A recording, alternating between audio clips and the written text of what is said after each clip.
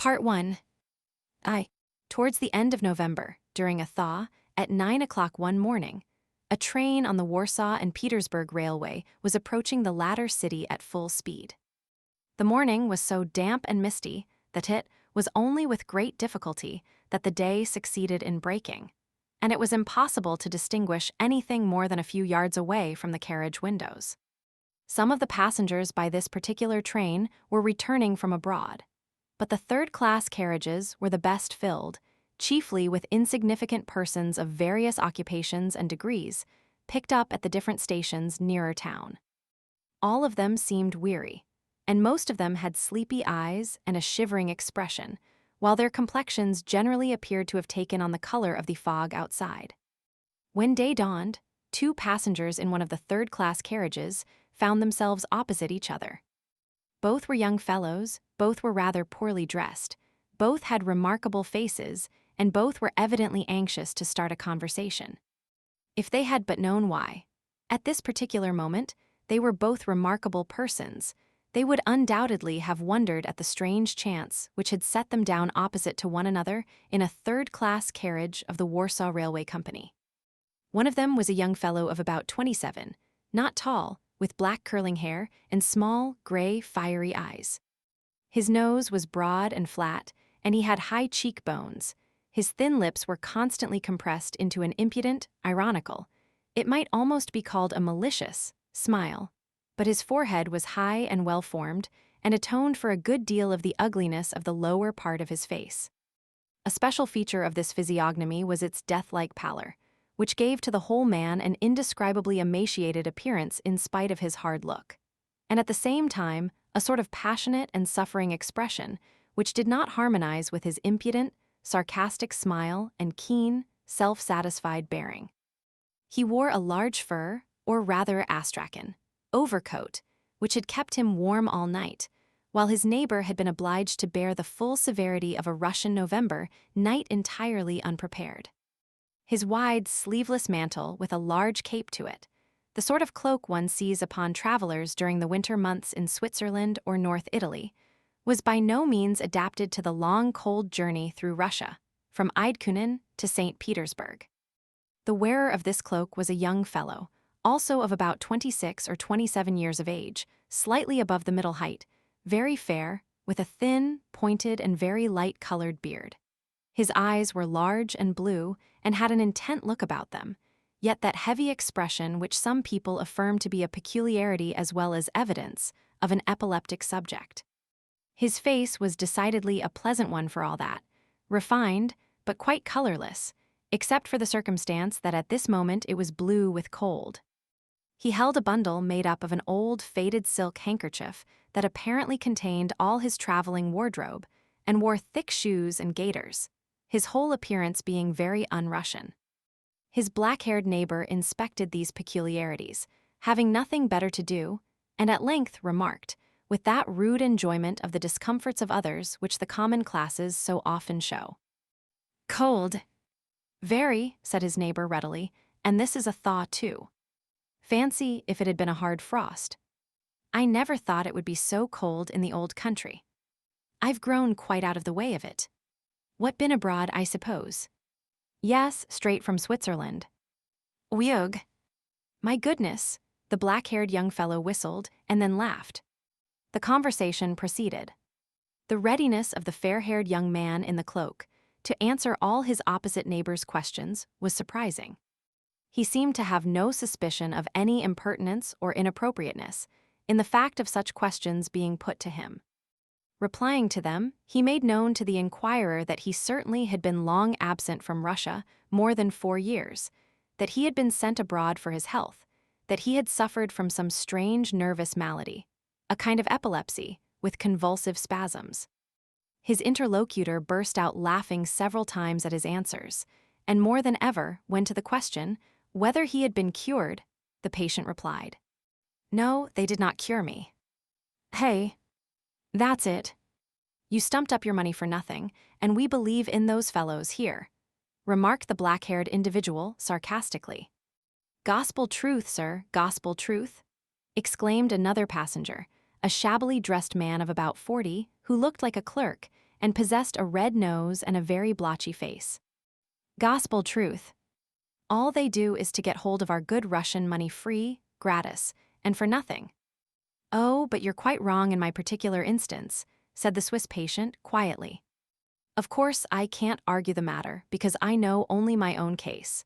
But my doctor gave me money, and he had very little to pay my journey back, besides having kept me at his own expense while there for nearly 2 years. Why? Was there no one else to pay for you? Asked the black-haired one. No, Mr. Pavlishev, who had been supporting me there, died a couple of years ago. I wrote to Mrs. General Epanchin at the time. She is a distant relative of mine, but she did not answer my letter. And so eventually I came back. And where have you come to? That is, where am I going to stay? I really don't quite know yet. Both the listeners laughed again. I suppose your whole setup is in that bundle then? Asked the first. I bet anything it is, exclaimed the red-nosed passenger with extreme satisfaction, and that he has precious little in the luggage van. Though of course poverty is no crime, we must remember that. It appeared that it was indeed as they had surmised. The young fellow hastened to admit the fact with wonderful readiness. Your bundle has some importance, however, continued the clerk. When they had laughed their fill, it was observable that the subject of their mirth joined in the laughter when he saw them laughing. For though I dare say it is not stuffed full of Friedrich's d'Or and Louis d'Or, judge from your costume and gaiters, still, if you can add to your possessions such a valuable property as a relation like Mrs. General Epanchin, then your bundle becomes a significant object at once.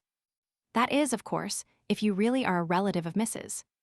Epanchin's and have not made a little error through, well, absence of mind, which is very common to human beings, or, say, through a too luxuriant fancy.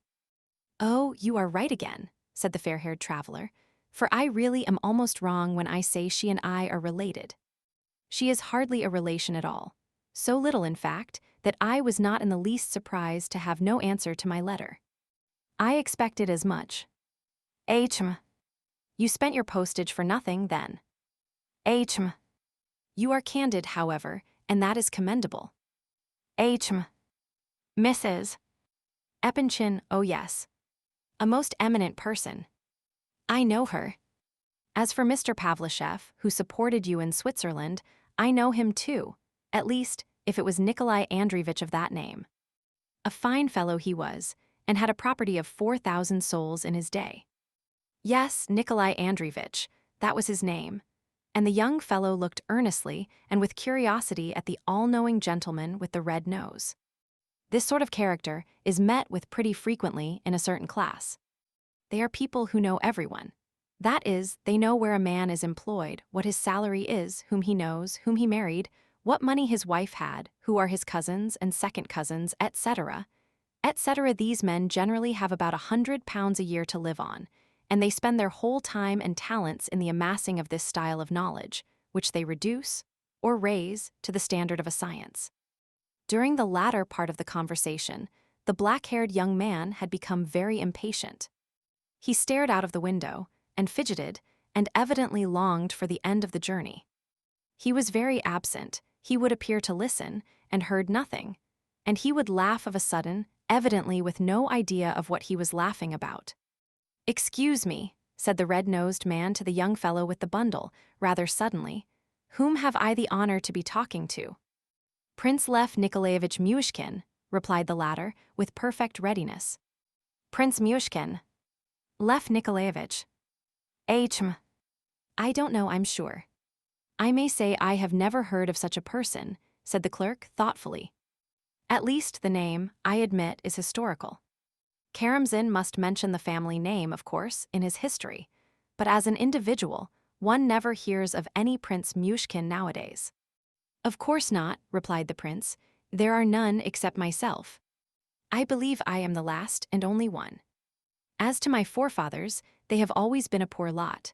My own father was a sub-lieutenant in the army. I don't know how Mrs. Epanchin comes into the Muishkin family, but she is descended from the Princess Muishkin, and she, too, is the last of her line. And did you learn science and all that with your professor over there? Asked the black-haired passenger. Oh yes, I did learn a little, but I've never learned anything whatever, said the other. Oh, but I learned very little, added the prince, as though excusing himself. They could not teach me very much, on account of my illness. Do you know the Rogojins? Asked his questioner abruptly. No, I don't, not at all. I hardly know anyone in Russia. Why is that your name? Yes, I am Rogojin, Parfen Rogojin. Parfen Rogojin. Dear me, then don't you belong to those very Rogojins, perhaps, began the clerk, with a very perceptible increase of civility in his tone. Yes, those very ones, interrupted Rogojin impatiently and with scant courtesy. I may remark that he had not once taken any notice of the blotchy-faced passenger, and had hitherto addressed all his remarks direct to the prince. Dear me, is it possible? Observed the clerk, while his face assumed an expression of great deference and servility, if not of absolute alarm. What, a son of that very seaman Rogojin, hereditary honorable citizen, who died a month or so ago and left 2.5 million of rubles. And how do you know that he left 2.5 million of rubles? Asked Rogojin, disdainfully, and not deigning so much as to look at the other. However, it's true enough that my father died a month ago, and that here am I returning from Pskov, a month after, with hardly a boot to my foot. They've treated me like a dog. I've been ill of fever at Pskov the whole time, and not a line, nor farthing of money, have I received from my mother or my confounded brother. And now you'll have 1 million rubles at least, goodness gracious me, exclaimed the clerk, rubbing his hands. 5 weeks since, I was just like yourself, continued Rogojin, addressing the prince, with nothing but a bundle and the clothes I wore. I ran away from my father and came to Pskov to my aunt's house, where I caved in at once with fever, and he went and died while I was away. All honor to my respected father's memory, but he uncommonly nearly killed me, all the same. Give you my word, prince, if I hadn't cut and run then, when I did, he'd have murdered me like a dog. I suppose you angered him somehow, asked the prince, looking at the millionaire with considerable curiosity. But though there may have been something remarkable in the fact that this man was heir to millions of rubles, there was something about him which surprised and interested the prince more than that. Rogojin, too, seemed to have taken up the conversation with unusual alacrity. It appeared that he was still in a considerable state of excitement, if not absolutely feverish, and was in real need of someone to talk to for the mere sake of talking, as safety valve to his agitation. As for his red-nosed neighbor, the latter, since the information as to the identity of Rogojin hung over him, seemed to be living on the honey of his words and in the breath of his nostrils, catching at every syllable as though it were a pearl of great price. Oh yes, I angered him, I certainly did anger him, replied Rogojin. But what puts me out so is my brother. Of course my mother couldn't do anything, she's too old, and whatever Brother Senka says is law for her. But why couldn't he let me know? He sent a telegram, they say. What's the good of a telegram? It frightened my aunt so that she sent it back to the office unopened, and there it's been ever since. It's only thanks to Konef that I heard it all. He wrote me all about it. He says my brother cut off the gold tassels from my father's coffin, at night, because they're worth a lot of money, says he. Why, I can get him sent off to Siberia for that alone, if I like. It's sacrilege. Here, you scarecrow, he added, addressing the clerk at his side, is it sacrilege or not by law? Sacrilege, certainly sacrilege, said the latter. And it's Siberia for sacrilege, isn't it? Undoubtedly so, Siberia, of course. They will think that I'm still ill, continued Rogojin to the prince, but I sloped off quietly, seedy as I was, took the train and came away. Aha, Brother Senka, you'll have to open your gates and let me in, my boy. I know he told tales about me to my father. I know that well enough, but I certainly did rile my father about Nastasia Philipovna, that's very sure, and that was my own doing. Nastasia Philipovna, said the clerk, as though trying to think out something. Come, you know nothing about her, said Rogojin impatiently. And supposing I do know something, observed the other triumphantly. Bosh! There are plenty of Nastasia Philipovnas. And what an impertinent beast you are, he added angrily. I thought some creature like you would hang on to me as soon as I got hold of my money. "Oh, but I do know, as it happens," said the clerk in an aggravating manner. "Lebedev knows all about her. You are pleased to reproach me, Your Excellency, but what if I prove that I am right after all? Nastasia Philipovna's family name is Barishkov. I know, you see, and she is a very well-known lady indeed, and comes of a good family too. She is connected with one Totsky, Afanasy Ivanovitch, a man of considerable property, a director of companies, and so on, and a great friend of General Epanchin, who is interested in the same matters as he is." "My eyes," said Rogojin, really surprised at last. "The devil take the fellow, how does he know that?" "Why, he knows everything. Lebedev knows everything. I was a month or two with Lihachev after his father died, Your Excellency, and while he was knocking about, he's in the debtor's prison now, I was with him, and he couldn't do a thing without Lebedev. And I got to know Nastasia Philipovna and several people at that time." "Nastasia Philipovna? Why, you don't mean to say that she and Lihachev?" cried Rogojin, turning quite pale. "No, no, no, no, no. Nothing of the sort, I assure you," said Lebedev hastily. "Oh dear no, not for the world. Totska's the only man with any chance there. Oh no. He takes her to his box at the opera at the French theater of an evening, and the officers and people all look at her and say, 'By Jove, there's the famous Nastasia Philipovna.' But no one ever gets any further than that, for there is nothing more to say."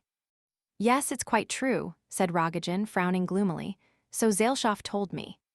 I was walking about the Nevsky one fine day, Prince, in my father's old coat, when she suddenly came out of a shop and stepped into her carriage. I swear I was all of a blaze at once.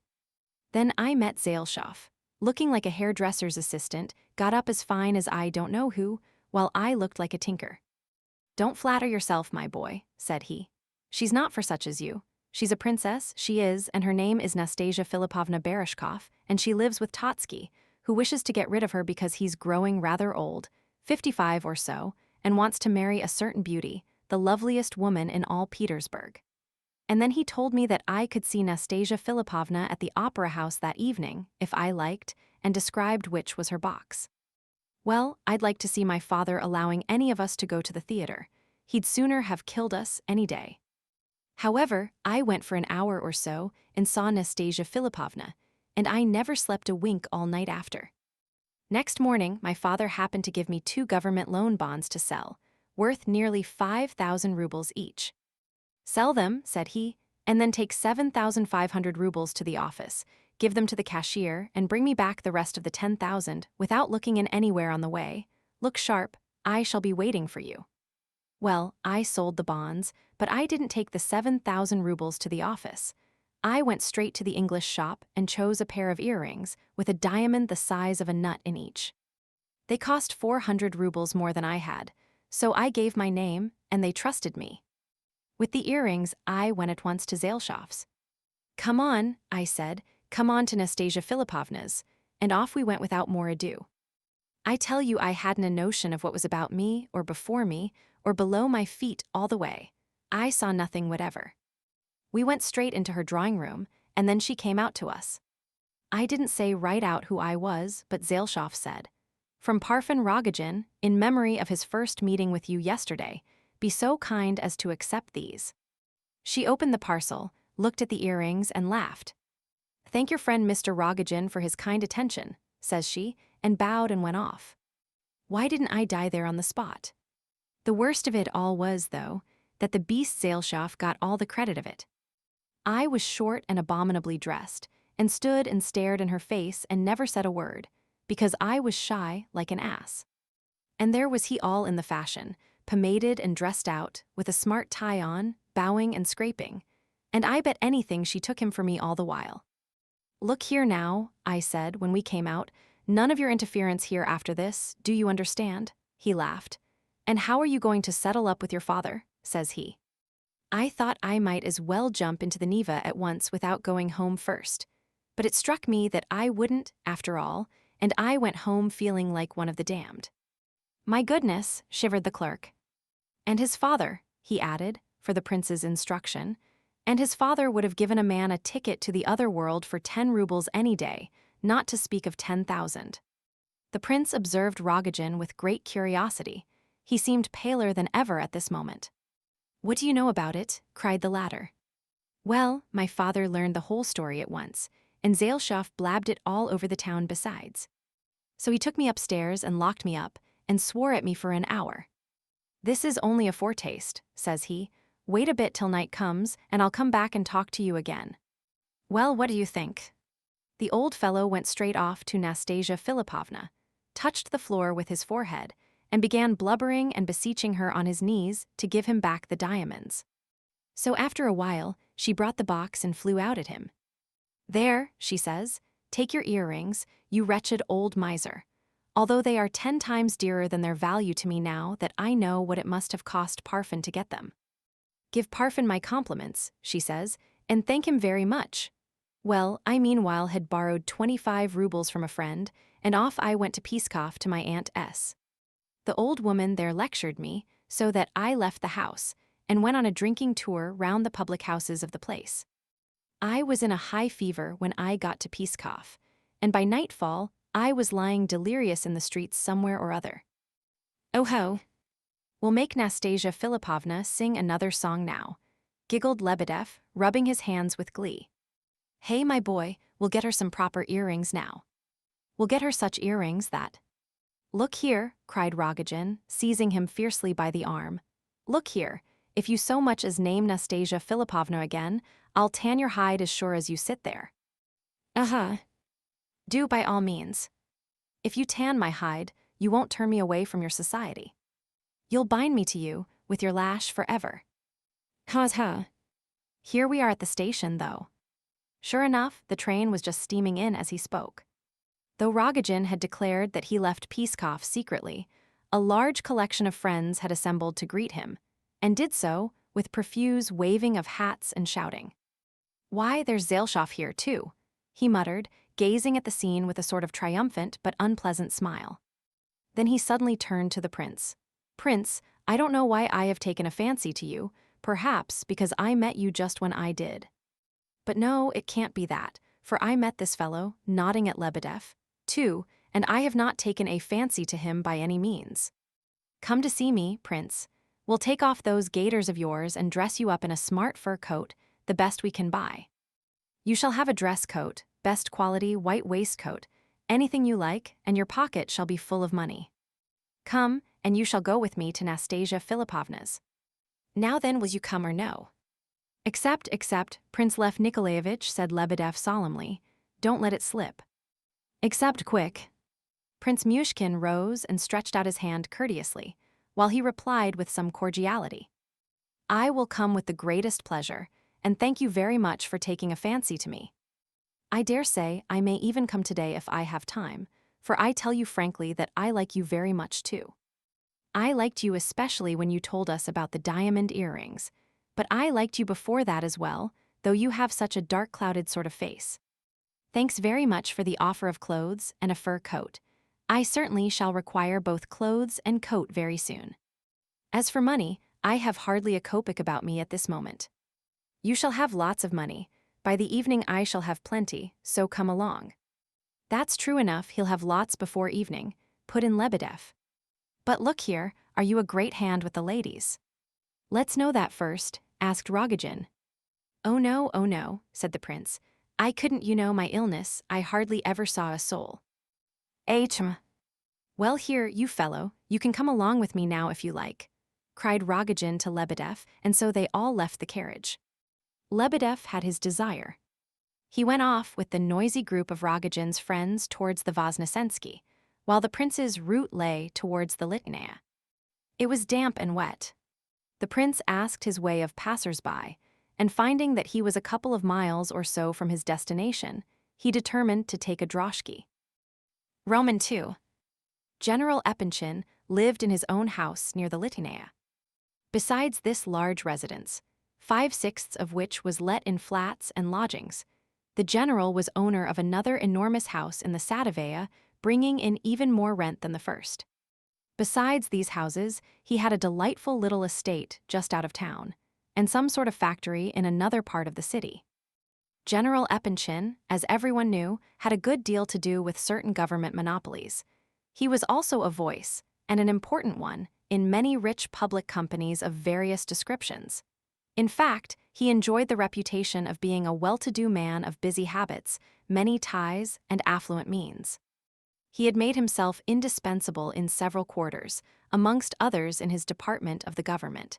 And yet, it was a known fact that Fyodor Ivanovich Epinchin was a man of no education whatever, and had absolutely risen from the ranks. This last fact could, of course, reflect nothing but credit upon the general. And yet, though unquestionably a sagacious man, he had his own little weaknesses, very excusable ones, one of which was a dislike to any allusion to the above circumstance. He was undoubtedly clever. For instance, he made a point of never asserting himself when he would gain more by keeping in the background, and in consequence, many exalted personages valued him principally for his humility and simplicity, and because he knew his place. And yet, if these good people could only have had a peep into the mind of this excellent fellow who knew his place so well. The fact is that, in spite of his knowledge of the world and his really remarkable abilities, he always liked to appear to be carrying out other people's ideas rather than his own. And also, his luck seldom failed him, even at cards, for which he had a passion that he did not attempt to conceal. He played for high stakes and moved altogether in very varied society. As to age, General Epinchin was in the very prime of life. That is, about 55 years of age, the flowering time of existence, when real enjoyment of life begins. His healthy appearance, good color, sound, though discolored teeth, sturdy figure, preoccupied air during business hours, and jolly good humor during his game at cards in the evening, all bore witness to his success in life, and combined to make existence a bed of roses to his excellency. The general was lord of a flourishing family, consisting of his wife and 3 grown-up daughters. He had married young, while still a lieutenant, his wife being a girl of about his own age, who possessed neither beauty nor education, and who brought him no more than 50 souls of landed property, which little estate served, however, as a nest egg for far more important accumulations. The general never regretted his early marriage, or regarded it as a foolish, youthful escapade, and he so respected and feared his wife that he was very near loving her. Mrs. Epinchin came of the princely stock of Muishkin, which, if not a brilliant, was, at all events, a decidedly ancient family, and she was extremely proud of her descent. With a few exceptions, the worthy couple had lived through their long union very happily.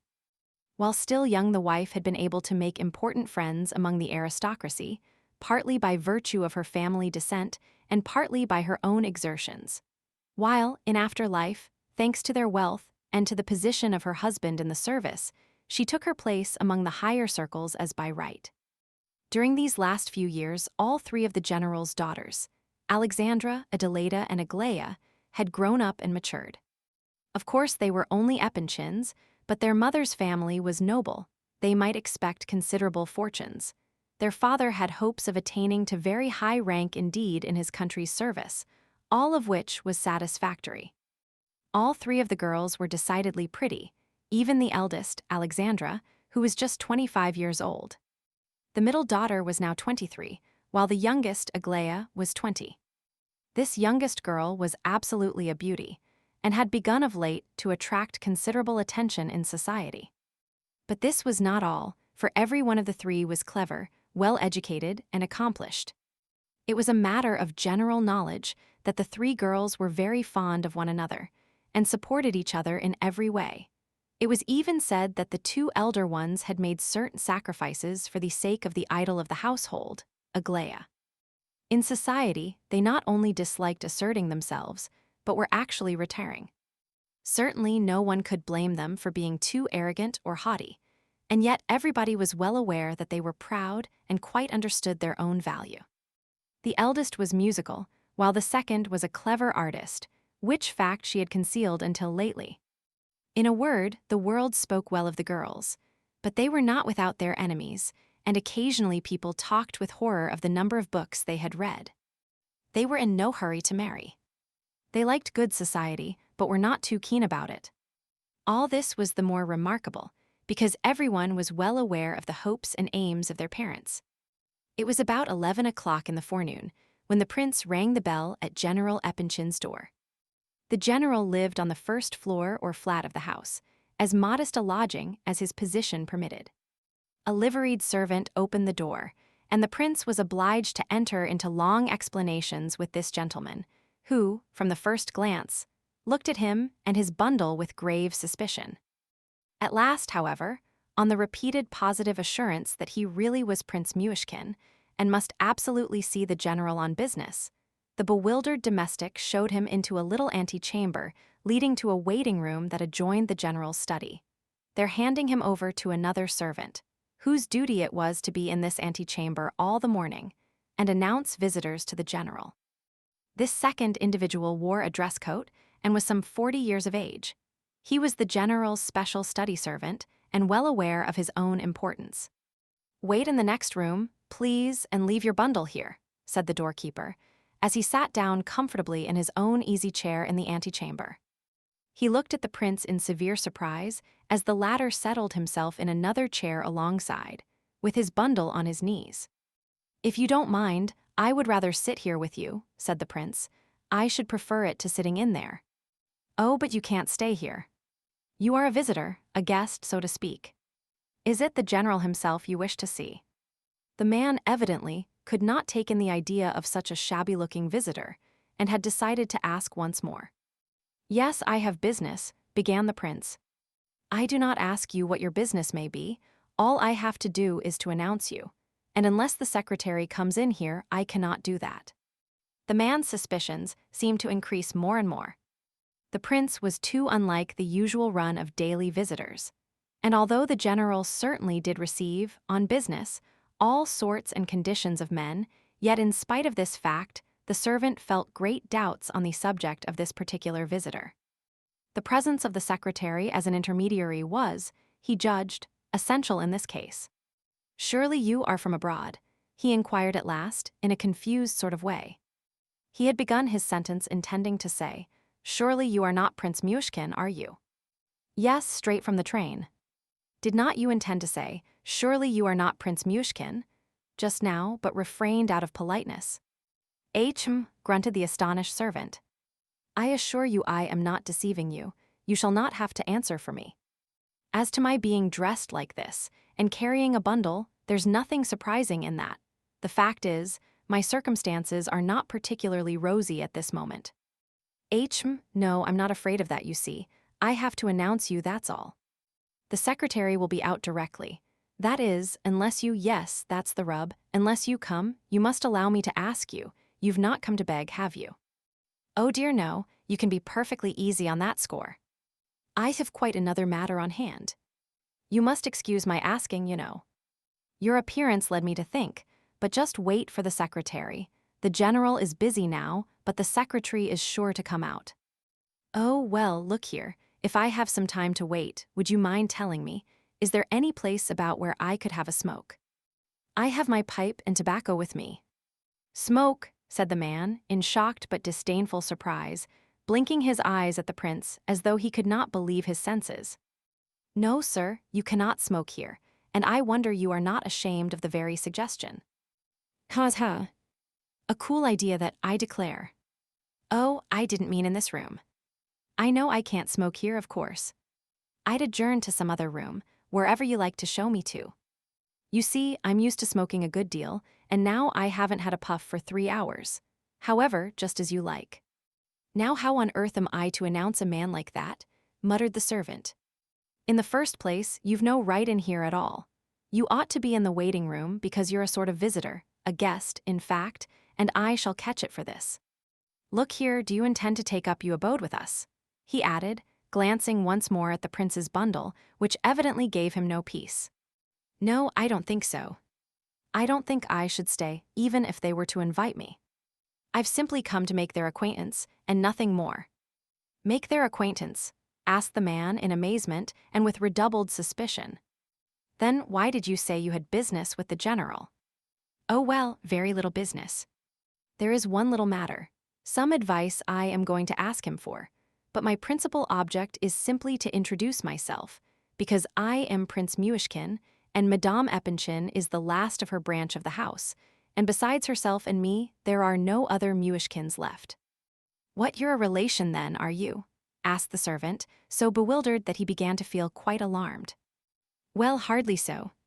If you stretch a point, we are relations, of course, but so distant that one cannot really take cognizance of it. I once wrote to your mistress from abroad, but she did not reply. However, I have thought it right to make acquaintance with her on my arrival. I am telling you all this in order to ease your mind, for I see you are still far from comfortable on my account. All you have to do is to announce me as Prince Muishkin, and the object of my visit will be plain enough. If I am received, very good, if not, well, very good again.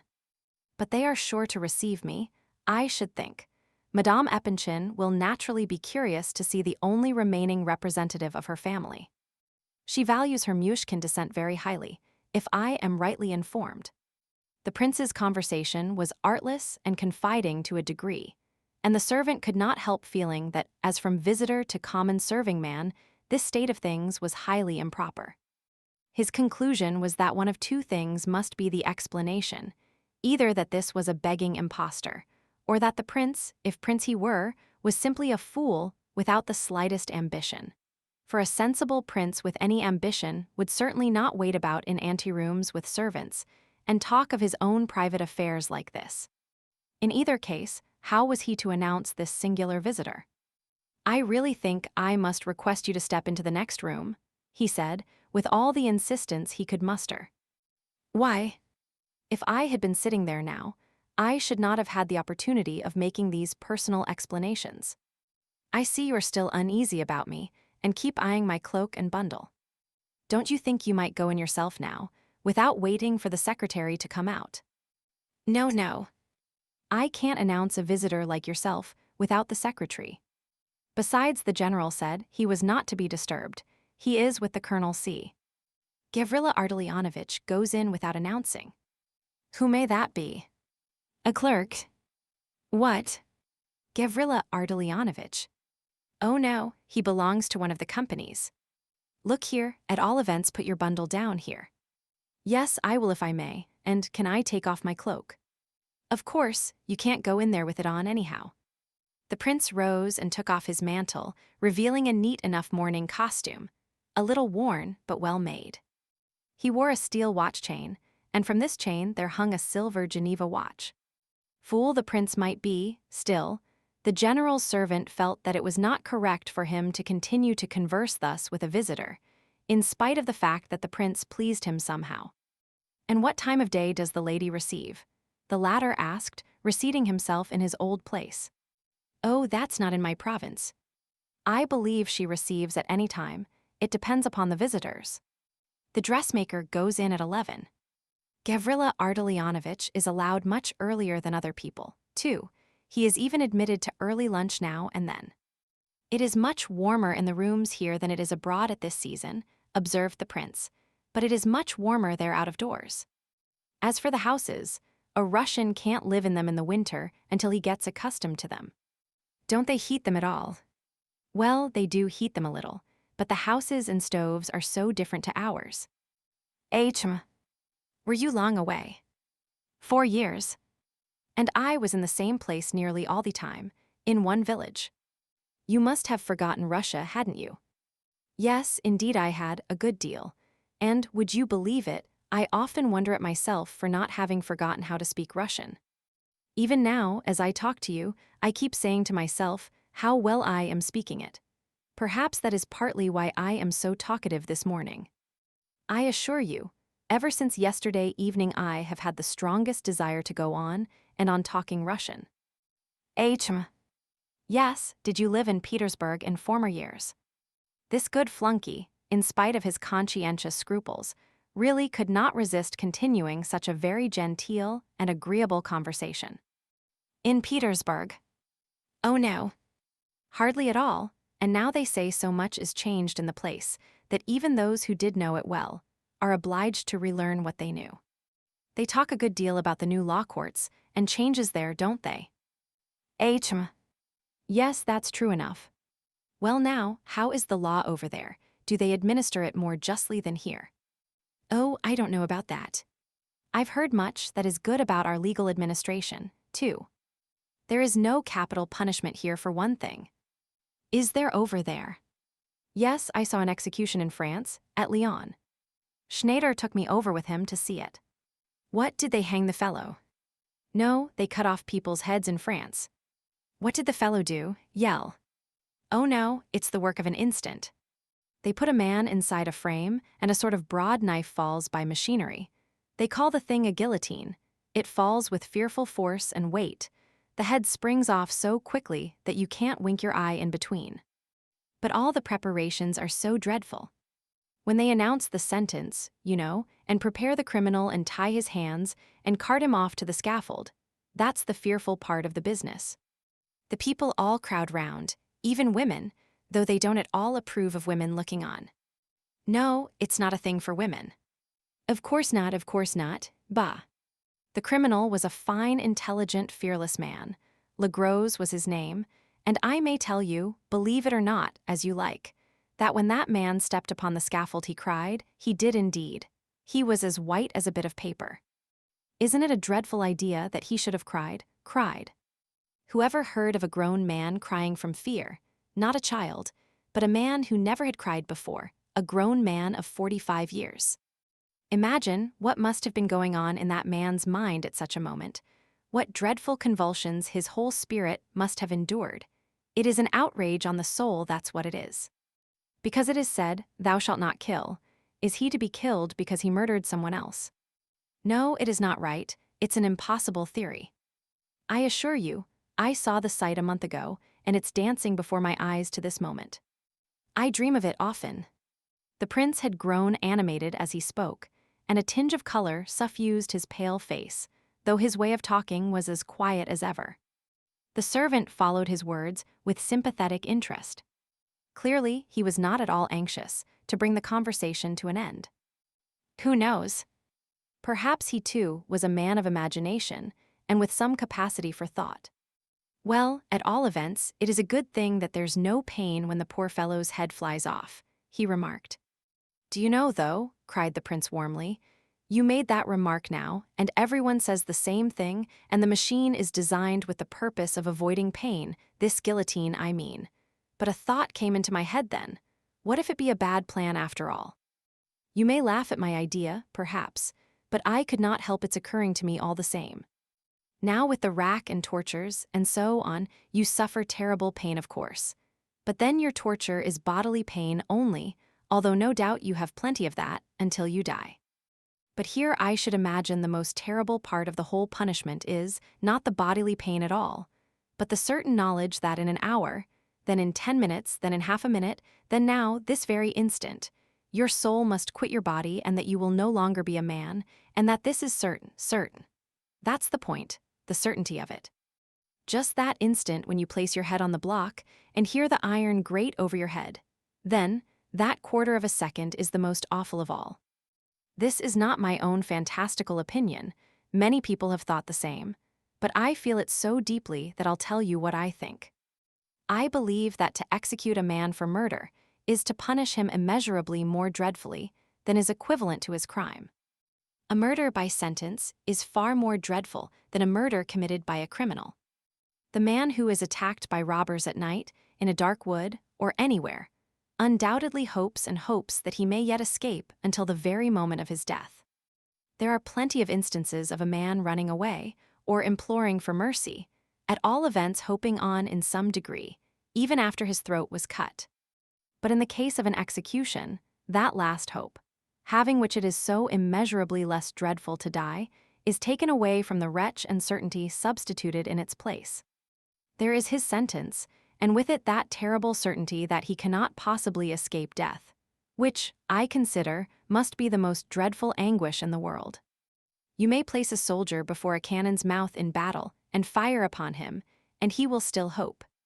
But read to that same soldier his death sentence, and he will either go mad or burst into tears. Who dares to say that any man can suffer this without going mad? No. It is an abuse, a shame, it is unnecessary. Why should such a thing exist? Doubtless there may be men who have been sentenced, who have suffered this mental anguish for a while and then have been reprieved. Perhaps such men may have been able to relate their feelings afterwards. Our Lord Christ spoke of this anguish and dread. No, no, no. No man should be treated so, no man, no man. The servant, though of course he could not have expressed all this as the prince did, still clearly entered into it and was greatly conciliated, as was evident from the increased amiability of his expression. "If you are really very anxious for a smoke," he remarked, "I think it might possibly be managed if you are very quick about it. You see, they might come out and inquire for you, and you wouldn't be on the spot. You see that door there? Go in there and you'll find a little room on the right. You can smoke there, only open the window, because I ought not to allow it really, and—" But there was no time, after all. A young fellow entered the anteroom at this moment, with a bundle of papers in his hand. The footman hastened to help him take off his overcoat. The new arrival glanced at the prince out of the corners of his eyes. "This gentleman declares, Gavrila Ardalionovitch," began the man confidentially and almost familiarly, "that he is Prince Muishkin and a relative of Madame Epanchin, S. He has just arrived from abroad, with nothing but a bundle by way of luggage." The prince did not hear the rest, because at this point the servant continued his communication in a whisper. Gavrila Ardalionovitch listened attentively and gazed at the prince with great curiosity. At last he motioned the man aside and stepped hurriedly towards the prince. "Are you Prince Muishkin?" he asked, with the greatest courtesy and amiability. He was a remarkably handsome young fellow of some 28 summers, fair and of middle height. He wore a small beard, and his face was most intelligent. Yet his smile, in spite of its sweetness, was a little thin, if I may so call it, and showed his teeth too evenly. His gaze, though decidedly good-humored and ingenuous, was a trifle too inquisitive and intent to be altogether agreeable. "Probably when he is alone he looks quite different and hardly smiles at all," thought the prince. He explained about himself in a few words, very much the same as he had told the footman and Rogojin beforehand. Gavrila Ardalionovitch, meanwhile, seemed to be trying to recall something. "Was it not you, then, who sent a letter a year or less ago, from Switzerland, I think it was, to Elizabetha Prokofyevna, Mrs. Epanchin?" "It was." "Oh, then, of course they will remember who you are. You wish to see the general. I'll tell him at once, he will be free in a minute, but you had better wait in the antechamber, hadn't you? Why is he here?" he added severely to the man. "I tell you, sir, he wished it himself." At this moment the study door opened, and a military man, with a portfolio under his arm, came out talking loudly, and after bidding goodbye to someone inside, took his departure. "You there, Gania?" cried a voice from the study. "Come in here, will you?" Gavrila Ardalionovitch nodded to the prince and entered the room hastily. A couple of minutes later the door opened again, and the affable voice of Gania cried, "Come in, please, prince." Roman 3. General Ivan Fedorovitch Epanchin was standing in the middle of the room, and gazed with great curiosity at the prince as he entered. He even advanced a couple of steps to meet him. The prince came forward and introduced himself. "Quite so," replied the general, "and what can I do for you?" "Oh, I have no special business. My principal object was to make your acquaintance. I should not like to disturb you. I do not know your times and arrangements here, you see, but I have only just arrived. I came straight from the station. I am come direct from Switzerland." The general very nearly smiled, but thought better of it and kept his smile back. Then he reflected, blinked his eyes, stared at his guest once more from head to foot, then abruptly motioned him to a chair, sat down himself, and waited with some impatience for the prince to speak. Gania stood at his table in the far corner of the room, turning over papers. "I have not much time for making acquaintances, as a rule," said the general, "but as, of course, you have your object in coming, I felt sure you would think I had some object in view when I resolved to pay you this visit," the prince interrupted. "But I give you my word, beyond the pleasure of making your acquaintance, I had no personal object whatever. The pleasure is, of course, mutual, but life is not all pleasure, as you are aware. There is such a thing as business, and I really do not see what possible reason there can be, or what we have in common too." Oh, there is no reason, of course, and I suppose there is nothing in common between us, or very little. For if I am Prince Muishkin, and your wife happens to be a member of my house, that can hardly be called a reason. I quite understand that. And yet that was my whole motive for coming. You see, I have not been in Russia for 4 years, and knew very little about anything when I left. I had been very ill for a long time, and I feel now the need of a few good friends. In fact, I have a certain question upon which I much need advice, and do not know whom to go to for it. I thought of your family when I was passing through Berlin.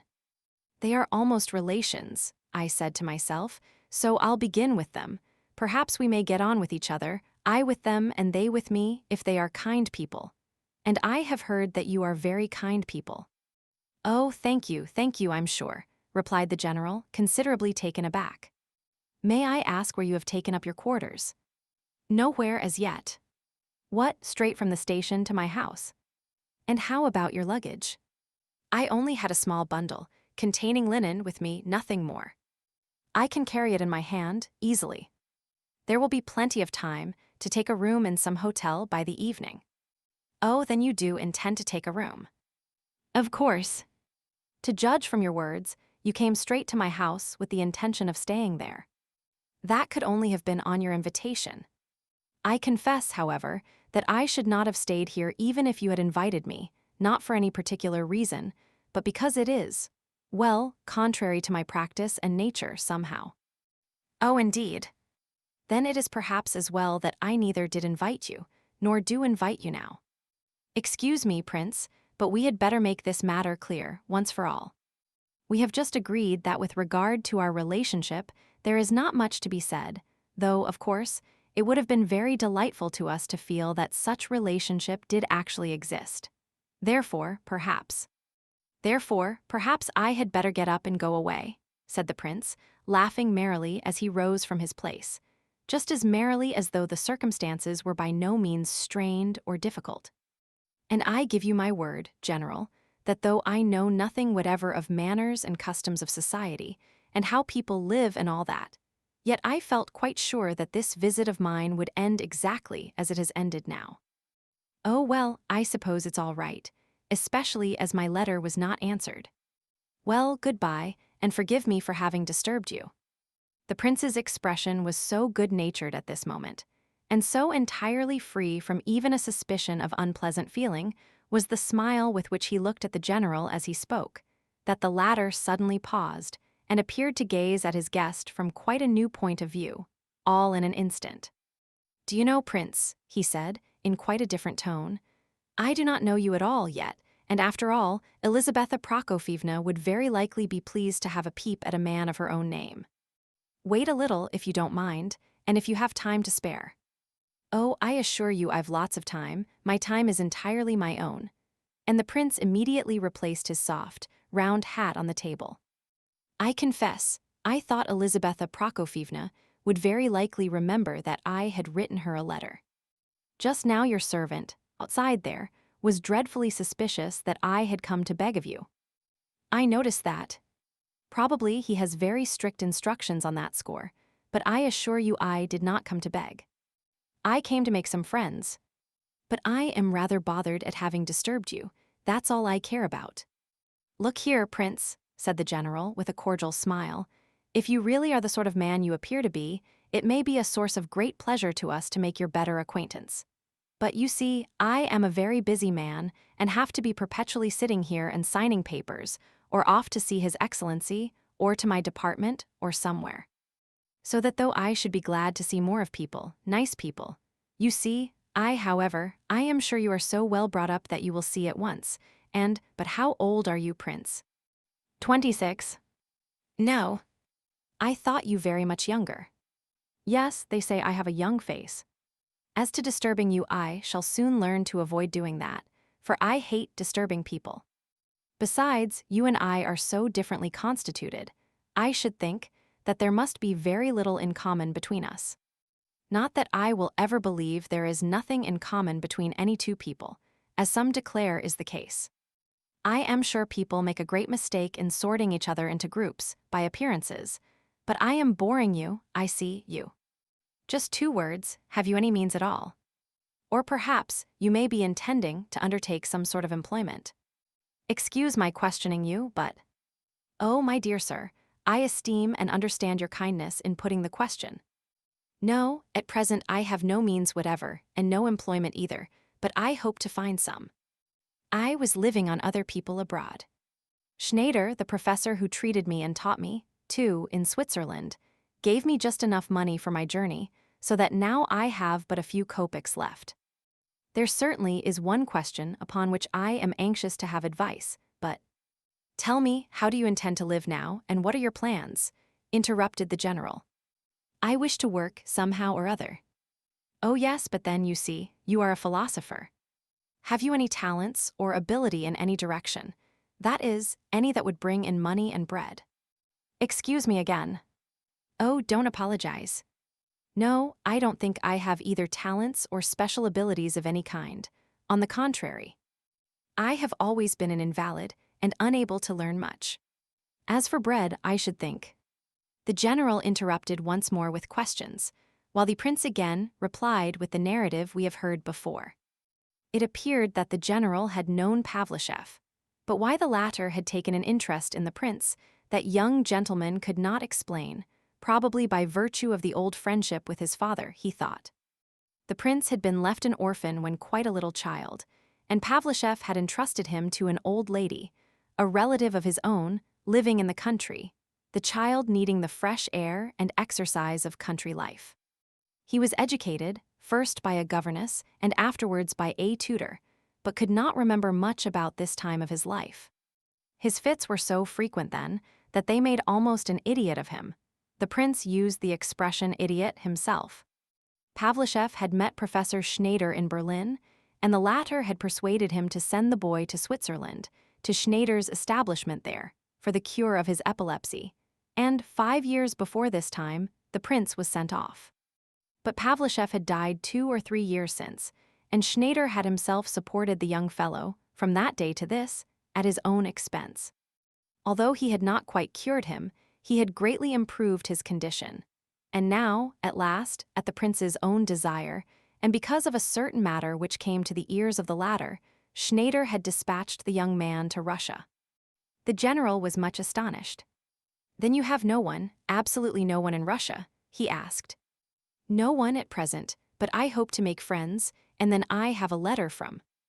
At all events, put in the general, not listening to the news about the letter, at all events, you must have learned something, and your malady would not prevent your undertaking some easy work in one of the departments, for instance.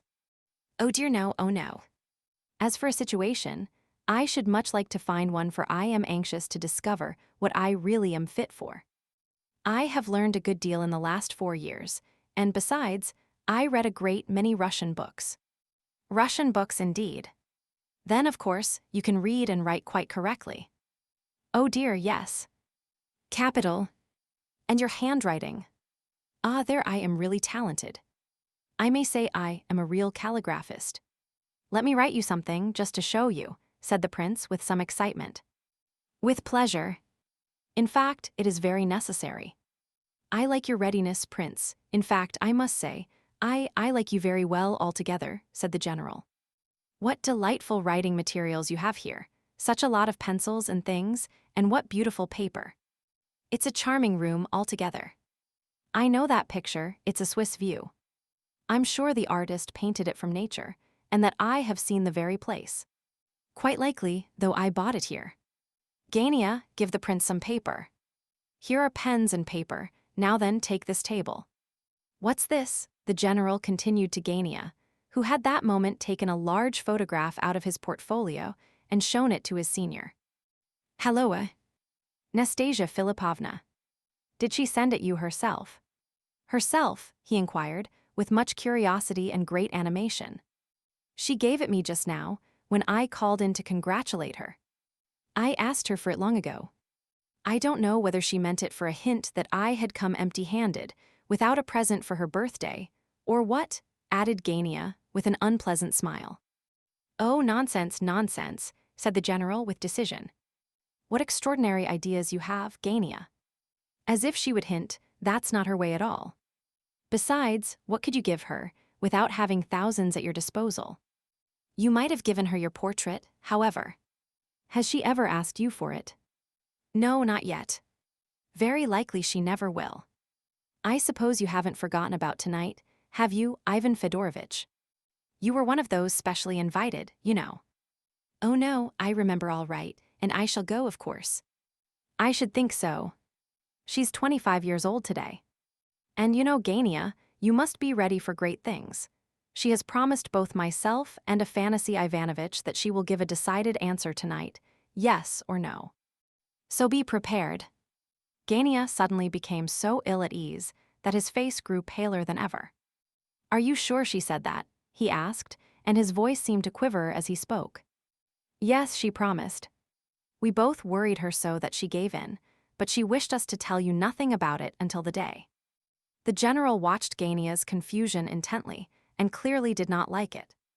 Remember, Ivan Fedorovitch, said Gania in great agitation, that I was to be free too until her decision, and that even then I was to have my yes or no free. Why don't you, aren't you? Began the general in alarm. Oh, don't misunderstand. But my dear fellow, what are you doing? What do you mean? Oh, I'm not rejecting her. I may have expressed myself badly, but I didn't mean that. Reject her? I should think not, said the general with annoyance, and apparently not in the least anxious to conceal it. Why, my dear fellow, it's not a question of your rejecting her. It is whether you are prepared to receive her consent joyfully and with proper satisfaction. How are things going on at home? At home?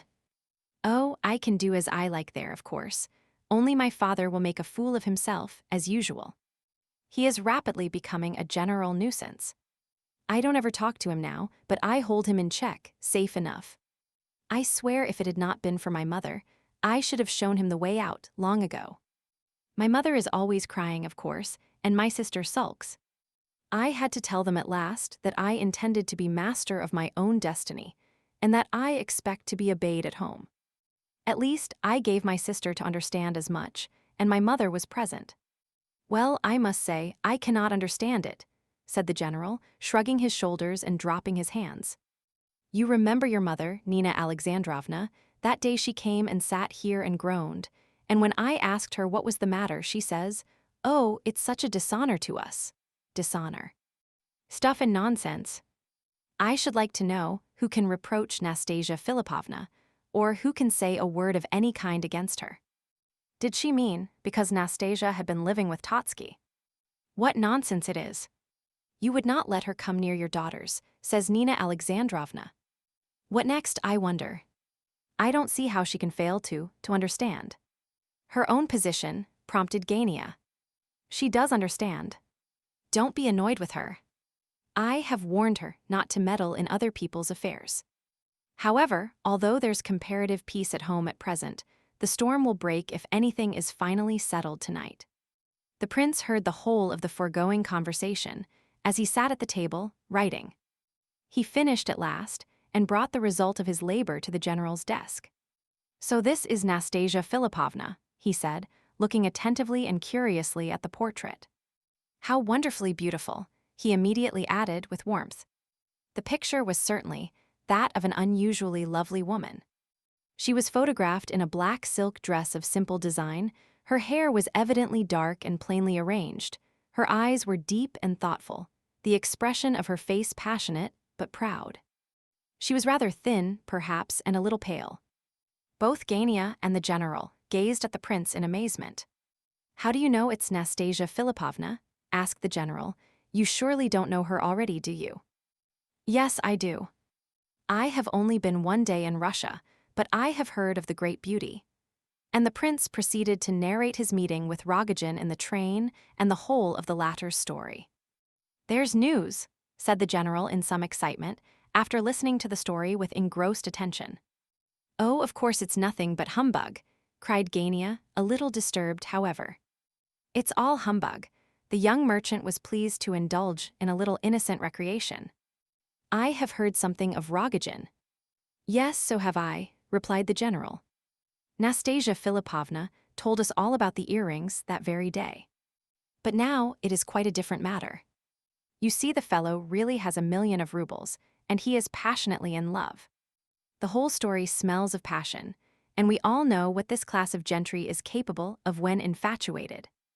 I am much afraid of some disagreeable scandal. I am indeed. You are afraid of the 1,000,000, I suppose, said Gania, grinning and showing his teeth. And you are not, I presume, eh? How did he strike you, Prince? Asked Gania suddenly. Did he seem to be a serious sort of a man, or just a common rowdy fellow? What was your own opinion about the matter? While Gania put this question, a new idea suddenly flashed into his brain and blazed out impatiently in his eyes. The general, who was really agitated and disturbed, looked at the prince too, but did not seem to expect much from his reply. I really don't quite know how to tell you, replied the prince, but it certainly did seem to me that the man was full of passion, and not, perhaps, quite healthy passion. He seemed to be still far from well. Very likely he will be in bed again in a day or two, especially if he lives fast. No. Do you think so? Said the general, catching at the idea. Yes, I do think so. Yes, but the sort of scandal I referred to may happen at any moment. It may be this very evening, remarked Gania to the general with a smile. Of course, quite so. In that case, it all depends upon what is going on in her brain at this moment. You know the kind of person she is at times. How?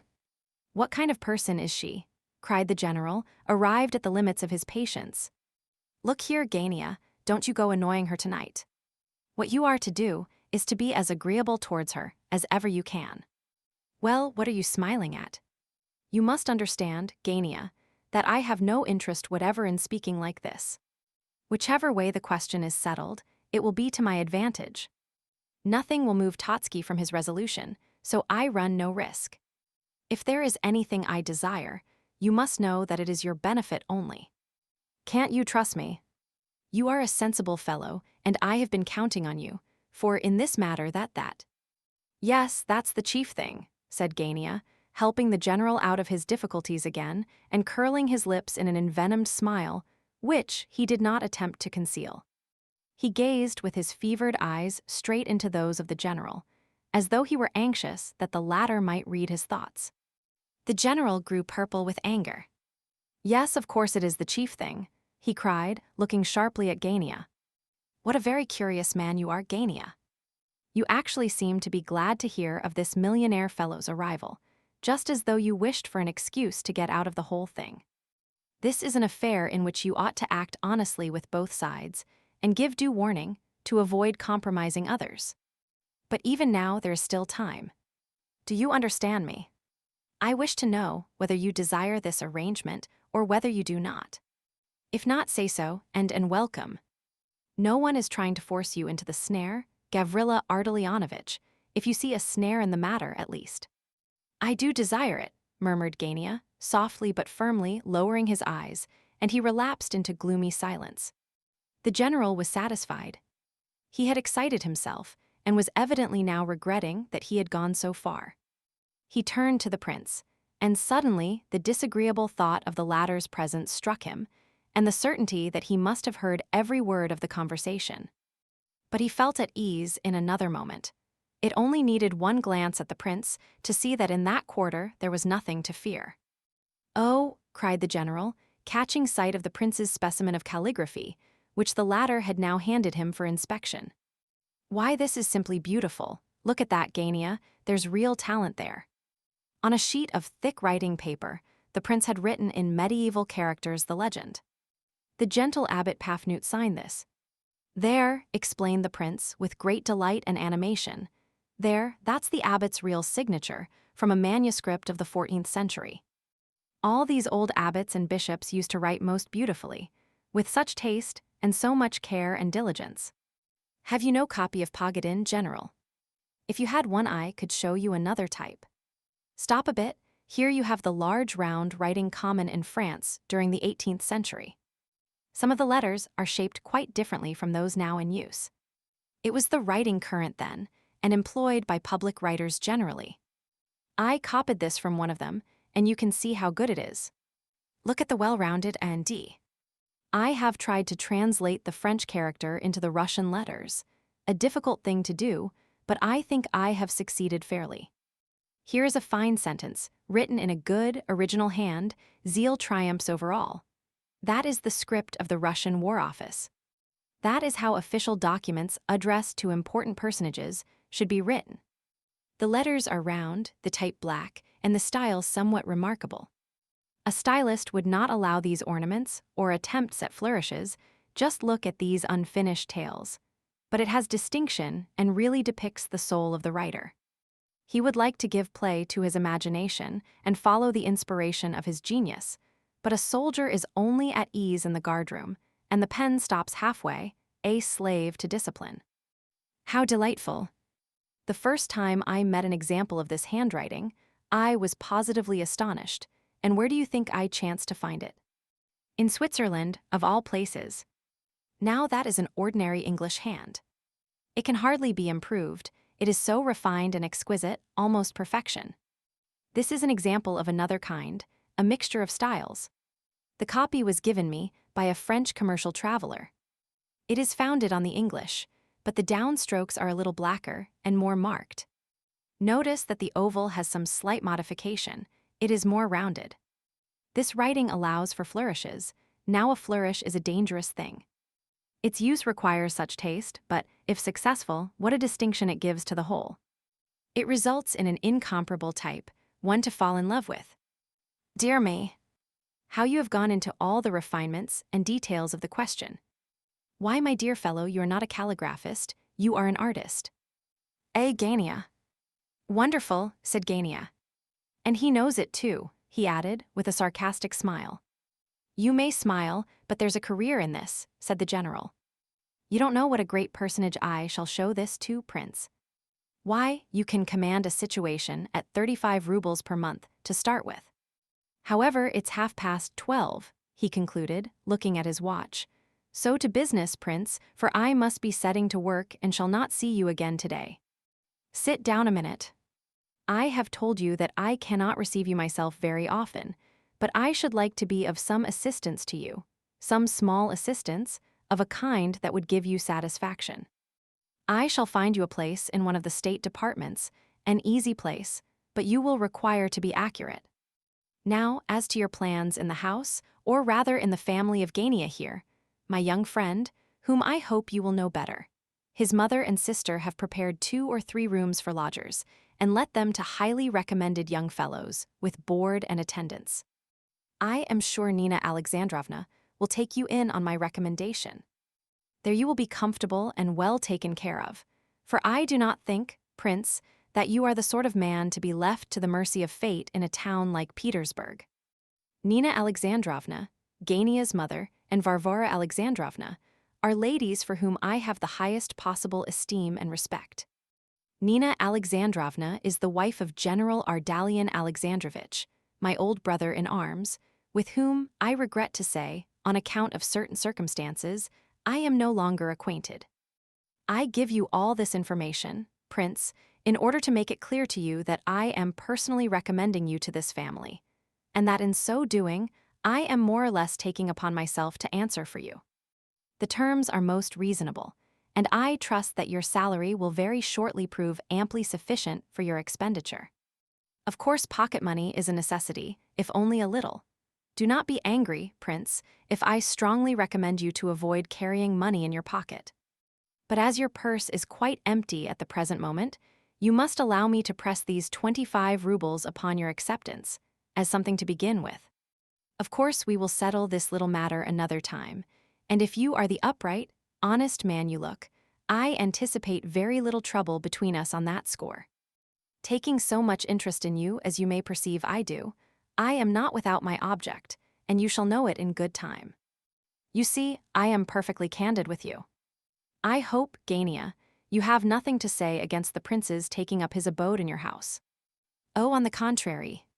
My mother will be very glad, said Gania courteously and kindly. I think only one of your rooms is engaged as yet, is it not? That fellow Ferdishenko. Yes, I don't like that Ferdishenko. I can't understand why Nastasia Philipovna encourages him so. Is he really her cousin, as he says? Oh dear no, it's all a joke. No more cousin than I am. Well, what do you think of the arrangement, Prince? Thank you, General. You have behaved very kindly to me, all the more so since I did not ask you to help me. I don't say that out of pride. I certainly did not know where to lay my head tonight. Rogojin asked me to come to his house, of course, but… Rogojin. No, no, my good fellow. I should strongly recommend you paternally, or, if you prefer it as a friend, to forget all about Rogojin and, in fact, to stick to the family into which you are about to enter. Thank you, began the prince, and since you are so very kind, there is just one matter which I… You must really excuse me, interrupted the general, but I positively haven't another moment now. I shall just tell Elizabetha Prokofyevna about you, and if she wishes to receive you at once, as I shall advise her, I strongly recommend you to ingratiate yourself with her at the first opportunity, for my wife may be of the greatest service to you in many ways. If she cannot receive you now, you must be content to wait till another time. Meanwhile, you, Gania, just look over these accounts, will you? We mustn't forget to finish off that matter. The general left the room, and the prince never succeeded in broaching the business which he had on hand, though he had endeavored to do so 4 times. Gania lit a cigarette and offered one to the prince. The latter accepted the offer, but did not talk, being unwilling to disturb Gania's work. He commenced to examine the study and its contents. But Gania hardly so much as glanced at the papers lying before him. He was absent and thoughtful, and his smile and general appearance struck the prince still more disagreeably now that the two were left alone together. Suddenly, Gania approached our hero, who was at the moment standing over Nastasia Philipovna's portrait, gazing at it. "Do you admire that sort of woman, Prince?" he asked, looking intently at him. He seemed to have some special object in the question. "It's a wonderful face," said the prince, "and I feel sure that her destiny is not by any means an ordinary, uneventful one. Her face is smiling enough, but she must have suffered terribly, hasn't she? Her eyes show it, those 2 bones there, the little points under her eyes, just where the cheek begins. It's a proud face, too, terribly proud. And I can't say whether she is good and kind or not. Oh, if she be but good. That would make all well. And would you marry a woman like that now?" continued Gania, never taking his excited eyes off the prince's face. "I cannot marry at all," said the latter. "I am an invalid. Would Rogojin marry her, do you think?" "Why not? Certainly he would, I should think. He would marry her tomorrow and murder her in a week." Hardly had the prince uttered the last word when Gania gave such a fearful shudder that the prince almost cried out. "What's the matter?" said he, seizing Gania's hand. "Your Highness, His Excellency begs your presence in Her Excellency's apartments," announced the footman, appearing at the door. The prince immediately followed the man out of the room. Roman IV. All 3 of the Miss Epanchins were fine, healthy girls, well-grown with good shoulders and busts and strong, almost masculine hands. And of course, with all the above attributes, they enjoyed capital appetites, of which they were not in the least ashamed. Elizabetha Prokofyevna sometimes informed the girls that they were a little too candid in this matter, but in spite of their outward deference to their mother, these 3 young women, in solemn conclave, had long agreed to modify the unquestioning obedience which they had been in the habit of according to her, and Mrs. General Epanchin had judged it better to say nothing about it, though, of course, she was well aware of the fact. It is true that her nature sometimes rebelled against these dictates of reason, and that she grew yearly more capricious and impatient. But having a respectful and well-disciplined husband under her thumb at all times, she found it possible, as a rule, to empty any little accumulations of spleen upon his head, and therefore the harmony of the family was kept duly balanced, and things went as smoothly as family matters can. Mrs. Epanchin had a fair appetite herself, and generally took her share of the capital midday lunch which was always served for the girls, and which was nearly as good as a dinner. The young ladies used to have a cup of coffee each before this meal, at 10 o'clock, while still in bed. This was a favorite and unalterable arrangement with them. At 12:30, the table was laid in the small dining room, and occasionally the general himself appeared at the family gathering, if he had time. Besides tea and coffee, cheese, honey, butter, pancakes of various kinds, the lady of the house loved these best. Cutlets and so on, there was generally strong beef soup, and other substantial delicacies. On the particular morning on which our story has opened, the family had assembled in the dining room, and were waiting the general's appearance, the latter having promised to come this day. If he had been 1 moment late, he would have been sent for at once, but he turned up punctually. As he came forward to wish his wife good morning and kiss her hands, as his custom was, he observed something in her look which boded ill. He thought he knew the reason, and had expected it, but still, he was not altogether comfortable. His daughters advanced to kiss him, too, and though they did not look exactly angry, there was something strange in their expression as well. The general was, owing to certain circumstances, a little inclined to be too suspicious at home and needlessly nervous. But, as an experienced father and husband, he judged it better to take measures at once to protect himself from any dangers there might be in the air. However, I hope I shall not interfere with the proper sequence of my narrative too much, if I diverge for a moment at this point, in order to explain the mutual relations between General Epanchin's family and others acting a part in this history, at the time when we take up the thread of their destiny.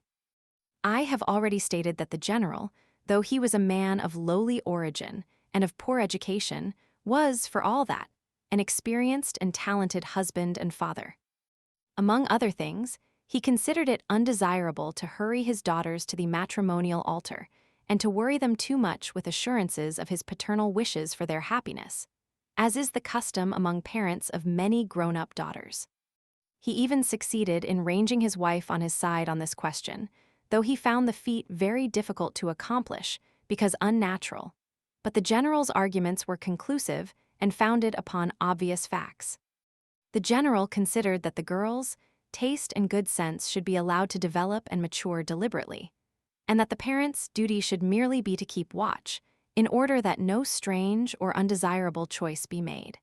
But that the selection once effected, both father and mother were bound from that moment to enter heart and soul into the cause, and to see that the matter progressed without hindrance until the altar should be happily reached. Besides this, it was clear that the Epinchins' position gained each year, with geometrical accuracy, both as to financial solidity and social weight. And therefore, the longer the girls waited, the better was their chance of making a brilliant match. But again, amidst the incontrovertible facts just recorded, one more, equally significant, rose up to confront the family. And this was that the eldest daughter, Alexandra, had imperceptibly arrived at her 25th birthday. Almost at the same moment, Afanasy Ivanovich Totsky, a man of immense wealth, high connections, and good standing, announced his intention of marrying. Afanasy Ivanovich was a gentleman of 55 years of age, artistically gifted, and of most refined tastes. He wished to marry well, and moreover, he was a keen admirer and judge of beauty. Now, since Totsky had of late been upon terms of great cordiality with Epanchin, which excellent relations were intensified by the fact that they were, so to speak, partners in several financial enterprises, it so happened that the former now put in a friendly request to the general for counsel with regard to the important step he meditated. Might he suggest, for instance, such a thing as a marriage between himself and one of the general's daughters? Evidently, the quiet, pleasant current of the family life of the Epinchins was about to undergo a change.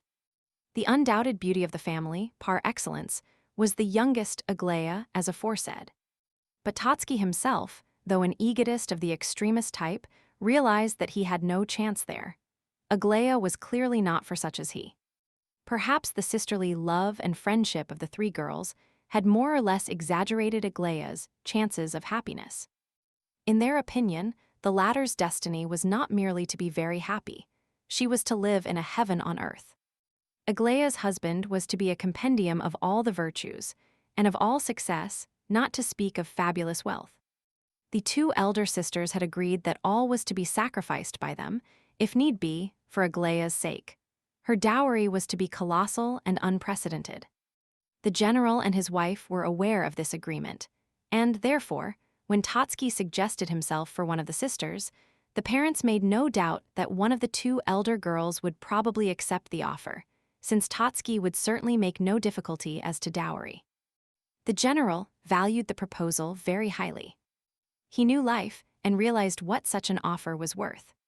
The answer of the sisters to the communication was, if not conclusive, at least consoling and hopeful. It made known that the eldest, Alexandra, would very likely be disposed to listen to a proposal. Alexandra was a good-natured girl, though she had a will of her own. She was intelligent and kind-hearted, and if she were to marry Totsky, she would make him a good wife.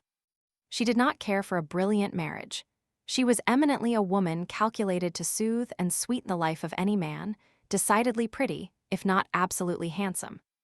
What better could Totsky wish? So the matter crept slowly forward. The general and Totsky had agreed to avoid any hasty and irrevocable step. Alexandra's parents had not even begun to talk to their daughters freely upon the subject, when suddenly, as it were, a dissonant chord was struck amid the harmony of the proceedings. Mrs. Epanchin began to show signs of discontent, and that was a serious matter. A certain circumstance had crept in, a disagreeable and troublesome factor, which threatened to overturn the whole business. This circumstance had come into existence 18 years before. Close to an estate of Totsky, in one of the central provinces of Russia, there lived, at that time, a poor gentleman whose estate was of the wretchedest description. This gentleman was noted in the district for his persistent ill fortune. His name was Bereshkov, and, as regards family and descent, he was vastly superior to Totsky, but his estate was mortgaged to the last acre. One day, when he had ridden over to the town to see a creditor, the chief peasant of his village followed him shortly after, with the news that his house had been burnt down, and that his wife had perished with it, but his children were safe. Even Bereshkov, inured to the storms of evil fortune as he was, could not stand this last stroke. He went mad and died shortly after in the town hospital. His estate was sold for the creditors, and the little girls, 2 of them of 7 and 8 years of age respectively, were adopted by Totsky, who undertook their maintenance and education in the kindness of his heart. They were brought up together with the children of his German bailiff. Very soon, however, there was only one of them left, Nastasia Philipovna, for the other little one died of whooping cough. Totsky, who was living abroad at this time, very soon forgot all about the child. But 5 years after, returning to Russia, it struck him that he would like to look over his estate and see how matters were going there, and, arrived at his bailiff's house, he was not long in discovering that among the children of the latter there now dwelt a most lovely little girl of 12, sweet and intelligent, and bright, and promising to develop beauty of most unusual quality, as to which last Totsky was an undoubted authority. He only stayed at his country seat a few days on this occasion, but he had time to make his arrangements. Great changes took place in the child's education. A good governess was engaged, a Swiss lady of experience and culture. For 4 years, this lady resided in the house with little Nastya, and then the education was considered complete. The governess took her departure, and another lady came down to fetch Nastya, by Totsky's instructions. The child was now transported to another of Totsky's estates in a distant part of the country. Here she found a delightful little house, just built, and prepared for her reception with great care and taste. And here she took up her abode together with the lady who had accompanied her from her old home. In the house there were 2 experienced maids, musical instruments of all sorts, a charming young ladies' library, pictures, paint boxes, a lapdog, and everything to make life agreeable. Within a fortnight, Totsky himself arrived, and from that time he appeared to have taken a great fancy to this part of the world and came down each summer, staying 2 and 3 months at a time. So passed 4 years peacefully and happily, in charming surroundings. At the end of that time, and about 4 months after Totsky's last visit, he had stayed but a fortnight on this occasion. A report reached Nastasia Philipovna that he was about to be married in St. Petersburg to a rich, eminent, and lovely woman. The report was only partially true, the marriage project being only in an embryo condition, but a great change now came over Nastasia Philipovna. she suddenly displayed unusual decision of character. And without wasting time and thought, she left her country home and came up to St. Petersburg straight to Totsky's house, all alone. The latter, amazed at her conduct, began to express his displeasure, but he very soon became aware that he must change his voice, style, and everything else with this young lady. The good old times were gone. An entirely new and different woman sat before him, between whom and the girl he had left in the country last July there seemed nothing in common. In the first place, this new woman understood a good deal more than was usual for young people of her age. So much, indeed, that Totsky could not help wondering where she had picked up her knowledge. Surely not from her young lady's library. It even embraced legal matters, and the world in general, to a considerable extent. Her character was absolutely changed. No more of the girlish alternations of timidity and petulance, the adorable naivete, the reveries, the tears, the playfulness. It was an entirely new and hitherto unknown being who now sat and laughed at him, and informed him to his face that she had never had the faintest feeling for him of any kind, except loathing and contempt. Contempt, which had followed closely upon her sensations of surprise and bewilderment after her first acquaintance with him.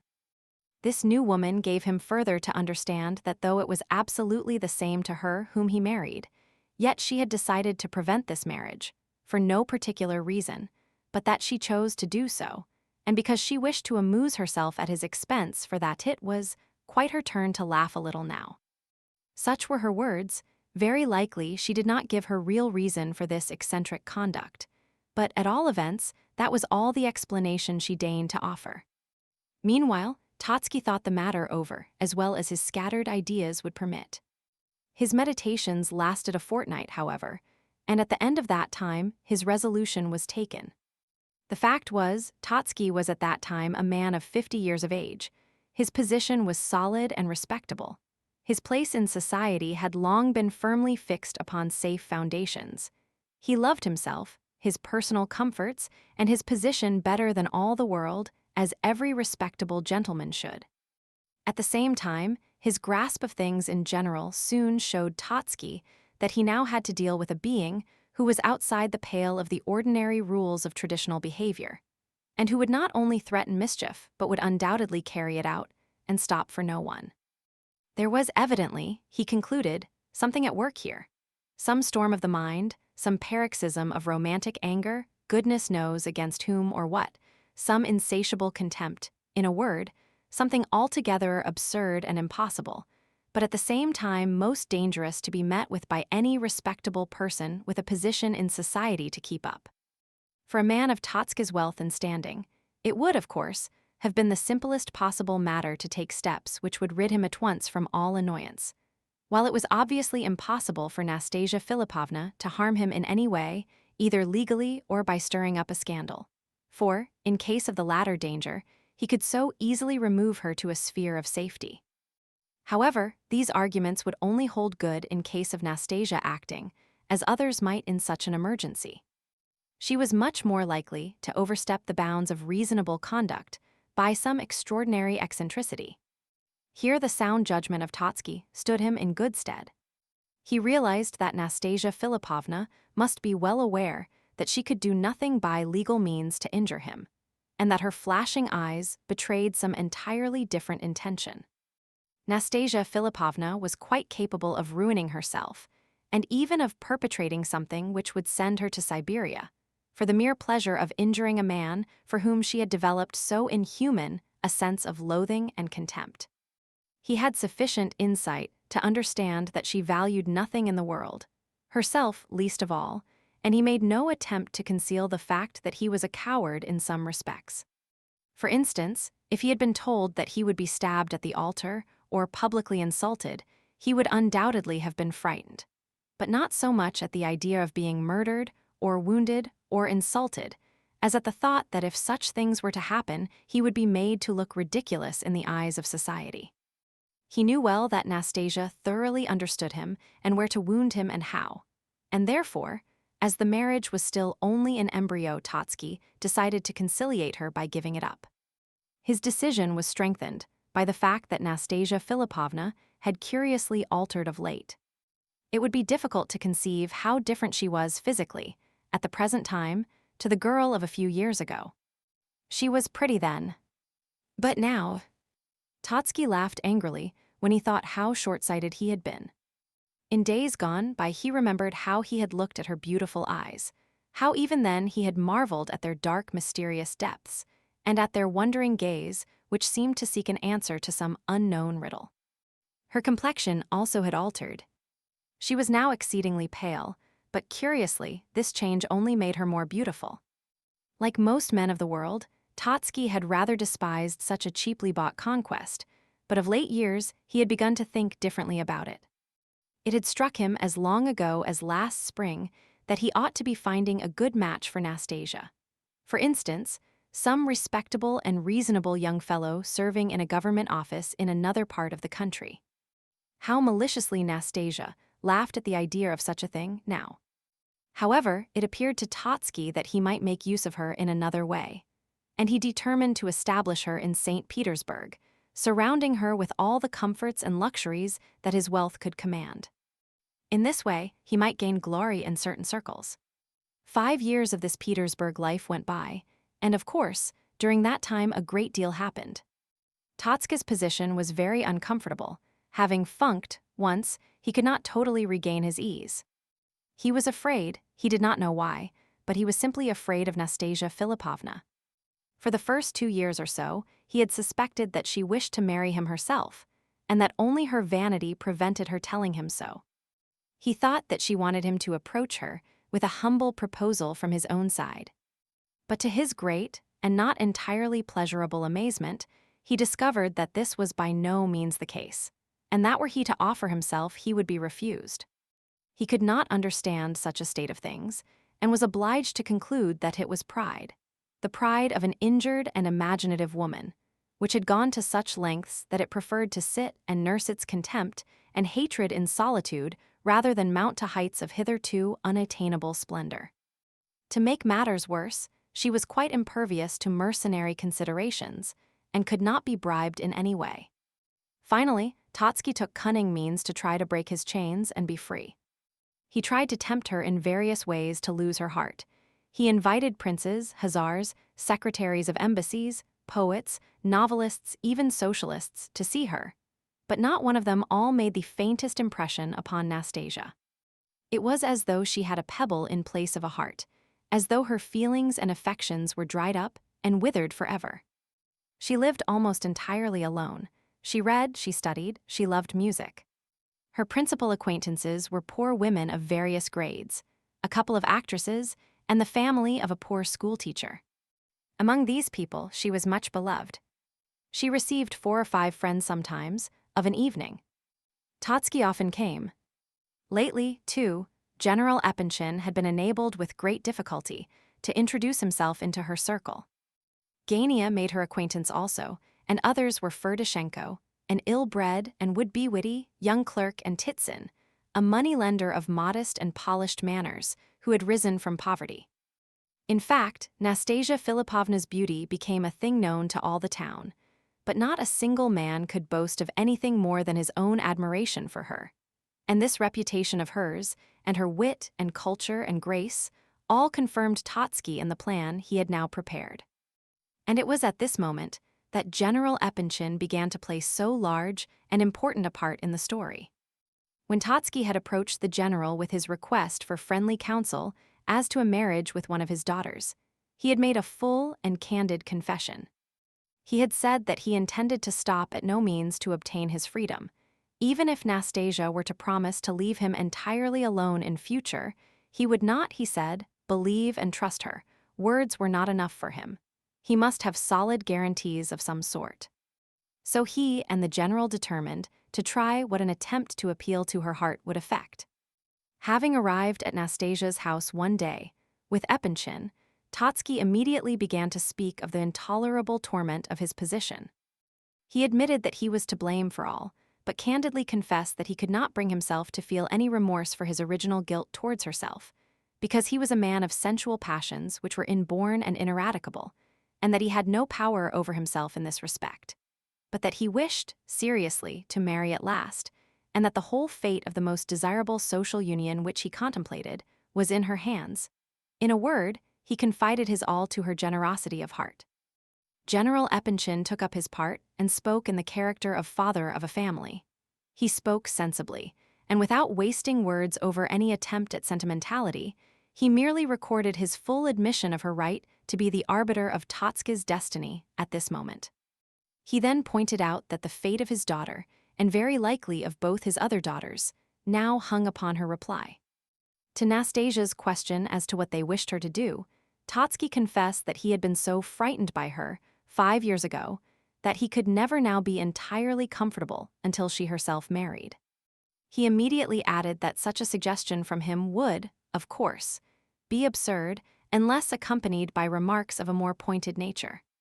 He very well knew, he said, that a certain young gentleman of good family, namely Gavrila Ardalionovitch Ivolgin, with whom she was acquainted, and whom she received at her house, had long loved her passionately, and would give his life for some response from her. The young fellow had confessed this love of his to him, Totsky, and had also admitted it in the hearing of his benefactor, General Epanchin. Lastly, he could not help being of opinion that Nastasia must be aware of Gania's love for her, and if he, Totsky, mistook not, she had looked with some favor upon it, being often lonely and rather tired of her present life. Having remarked how difficult it was for him, of all people, to speak to her of these matters, Totsky concluded by saying that he trusted Nastasia Philipovna would not look with contempt upon him if he now expressed his sincere desire to guarantee her future by a gift of 75,000 rubles. He added that the sum would have been left her all the same in his will, and that therefore she must not consider the gift as in any way an indemnification to her for anything, but that there was no reason, after all, why a man should not be allowed to entertain a natural desire to lighten his conscience, etc., etc. In fact, all that would naturally be said under the circumstances. Totsky was very eloquent all through, and, in conclusion, just touched on the fact that not a soul in the world, not even General Epanchin, had ever heard a word about the above 75,000 rubles, and that this was the first time he had ever given expression to his intentions in respect to them. Nastasia Philipovna's reply to this long rigmarole astonished both the friends considerably. Not only was there no trace of her former irony, of her old hatred and enmity, and of that dreadful laughter, the very recollection of which sent a cold chill down Totsky's back to this very day. But she seemed charmed and really glad to have the opportunity of talking seriously with him for once in a way. She confessed that she had long wished to have a frank and free conversation and to ask for friendly advice, but that pride had hitherto prevented her. Now, however, that the ice was broken, nothing could be more welcome to her than this opportunity. First, with a sad smile, and then with a twinkle of merriment in her eyes, she admitted that such a storm as that of 5 years ago was now quite out of the question. She said that she had long since changed her views of things, and recognized that facts must be taken into consideration in spite of the feelings of the heart. What was done and ended, and she could not understand why Totsky should still feel alarmed. She next turned to General Epanchin and observed, most courteously, that she had long since known of his daughters, and that she had heard none but good report, that she had learned to think of them with deep and sincere respect. The idea alone that she could in any way serve them would be to her both a pride and a source of real happiness. It was true that she was lonely in her present life. Totsky had judged her thoughts aright. She longed to rise, if not to love, at least to family life and new hopes and objects, but as to Gavrila Ardalionovitch, she could not as yet say much. She thought it must be the case that he loved her. She felt that she too might learn to love him if she could be sure of the firmness of his attachment to herself, but he was very young, and it was a difficult question to decide. What she specially liked about him was that he worked and supported his family by his toil. She had heard that he was proud and ambitious. She had heard much that was interesting of his mother and sister. She had heard of them from Mr. Titson, and would much like to make their acquaintance, but another question: would they like to receive her into their house? At all events, though she did not reject the idea of this marriage, she desired not to be hurried. As for the 75,000 rubles, Mr. Totsky need not have found any difficulty or awkwardness about the matter. She quite understood the value of money and would, of course, accept the gift. She thanked him for his delicacy, however, but saw no reason why Gavrila Ardalionovitch should not know about it. She would not marry the latter, she said, until she felt persuaded that neither on his part nor on the part of his family did there exist any sort of concealed suspicions as to herself. She did not intend to ask forgiveness for anything in the past, which fact she desired to be known. She did not consider herself to blame for anything that had happened in former years, and she thought that Gavrila Ardalionovitch should be informed as to the relations which had existed between herself and Totsky during the last 5 years. If she accepted this money, it was not to be considered as indemnification for her misfortune as a young girl, which had not been in any degree her own fault, but merely as compensation for her ruined life. She became so excited and agitated during all these explanations and confessions that General Epanchin was highly gratified and considered the matter satisfactorily arranged once for all. But the once-bitten Totsky was twice shy and looked for hidden snakes among the flowers. However, the special point to which the two friends particularly trusted to bring about their object, namely, Gania's attractiveness for Nastasia Philipovna, stood out more and more prominently. The pourparlers had commenced, and gradually even Totsky began to believe in the possibility of success. Before long, Nastasia and Gania had talked the matter over. Very little was said. Her modesty seemed to suffer under the infliction of discussing such a question. But she recognized his love, on the understanding that she bound herself to nothing whatever, and that she reserved the right to say no up to the very hour of the marriage ceremony. Gania was to have the same right of refusal at the last moment. It soon became clear to Gania, after scenes of wrath and quarrelings at the domestic hearth, that his family were seriously opposed to the match, and that Nastasia was aware of this fact was equally evident. She said nothing about it, though he daily expected her to do so. There were several rumors afloat, before long, which upset Totsky's equanimity a good deal, but we will not now stop to describe them, merely mentioning an instance or two. One was that Nastasia had entered into close and secret relations with the Epanchin girls, a most unlikely rumor. Another was that Nastasia had long satisfied herself of the fact that Gania was merely marrying her for money, and that his nature was gloomy and greedy, impatient and selfish to an extraordinary degree. And that although he had been keen enough in his desire to achieve a conquest before, yet since the two friends had agreed to exploit his passion for their own purposes, it was clear enough that he had begun to consider the whole thing a nuisance and a nightmare. In his heart, passion and hate seemed to hold divided sway, and although he had at last given his consent to marry the woman, as he said, under the stress of circumstances, yet he promised himself that he would take it out of her after marriage. Nastasia seemed to Totsky to have divined all this, and to be preparing something on her own account, which frightened him to such an extent that he did not dare communicate his views even to the general. But at times he would pluck up his courage and be full of hope and good spirits again, acting, in fact, as weak men do act in such circumstances. However, both the friends felt that the thing looked rosy indeed when one day Nastasia informed them that she would give her final answer on the evening of her birthday, which anniversary was due in a very short time. A strange rumor began to circulate, meanwhile, no less than that the respectable and highly respected General Epanchin was himself so fascinated by Nastasia Philipovna that his feeling for her amounted almost to passion. What he thought to gain by Gania's marriage to the girl it was difficult to imagine. Possibly he counted on Gania's complaisance, for Totsky had long suspected that there existed some secret understanding between the general and his secretary. At all events, the fact was known that he had prepared a magnificent present of pearls for Nastasia's birthday, and that he was looking forward to the occasion when he should present his gift with the greatest excitement and impatience. The day before her birthday, he was in a fever of agitation. Mrs. Epanchin, long accustomed to her husband's infidelities, had heard of the pearls, and the rumor excited her liveliest curiosity and interest. The general remarked her suspicions and felt that a grand explanation must shortly take place, which fact alarmed him much. This is the reason why he was so unwilling to take lunch, on the morning upon which we took up this narrative, with the rest of his family. Before the prince's arrival, he had made up his mind to plead business and cut the meal, which simply meant running away.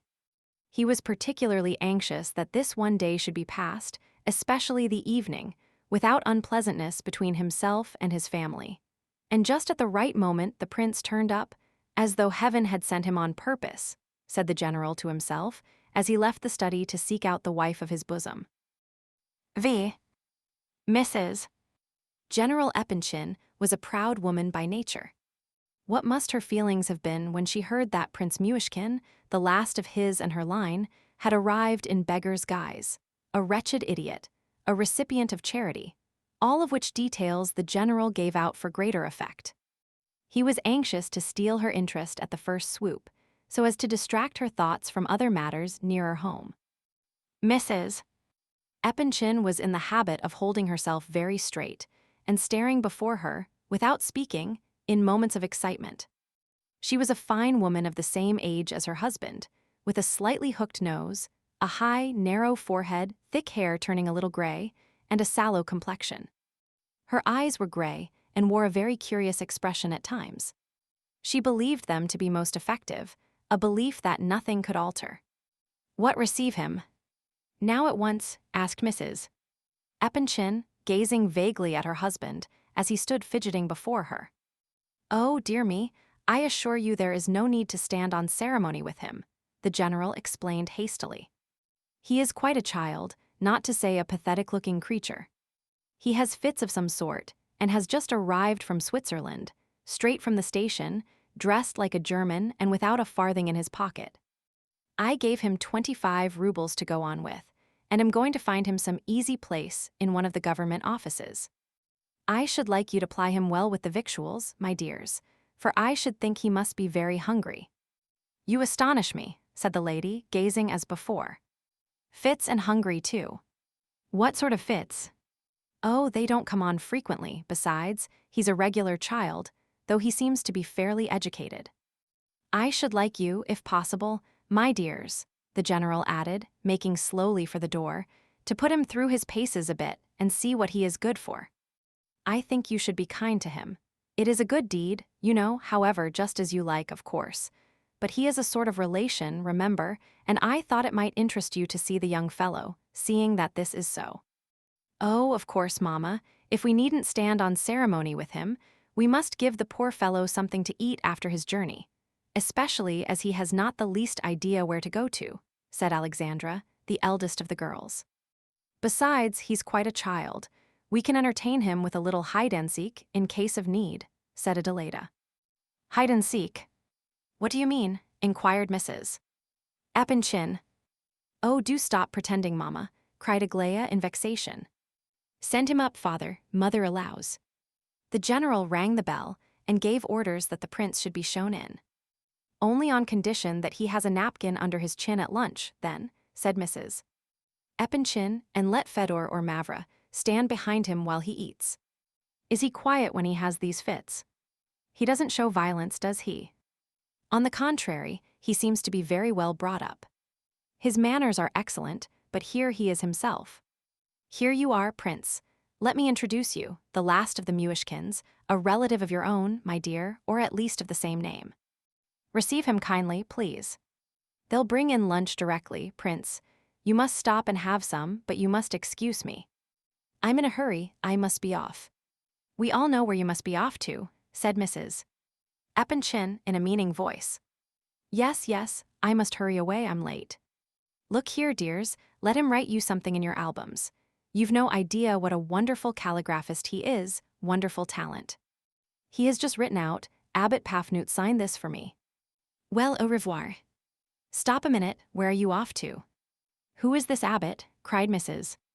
Epanchin to her retreating husband, in a tone of excited annoyance. Yes, my dear, it was an old abbot of that name. I must be off to see the count. He's waiting for me, I'm late. Goodbye. Au revoir, Prince, and the general bolted at full speed. Oh yes, I know what count you're going to see, remarked his wife in a cutting manner as she turned her angry eyes on the prince. Now then, what's all this about? What abbot, who's Pafnut? She added brusquely. Mama, said Alexandra, shocked at her rudeness. Aglaia stamped her foot. Nonsense. Let me alone, said the angry mother. Now then, prince, sit down here, no nearer, come nearer the light. I want to have a good look at you. So now then, who is this abbot? Abbot Pafnut, said our friend, seriously and with deference. Pafnut, yes. And who was he? Mrs. Epanchin put these questions hastily and brusquely, and when the prince answered, she nodded her head sagely at each word he said. The abbot Pafnut lived in the 14th century, began the prince. He was in charge of one of the monasteries on the Volga, about where our present Kostroma government lies. He went to Oryol and helped in the great matters then going on in the religious world. He signed an edict there, and I have seen a print of his signature. It struck me, so I copied it.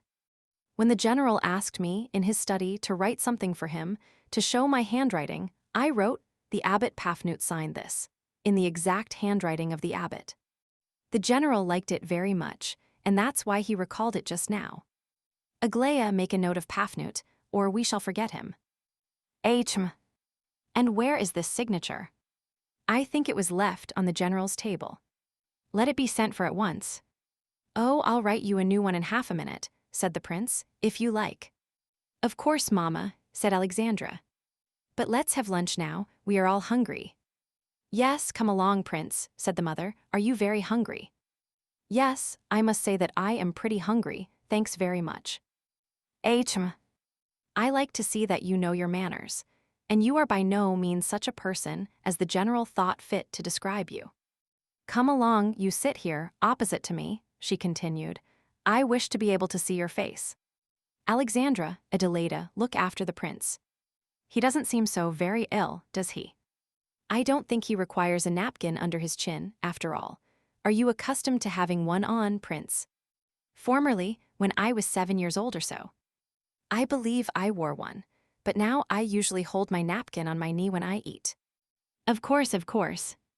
And about your fits? Fits? Asked the prince, slightly surprised. I very seldom have fits nowadays. I don't know how it may be here, though. They say the climate may be bad for me. He talks very well, you know, said Mrs. Epanchin, who still continued to nod at each word the prince spoke. I really did not expect it at all. In fact, I suppose it was all stuff and nonsense on the general's part, as usual. Eat away, Prince, and tell me where you were born and where you were brought up. I wish to know all about you. You interest me very much. The prince expressed his thanks once more, and eating heartily the while, recommenced the narrative of his life in Switzerland, all of which we have heard before. Mrs. Epanchin became more and more pleased with her guest. The girls, too, listened with considerable attention. In talking over the question of relationship, it turned out that the prince was very well up in the matter and knew his pedigree off by heart. It was found that scarcely any connection existed between himself and Mrs. Epanchin, but the talk and the opportunity of conversing about her family tree gratified the latter exceedingly, and she rose from the table in great good humor. Let's all go to my boudoir, she said, and they shall bring some coffee in there. That's the room where we all assemble and busy ourselves as we like best, she explained. Alexandra, my eldest, here plays the piano or reads or sews. Adelaida paints landscapes and portraits, but never finishes any, and Aglaia sits and does nothing. I don't work too much, either. Here we are now. Sit down, Prince, near the fire and talk to us. I want to hear you relate something. I wish to make sure of you first and then tell my old friend, Princess Bielokonsky, about you. I wish you to know all the good people and to interest them. Now then, begin. Mama, it's rather a strange order that, said Adelaida, who was fussing among her paints and paint-brushes at the easel. Aglaia and Alexandra had settled themselves with folded hands on a sofa, evidently meaning to be listeners. The prince felt that the general attention was concentrated upon himself. I should refuse to say a word if I were ordered to tell a story like that, observed Aglaia. Why? What's there strange about it? He has a tongue. Why shouldn't he tell us something? I want to judge whether he is a good storyteller. Anything you like, Prince. How you liked Switzerland, what was your first impression, anything. You'll see, he'll begin directly and tell us all about it beautifully. The impression was forcible, the prince began.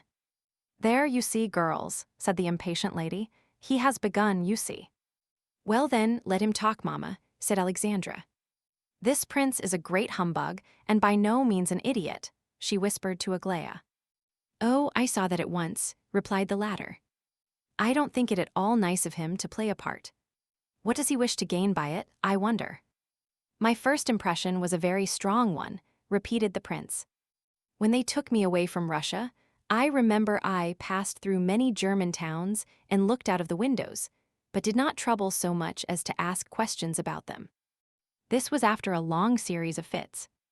I always used to fall into a sort of torpid condition after such a series, and lost my memory almost entirely. And though I was not altogether without reason at such times, yet I had no logical power of thought. This would continue for 3 or 4 days, and then I would recover myself again. I remember my melancholy was intolerable. I felt inclined to cry. I sat and wondered uncomfortably. The consciousness that everything was strange weighed terribly upon me. I could understand that it was all foreign and strange. I recollect I awoke from this state for the first time at ball, one evening. The bray of a donkey aroused me, a donkey in the town market.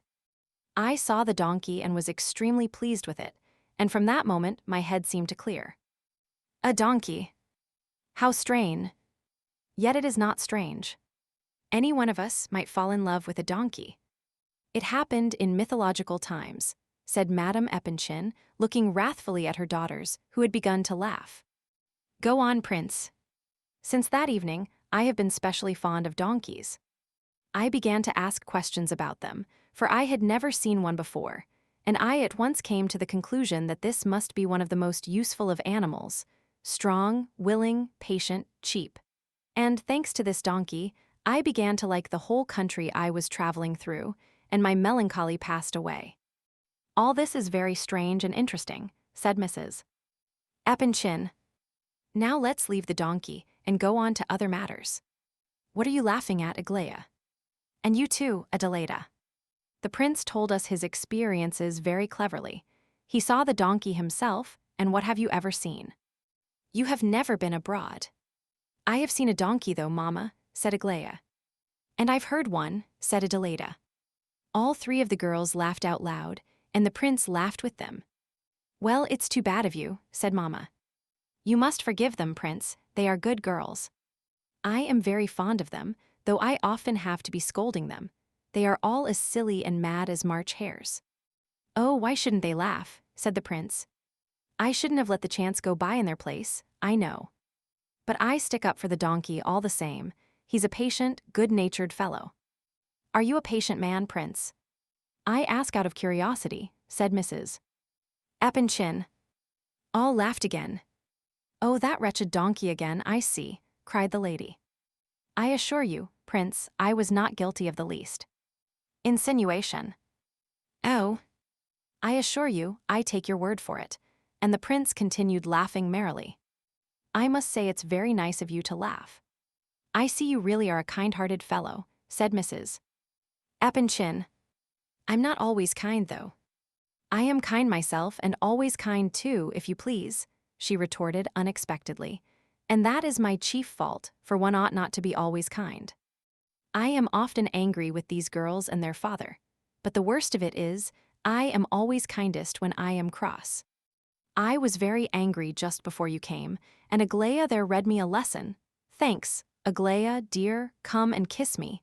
There, that's enough, she added, as Aglaia came forward and kissed her lips and then her hand. Now then, go on, Prince. Perhaps you can think of something more exciting than about the donkey, eh? I must say, again, I can't understand how you can expect anyone to tell you stories straight away, so, said Adelaida. I know I never could. Yes, but the prince can, because he is clever. Cleverer than you are by 10 or 20 times, if you like. There, that's so, Prince, and seriously, let's drop the donkey now. What else did you see abroad besides the donkey? Yes, but the prince told us about the donkey very cleverly. All the same, said Alexandra. I have always been most interested to hear how people go mad and get well again, and that sort of thing. Especially when it happens suddenly. Quite so, cried Mrs. Epanchin, delighted. I see you can be sensible now and then, Alexandra. You were speaking of Switzerland, Prince. Yes. We came to Lucerne, and I was taken out in a boat. I felt how lovely it was, but the loveliness weighed upon me somehow or other and made me feel melancholy. Why? Asked Alexandra. I don't know. I always feel like that when I look at the beauties of nature for the first time. But then, I was ill at that time, of course. Oh, but I should like to see it, said Adelaida, and I don't know when we shall ever go abroad. I've been 2 years looking out for a good subject for a picture. I've done all I know. The North and South I know by heart, as our poet observes.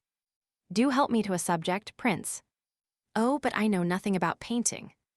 It seems to me one only has to look and paint what one sees. But I don't know how to see. Nonsense, what rubbish you talk, the mother struck in. Not know how to see. Open your eyes and look. If you can't see here, you won't see abroad either.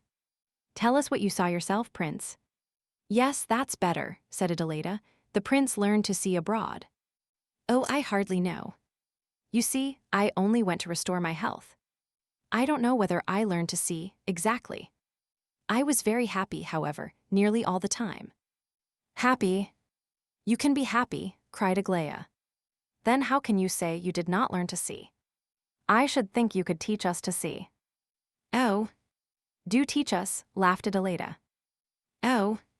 I can't do that, said the prince, laughing too. I lived almost all the while in one little Swiss village. What can I teach you? At first I was only just not absolutely dull. Then my health began to improve. Then every day became dearer and more precious to me, and the longer I stayed, the dearer became the time to me. So much so that I could not help observing it. But why this was so, it would be difficult to say. So that you didn't care to go away anywhere else. Well, at first I did. I was restless. I didn't know, however, I should manage to support life. You know there are such moments, especially in solitude.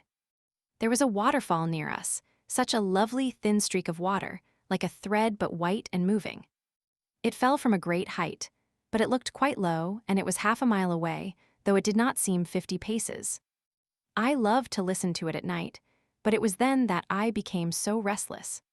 Sometimes I went and climbed the mountain and stood there in the midst of the tall pines, all alone in the terrible silence, with our little village in the distance, and the sky so blue, and the sun so bright, and an old ruined castle on the mountainside, far away. I used to watch the line where earth and sky met, and longed to go and seek there the key of all mysteries, thinking that I might find there a new life, perhaps some great city where life should be grander and richer. And then it struck me that life may be grand enough even in a prison. I read that last most praiseworthy thought in my manual when I was 12 years old, said Aglaia. All this is pure philosophy, said Adelaida. You are a philosopher, Prince, and have come here to instruct us in your views. Perhaps you're right, said the prince, smiling. I think I am a philosopher, perhaps, and who knows, perhaps I do wish to teach my views of things to those I meet with. Your philosophy is rather like that of an old woman we know, who is rich and yet does nothing but try how little she can spend. She talks of nothing but money all day. Your great philosophical idea of a grand life in a prison, and your 4 happy years in that Swiss village are like this, rather, said Aglaia. As to life in a prison, of course there may be 2 opinions, said the prince. I once heard the story of a man who lived 12 years in a prison. I heard it from the man himself. He was one of the persons under treatment with my professor. He had fits and attacks of melancholy, then he would weep, and once he tried to commit suicide. His life in prison was sad enough. His only acquaintances were spiders and a tree that grew outside his grating. But I think I had better tell you of another man I met last year. There was a very strange feature in this case, strange because of its extremely rare occurrence.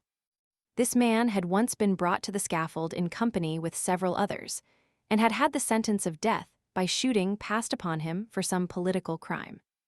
20 minutes later, he had been reprieved and some other punishment substituted.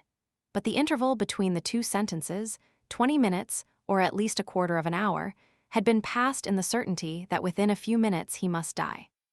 I was very anxious to hear him speak of his impressions during that dreadful time, and I several times inquired of him as to what he thought and felt. He remembered everything with the most accurate and extraordinary distinctness, and declared that he would never forget a single iota of the experience. About 20 paces from the scaffold, where he had stood to hear the sentence, were 3 posts fixed in the ground to which to fasten the criminals, of whom there were several. The first 3 criminals were taken to the posts, dressed in long white tunics, with white caps drawn over their faces, so that they could not see the rifles pointed at them. Then a group of soldiers took their stand opposite to each post. My friend was the 8th on the list, and therefore he would have been among the 3rd lot to go up. A priest went about among them with a cross, and there was about 5 minutes of time left for him to live. He said that those 5 minutes seemed to him to be a most interminable period, an enormous wealth of time. He seemed to be living, in these minutes, so many lives that there was no need as yet to think of that last moment, so that he made several arrangements, dividing up the time into portions. 1 for saying farewell to his companions, 2 minutes for that. Then a couple more for thinking over his own life and career and all about himself, and another minute for a last look around. He remembered having divided his time like this quite well. While saying goodbye to his friends, he recollected asking one of them some very usual everyday question, and being much interested in the answer. Then, having bade farewell, he embarked upon those 2 minutes which he had allotted to looking into himself. He knew beforehand what he was going to think about. He wished to put it to himself as quickly and clearly as possible, that here was he, a living, thinking man, and that in 3 minutes he would be nobody. Or if somebody or something, then what and where? He thought he would decide this question once for all in these last 3 minutes. A little way off there stood a church, and its gilded spire glittered in the sun. He remembered staring stubbornly at this spire, and at the rays of light sparkling from it. He could not tear his eyes from these rays of light. He got the idea that these rays were his new nature, and that in 3 minutes he would become one of them, amalgamated somehow with them. The repugnance to what must ensue almost immediately, and the uncertainty, were dreadful, he said. But worst of all was the idea, what should I do if I were not to die now? What if I were to return to life again? What an eternity of days, and all mine. How I should grudge and count up every minute of it, so as to waste not a single instant. He said that this thought weighed so upon him, and became such a terrible burden upon his brain, that he could not bear it, and wished they would shoot him quickly and have done with it. The prince paused, and all waited, expecting him to go on again and finish the story. "Is that all?" asked Aglaia. "All?"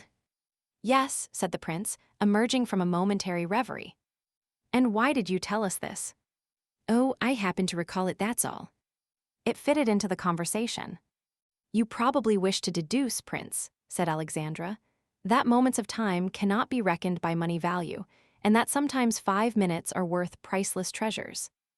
All this is very praiseworthy, but may I ask about this friend of yours, who told you the terrible experience of his life? He was reprieved, you say. In other words, they did restore to him that eternity of days. What did he do with these riches of time? Did he keep careful account of his minutes?" "Oh no, he did. I asked him myself. He said that he had not lived a bit as he had intended, and had wasted many, and many a minute." "Very well, then there's an experiment, and the thing is proved. One cannot live and count each moment. Say what you like, but one cannot." "That is true," said the prince. "I have thought so myself. And yet, why shouldn't one do it?" "You think, then, that you could live more wisely than other people," said Aglaia. "I have had that idea." "And you have it still?" "Yes, I have it still," the prince replied. He had contemplated Aglaia until now, with a pleasant though rather timid smile, but as the last words fell from his lips, he began to laugh and looked at her merrily. "You are not very modest," said she. "But how brave you are," said he. "You are laughing, and I, That man's tale impressed me so much that I dreamt of it afterwards. Yes, I dreamt of those 5 minutes. He looked at his listeners again with that same serious, searching expression. You are not angry with me? He asked suddenly, and with a kind of nervous hurry, although he looked them straight in the face. Why should we be angry? They cried. Only because I seem to be giving you a lecture, all the time. At this they laughed heartily. Please don't be angry with me, continued the prince. I know very well that I have seen less of life than other people, and have less knowledge of it. I must appear to speak strangely sometimes. He said the last words nervously. You say you have been happy, and that proves you have lived not less, but more than other people. Why make all these excuses? Interrupted Aglaia in a mocking tone of voice. Besides, you need not mind about lecturing us, you have nothing to boast of. With your quietism, one could live happily for 100 years at least. One might show you the execution of a felon, or show you one's little finger. You could draw a moral from either, and be quite satisfied. That sort of existence is easy enough. I can't understand why you always fly into a temper, said Mrs. Epanchin, who had been listening to the conversation and examining the faces of the speakers in turn. I do not understand what you mean. What has your little finger to do with it? The prince talks well, though he is not amusing. He began all right, but now he seems sad. Never mind, Mama. Prince, I wish you had seen an execution, said Aglaia. I should like to ask you a question about that, if you had. I have seen an execution, said the prince. You have, cried Aglaia. I might have guessed it. That's a fitting crown to the rest of the story. If you have seen an execution, how can you say you lived happily all the while? But is there capital punishment where you were? Asked Adelaida. I saw it at Lyon. Schneider took us there, and as soon as we arrived we came in for that. Well, and did you like it very much? Was it very edifying and instructive? Asked Aglaia. No, I didn't like it at all, and was ill after seeing it. But I confess I stared as though my eyes were fixed to the sight. I could not tear them away. I, too, should have been unable to tear my eyes away, said Aglaia. They do not at all approve of women going to see an execution there. The women who do go are condemned for it afterwards in the newspapers. That is, by contending that it is not a sight for women, they admit that it is a sight for men. I congratulate them on the deduction. I suppose you quite agree with them, Prince. Tell us about the execution, put in Adelaida. I would much rather not just now, said the prince, a little disturbed and frowning slightly. You don't seem to want to tell us, said Aglaia with a mocking air. No, the thing is, I was telling all about the execution a little while ago, and... Whom did you tell about it? The manservant, while I was waiting to see the general. Our manservant, exclaimed several voices at once. Yes, the one who waits in the entrance hall, a grayish, red-faced man. The prince is clearly a Democrat, remarked Aglaia. Well, if you could tell Alexei about it, surely you can tell us too. I do so want to hear about it, repeated Adelaida. Just now, I confess, began the prince with more animation, when you asked me for a subject for a picture, I confess I had serious thoughts of giving you one. I thought of asking you to draw the face of a criminal 1 minute before the fall of the guillotine, while the wretched man is still standing on the scaffold, preparatory to placing his neck on the block. What his face? Only his face, asked Adelaida. That would be a strange subject indeed. And what sort of a picture would that make? Oh, why not? The prince insisted with some warmth. When I was in Basel, I saw a picture very much in that style. I should like to tell you about it. I will some time or other. It struck me very forcibly. Oh, you shall tell us about the ball picture another time. Now we must have all about the execution, said Adelaida. Tell us about that face as it appeared to your imagination. How should it be drawn? Just the face alone, do you mean? It was just a minute before the execution, began the prince, readily, carried away by the recollection and evidently forgetting everything else in a moment. Just at the instant when he stepped off the ladder onto the scaffold. He happened to look in my direction. I saw his eyes and understood all at once, but how am I to describe it? I do so wish you or somebody else could draw it, you, if possible. I thought at the time what a picture it would make. You must imagine all that went before, of course, all. He had lived in the prison for some time and had not expected that the execution would take place for at least a week, yet. He had counted on all the formalities and so on taking time, but it so happened that his papers had been got ready quickly. At 5 o'clock in the morning, he was asleep. It was October, and at 5 in the morning it was cold and dark. The governor of the prison comes in on tiptoe and touches the sleeping man's shoulder gently. He starts up. "What is it?" he says. "The execution is fixed for 10 o'clock. He was only just awake and would not believe at first, but began to argue that his papers would not be out for a week, and so on. When he was wide awake and realized the truth, he became very silent and argued no more, so they say. But after a bit he said, 'It comes very hard on one so suddenly,' and then he was silent again and said nothing. The 3 or 4 hours went by, of course, in necessary preparations. The priest, breakfast, coffee, meat, and some wine they gave him. Doesn't it seem ridiculous? And yet I believe these people give them a good breakfast out of pure kindness of heart, and believe that they are doing a good action. Then he is dressed, and then begins the procession through the town to the scaffold. I think he, too, must feel that he has an age to live still, while they cart him along. Probably he thought on the way, 'Oh, I have a long, long time yet. 3 streets of life yet. When we've passed this street, there'll be that other one, and then that one where the baker's shop is on the right, and when shall we get there?' It's ages, ages. Around him are crowds shouting, yelling, 10,000 faces, 20,000 eyes. All this has to be endured, and especially the thought, here are 10,000 men, and not one of them is going to be executed, and yet I am to die. Well, all that is preparatory. At the scaffold there is a ladder, and just there he burst into tears. And this was a strong man, and a terribly wicked one, they say. There was a priest with him the whole time, talking.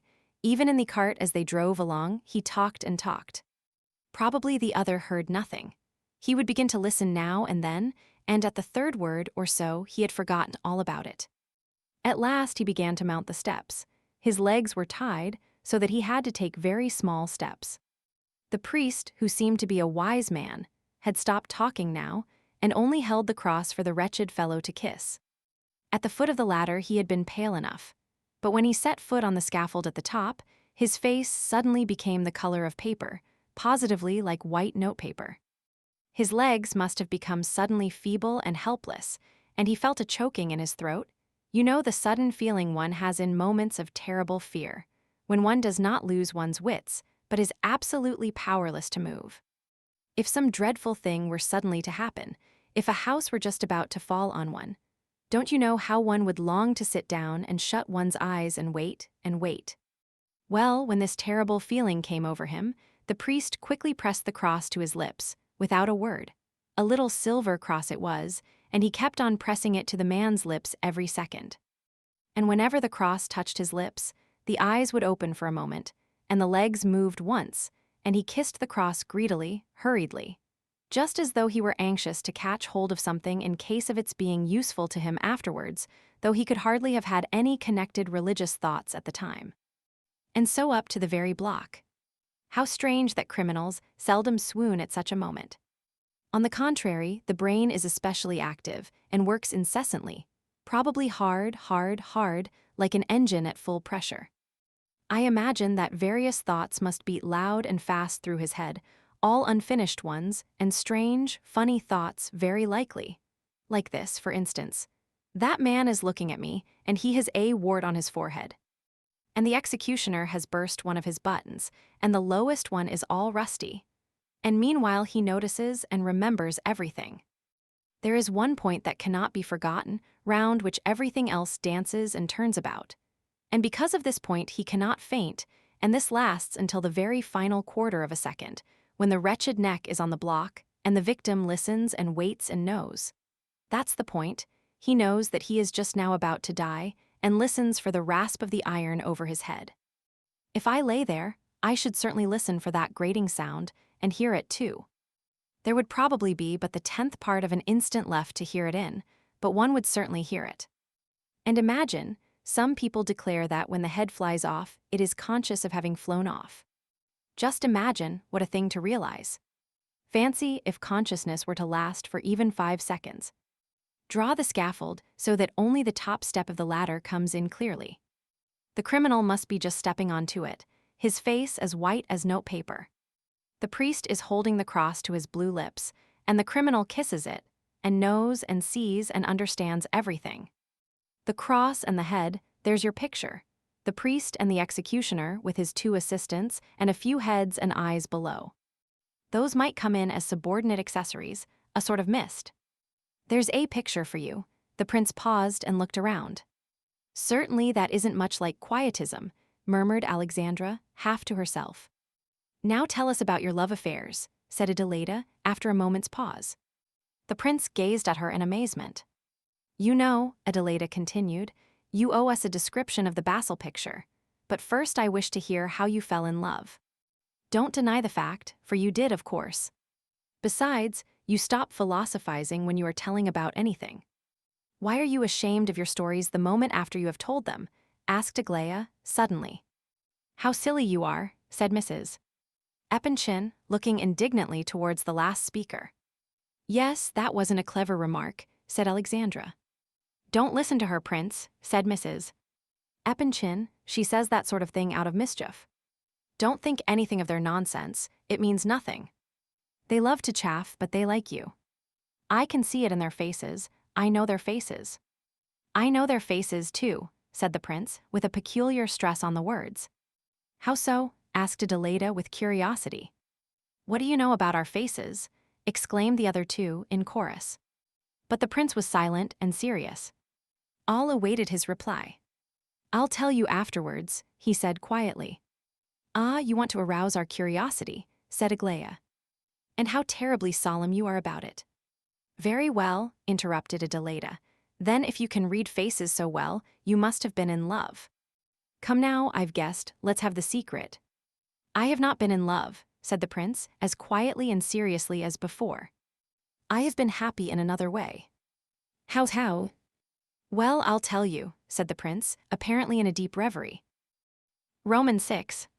Here you all are, began the prince, settling yourselves down to listen to me with so much curiosity that if I do not satisfy you, you will probably be angry with me. No. I'm only joking, he added hastily with a smile. Well then, they were all children there, and I was always among children and only with children. They were the children of the village in which I lived, and they went to the school there, all of them. I did not teach them, oh no, there was a master for that, one Jules Thibaut. I may have taught them some things, but I was among them just as an outsider, and I passed all 4 years of my life there among them. I wished for nothing better. I used to tell them everything and hid nothing from them. Their fathers and relations were very angry with me, because the children could do nothing without me at last, and used to throng after me at all times. The schoolmaster was my greatest enemy in the end. I had many enemies, and all because of the children. Even Schneider reproached me. What were they afraid of? One can tell a child everything, anything. I have often been struck by the fact that parents know their children so little. They should not conceal so much from them. How well even little children understand that their parents conceal things from them, because they consider them too young to understand. Children are capable of giving advice in the most important matters. How can one deceive these dear little birds, when they look at one so sweetly and confidingly? I call them birds because there is nothing in the world better than birds. However, most of the people were angry with me about one and the same thing, but Thibaut simply was jealous of me. At first, he had wagged his head and wondered how it was that the children understood what I told them so well, and could not learn from him.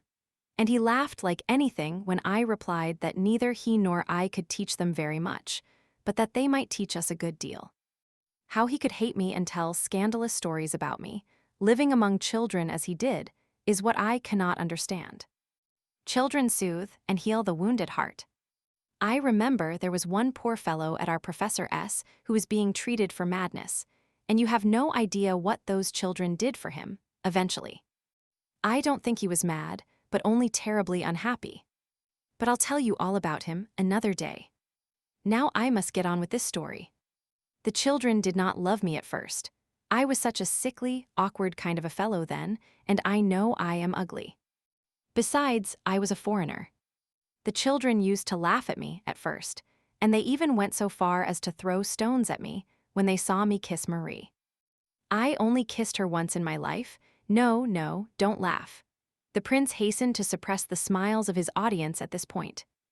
It was not a matter of love at all.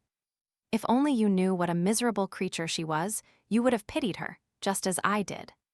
She belonged to our village. Her mother was an old, old woman, and they used to sell string and thread, and soap and tobacco out of the window of their little house, and lived on the pittance they gained by this trade. The old woman was ill and very old, and could hardly move. Marie was her daughter, a girl of 20, weak and thin and consumptive, but still she did heavy work at the houses around, day by day. Well, one fine day a commercial traveler betrayed her and carried her off, and a week later he deserted her. She came home dirty, draggled, and shoeless. She had walked for a whole week without shoes. She had slept in the fields and caught a terrible cold. Her feet were swollen and sore, and her hands torn and scratched all over. She never had been pretty even before, but her eyes were quiet, innocent, kind eyes. She was very quiet always, and I remember once, when she had suddenly begun singing at her work, everyone said, "Marie tried to sing today," and she got so chaffed that she was silent forever after.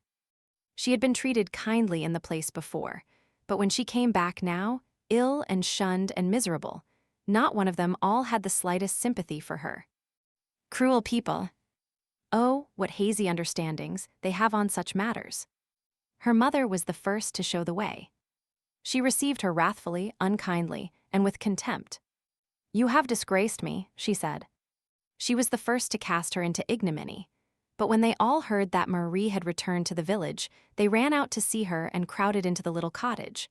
Old men, children, women, girls, such a hurrying, stamping, greedy crowd. Marie was lying on the floor at the old woman's feet, hungry, torn, draggled, crying, miserable. When everyone crowded into the room, she hid her face in her disheveled hair and lay cowering on the floor. Everyone looked at her as though she were a piece of dirt off the road. The old men scolded and condemned, and the young ones laughed at her. The women condemned her too and looked at her contemptuously, just as though she were some loathsome insect. Her mother allowed all this to go on and nodded her head and encouraged them. The old woman was very ill at that time and knew she was dying. She really did die a couple of months later, and though she felt the end approaching, she never thought of forgiving her daughter to the very day of her death. She would not even speak to her. She made her sleep on straw in a shed and hardly gave her food enough to support life. Marie was very gentle to her mother and nursed her and did everything for her, but the old woman accepted all her services without a word and never showed her the slightest kindness. Marie bore all this, and I could see when I got to know her that she thought it quite right and fitting, considering herself the lowest and meanest of creatures. When the old woman took to her bed finally, the other old women in the village sat with her by turns, as the custom is there. And then Marie was quite driven out of the house. They gave her no food at all, and she could not get any work in the village. None would employ her. The men seemed to consider her no longer a woman. They said such dreadful things to her.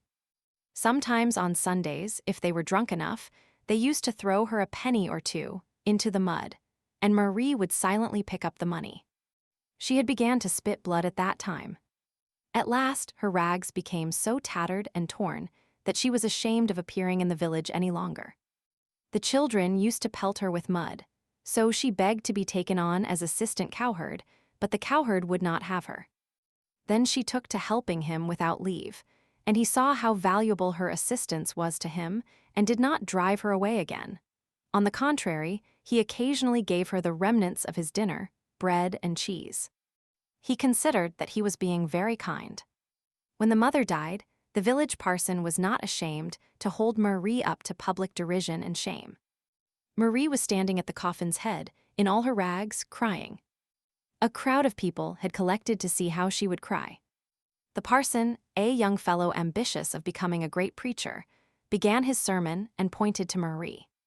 "There," he said, "there is the cause of the death of this venerable woman," which was a lie, because she had been ill for at least 2 years.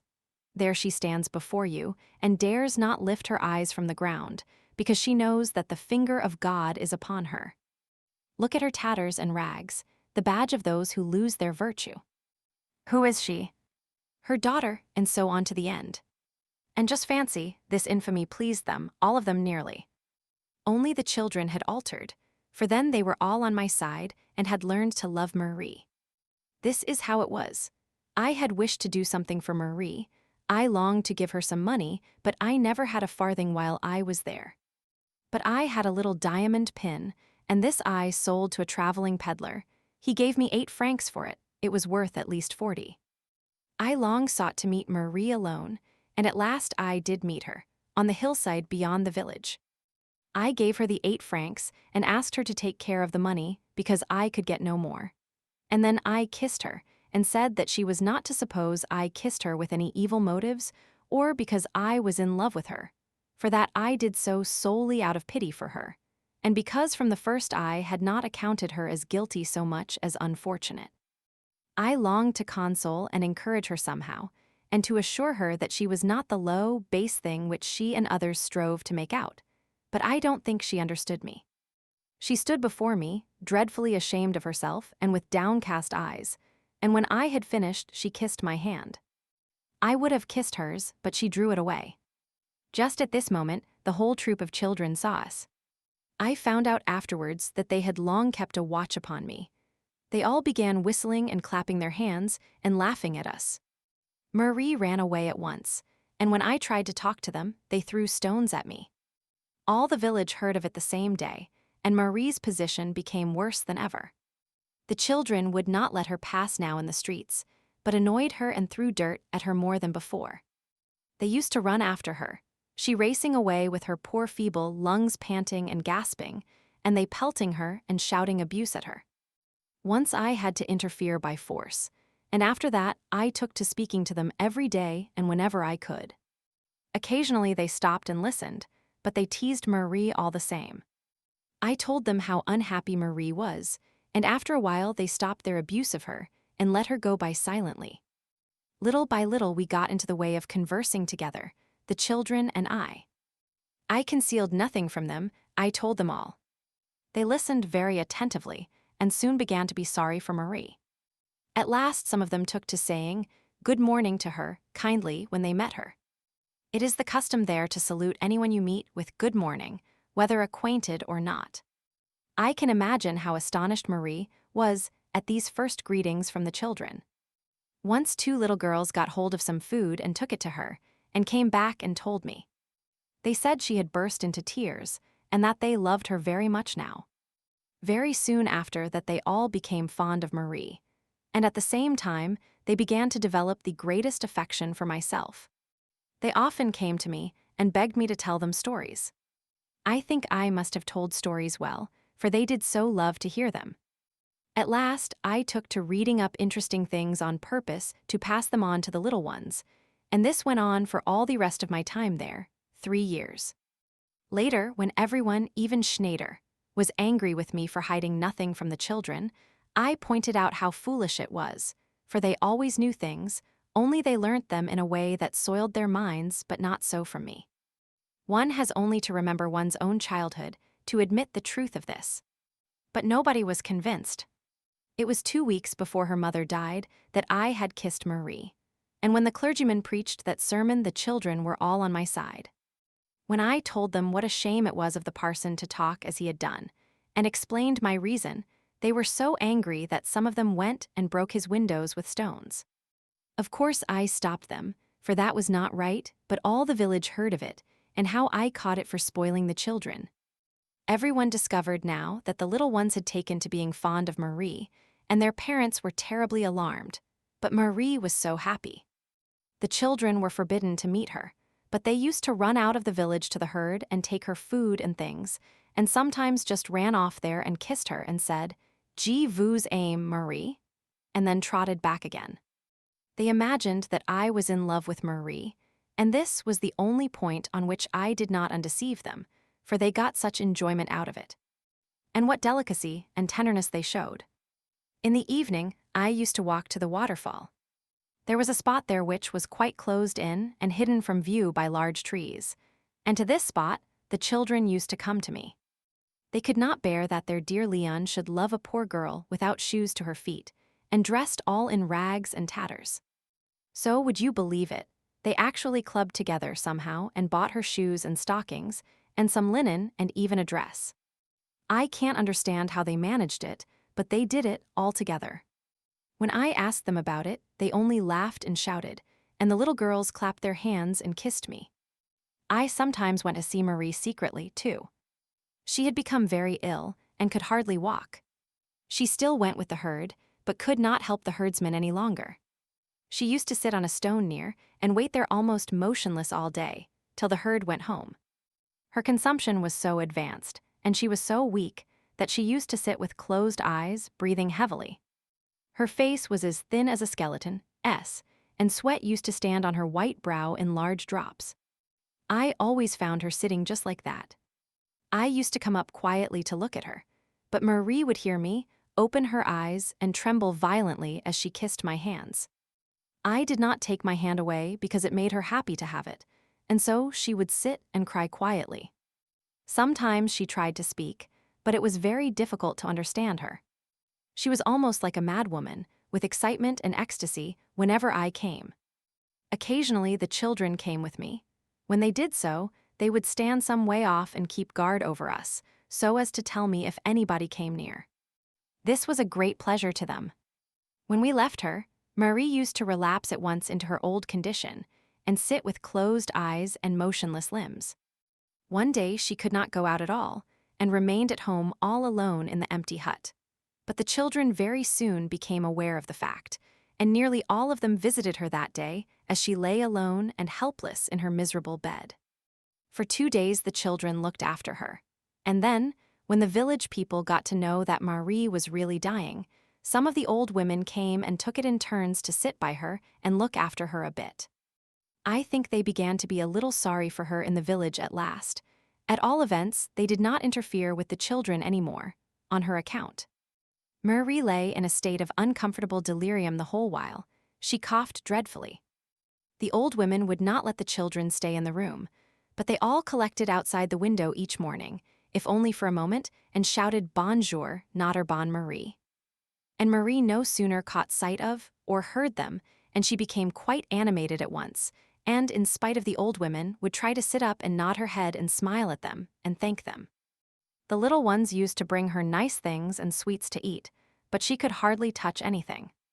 Thanks to them, I assure you, the girl died almost perfectly happy. She almost forgot her misery, and seemed to accept their love as a sort of symbol of pardon for her offense, though she never ceased to consider herself a dreadful sinner. They used to flutter at her window just like little birds, calling out, "Nous t'aimons, Marie." She died very soon. I had thought she would live much longer. The day before her death I went to see her for the last time, just before sunset. I think she recognized me, for she pressed my hand. Next morning they came and told me that Marie was dead. The children could not be restrained now. They went and covered her coffin with flowers and put a wreath of lovely blossoms on her head. The pastor did not throw any more shameful words at the poor dead woman, but there were very few people at the funeral. However, when it came to carrying the coffin, all the children rushed up to carry it themselves. Of course they could not do it alone, but they insisted on helping and walked alongside and behind, crying. They have planted roses all round her grave, and every year they look after the flowers and make Marie's resting place as beautiful as they can. I was in ill odor after all this with the parents of the children, and especially with the parson and schoolmaster. Schneider was obliged to promise that I should not meet them and talk to them, but we conversed from a distance by signs, and they used to write me sweet little notes. Afterwards I came closer than ever to those little souls, but even then it was very dear to me to have them so fond of me. Schneider said that I did the children great harm by my pernicious system. What nonsense that was. And what did he mean by my system? He said afterwards that he believed I was a child myself, just before I came away. You have the form and face of an adult, he said, But as regards soul and character, and perhaps even intelligence, you are a child in the completest sense of the word, and always will be if you live to be 60. I laughed very much, for of course that is nonsense. But it is a fact that I do not care to be among grown-up people, and much prefer the society of children. However kind people may be to me, I never feel quite at home with them, and am always glad to get back to my little companions. Now my companions have always been children, not because I was a child myself once, but because young things attract me. On one of the first days of my stay in Switzerland, I was strolling about alone and miserable, when I came upon the children rushing noisily out of school, with their slates and bags and books, their games, their laughter and shouts, and my soul went out to them. I stopped and laughed happily as I watched their little feet moving so quickly. Girls and boys, laughing and crying, for as they went home many of them found time to fight and make peace, to weep and play. I forgot my troubles in looking at them. And then, all those 3 years I tried to understand why men should be forever tormenting themselves. I lived the life of a child there, and thought I should never leave the little village. Indeed, I was far from thinking that I should ever return to Russia. But at last, I recognized the fact that Schneider could not keep me any longer. And then something so important happened, that Schneider himself urged me to depart. I am going to see now if can get good advice about it. Perhaps my lot in life will be changed, but that is not the principal thing. The principal thing is the entire change that has already come over me. I left many things behind me, too many. They have gone. On the journey I said to myself, I am going into the world of men. I don't know much, perhaps, but a new life has begun for me. I made up my mind to be honest and steadfast in accomplishing my task. Perhaps I shall meet with troubles and many disappointments, but I have made up my mind to be polite and sincere to everyone. More cannot be asked of me. People may consider me a child if they like. I am often called an idiot, and at one time I certainly was so ill that I was nearly as bad as an idiot, but I am not an idiot now. How can I possibly be so when I know myself that I am considered one? When I received a letter from those dear little souls, while passing through Berlin, I only then realized how much I loved them. It was very, very painful, getting that first little letter. How melancholy they had been when they saw me off. For a month before, they had been talking of my departure and sorrowing over it. And at the waterfall of an evening, when we parted for the night, they would hug me so tight and kiss me so warmly, far more so than before. And every now and then they would turn up one by one when I was alone, just to give me a kiss and a hug, to show their love for me. The whole flock went with me to the station, which was about a mile from the village, and every now and then one of them would stop to throw his arms round me, and all the little girls had tears in their voices, though they tried hard not to cry. As the train steamed out of the station, I saw them all standing on the platform waving to me and crying hurrah, till they were lost in the distance. I assure you, when I came in here just now and saw your kind faces, I can read faces well, my heart felt light for the first time since that moment of parting. I think I must be one of those who are born to be in luck, for one does not often meet with people whom one feels he can love from the first sight of their faces. And yet, no sooner do I step out of the railway carriage than I happen upon you.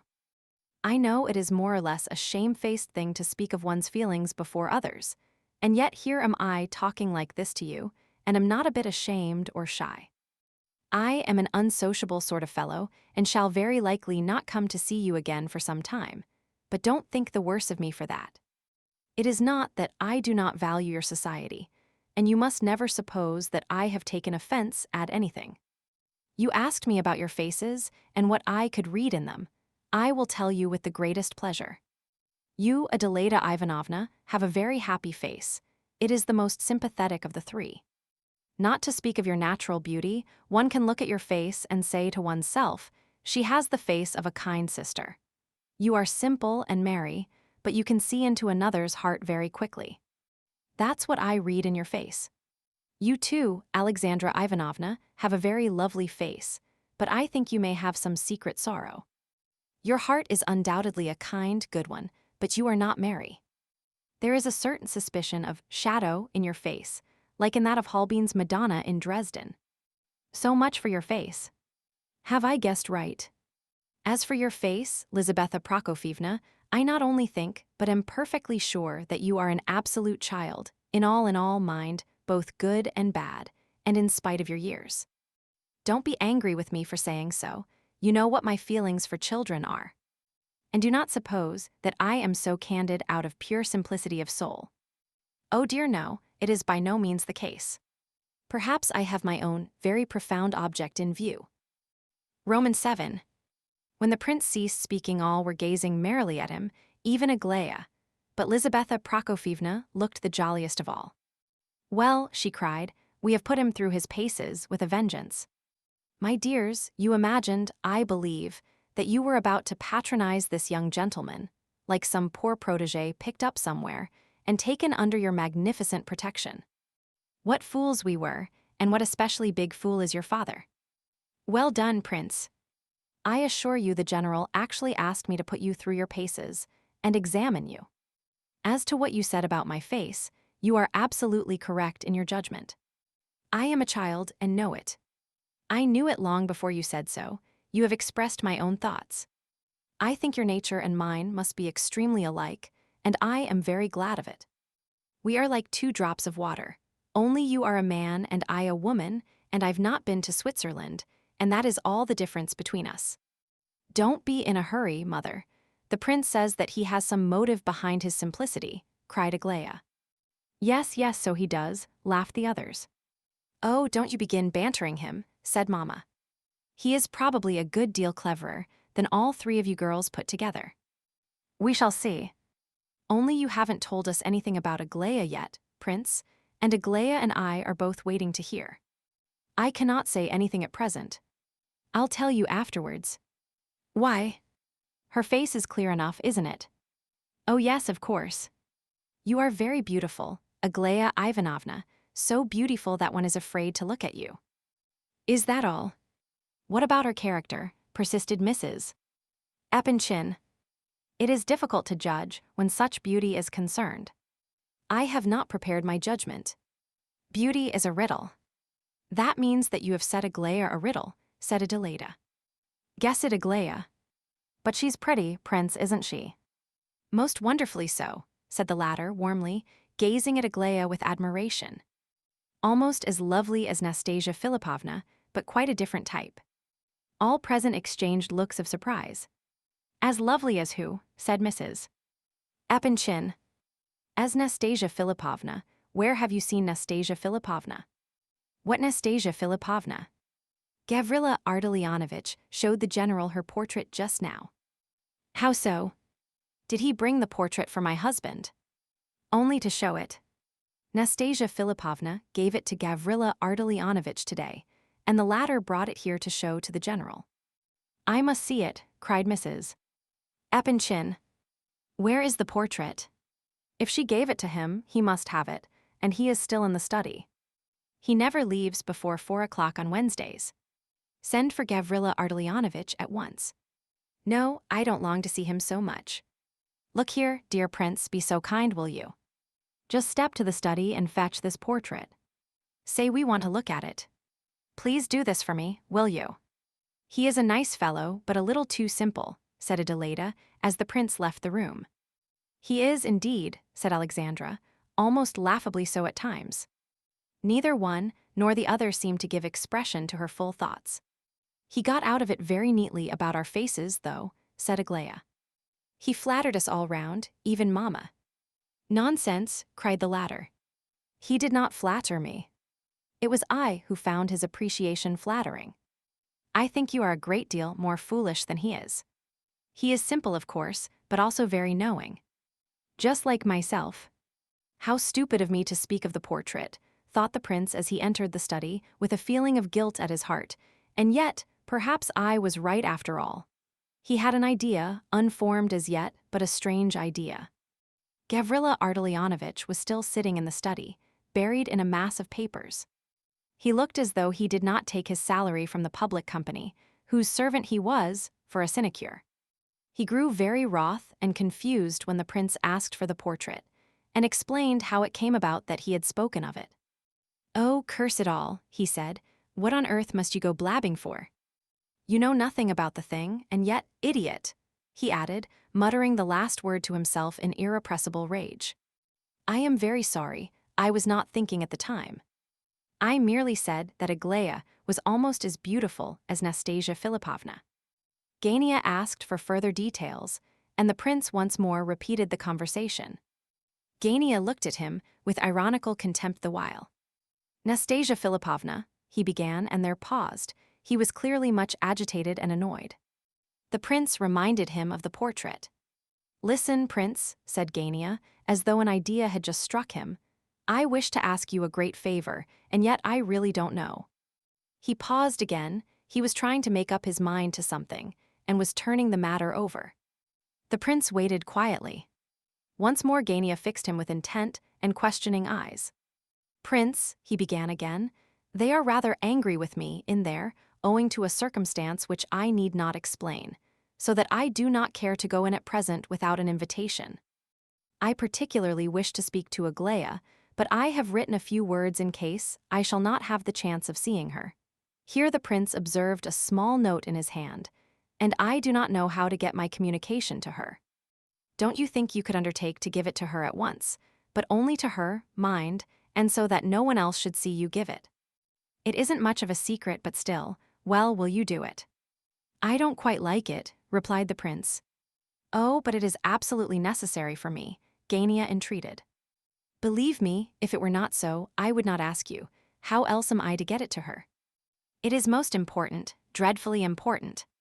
Gania was evidently much alarmed at the idea that the prince would not consent to take his note, and he looked at him now with an expression of absolute entreaty. "Well, I will take it then. But mind, nobody is to see," cried the delighted Gania, "and of course I may rely on your word of honor, eh?" "I won't show it to anyone," said the prince. "The letter is not sealed," continued Gania, and paused in confusion. "Oh, I won't read it," said the prince quite simply. He took up the portrait and went out of the room. Gania, left alone, clutched his head with his hands. "One word from her," he said, "one word from her, and I may yet be free." He could not settle himself to his papers again, for agitation and excitement, but began walking up and down the room from corner to corner. The prince walked along, musing. He did not like his commission, and disliked the idea of Gania sending a note to Aglaia at all. But when he was 2 rooms distant from the drawing-room, where they all were, he stopped as though recalling something, went to the window, nearer the light, and began to examine the portrait in his hand. He longed to solve the mystery of something in the face of Nastasia Philipovna, something which had struck him as he looked at the portrait for the first time. The impression had not left him. It was partly the fact of her marvelous beauty that struck him, and partly something else. There was a suggestion of immense pride and disdain in the face almost of hatred, and at the same time something confiding and very full of simplicity. The contrast aroused a deep sympathy in his heart as he looked at the lovely face. The blinding loveliness of it was almost intolerable, this pale, thin face with its flaming eyes. It was a strange beauty. The prince gazed at it for a minute or two, then glanced around him, and hurriedly raised the portrait to his lips. When a minute after he reached the drawing-room door, his face was quite composed. But just as he reached the door, he met Aglaia coming out alone. "Gavrila Ardalionovitch begged me to give you this," he said, handing her the note.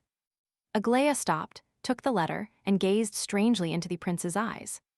There was no confusion in her face, a little surprise, perhaps, but that was all. By her look, she seemed merely to challenge the prince to an explanation as to how he and Gania happened to be connected in this matter.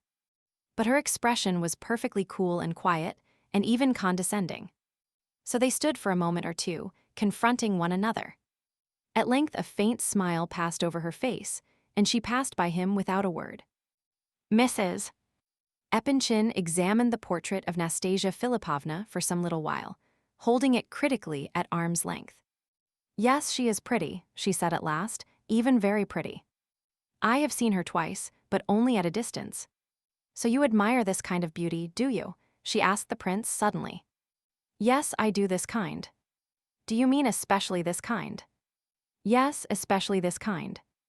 Why? There is much suffering in this face, murmured the prince, more as though talking to himself than answering the question. I think you are wandering a little, Prince, Mrs. Epanchin decided, after a lengthened survey of his face, and she tossed the portrait onto the table haughtily. Alexandra took it, and Adelaida came up, and both the girls examined the photograph. Just then Aglaia entered the room. What a power! Cried Adelaida suddenly, as she earnestly examined the portrait over her sister's shoulder. Whom? What power? Asked her mother crossly. Such beauty is real power, said Adelaida. With such beauty as that one might overthrow the world. She returned to her easel thoughtfully. Aglaia merely glanced at the portrait, frowned, and put out her underlip, then went and sat down on the sofa with folded hands. Mrs. Epanchin rang the bell. Ask Gavrila Ardalionovitch to step this way, said she to the man who answered. Mama, cried Alexandra significantly. I shall just say 2 words to him, that's all, said her mother, silencing all objection by her manner. She was evidently seriously put out. You see, Prince, it is all secrets with us, just now all secrets. It seems to be the etiquette of the house, for some reason or other.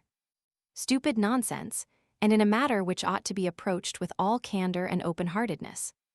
There is a marriage being talked of, and I don't like this marriage. Mama, what are you saying? Said Alexandra again hurriedly. Well, what, my dear girl? As if you can possibly like it yourself. The heart is the great thing, and the rest is all rubbish, though one must have sense as well. Perhaps sense is really the great thing. Don't smile like that, Aglaia. I don't contradict myself. A fool with a heart and no brains is just as unhappy as a fool with brains and no heart. I am one and you are the other, and therefore both of us suffer, both of us are unhappy. Why are you so unhappy, mother? Asked Adelaida, who alone of all the company seemed to have preserved her good temper and spirits up to now. In the first place, because of my carefully brought-up daughters, said Mrs. Epanchin cuttingly, and as that is the best reason I can give you, we need not bother about any other at present. Enough of words now. We shall see how both of you, I don't count Aglaia, will manage your business, and whether you, most revered Alexandra Ivanovna, will be happy with your fine mate. Ah, she added, as Gania suddenly entered the room, here is another marrying subject. How do you do? She continued, in response to Gania's bow, but she did not invite him to sit down. You are going to be married. Married? How, what marriage? Murmured Gania, overwhelmed with confusion. Are you about to take a wife? I ask if you prefer that expression. No, I know, said Gania, bringing out his lie with a telltale blush of shame. He glanced keenly at Aglaia, who was sitting some way off, and dropped his eyes immediately. Aglaia gazed coldly, intently, and composedly at him, without taking her eyes off his face, and watched his confusion. No. You say no, do you? Continued the pitiless Mrs. General. Very well, I shall remember that you told me this Wednesday morning, in answer to my question, that you are not going to be married. What day is it? Wednesday, isn't it? Yes, I think so, said Adelaida. You never know the day of the week. What's the day of the month? 27th, said Gania. 27th, very well. Goodbye now, you have a good deal to do, I'm sure, and I must dress and go out. Take your portrait. Give my respects to your unfortunate mother, Nina Alexandrovna. Au revoir, dear prince, come in and see us often, do, and I shall tell old Princess Bielokonsky about you. I shall go and see her on purpose. And listen, my dear boy, I feel sure that God has sent you to Petersburg from Switzerland on purpose for me. Maybe you will have other things to do besides, but you are sent chiefly for my sake, I feel sure of it. God sent you to me. Au revoir, Alexandra, come with me, my dear. Mrs. Epanchin left the room. Gania, confused, annoyed, furious, took up his portrait and turned to the prince with a nasty smile on his face. Prince, he said, I am just going home. If you have not changed your mind as to living with us, perhaps you would like to come with me. You don't know the address, I believe. Wait a minute, Prince, said Aglaia, suddenly rising from her seat. Do write something in my album first, will you?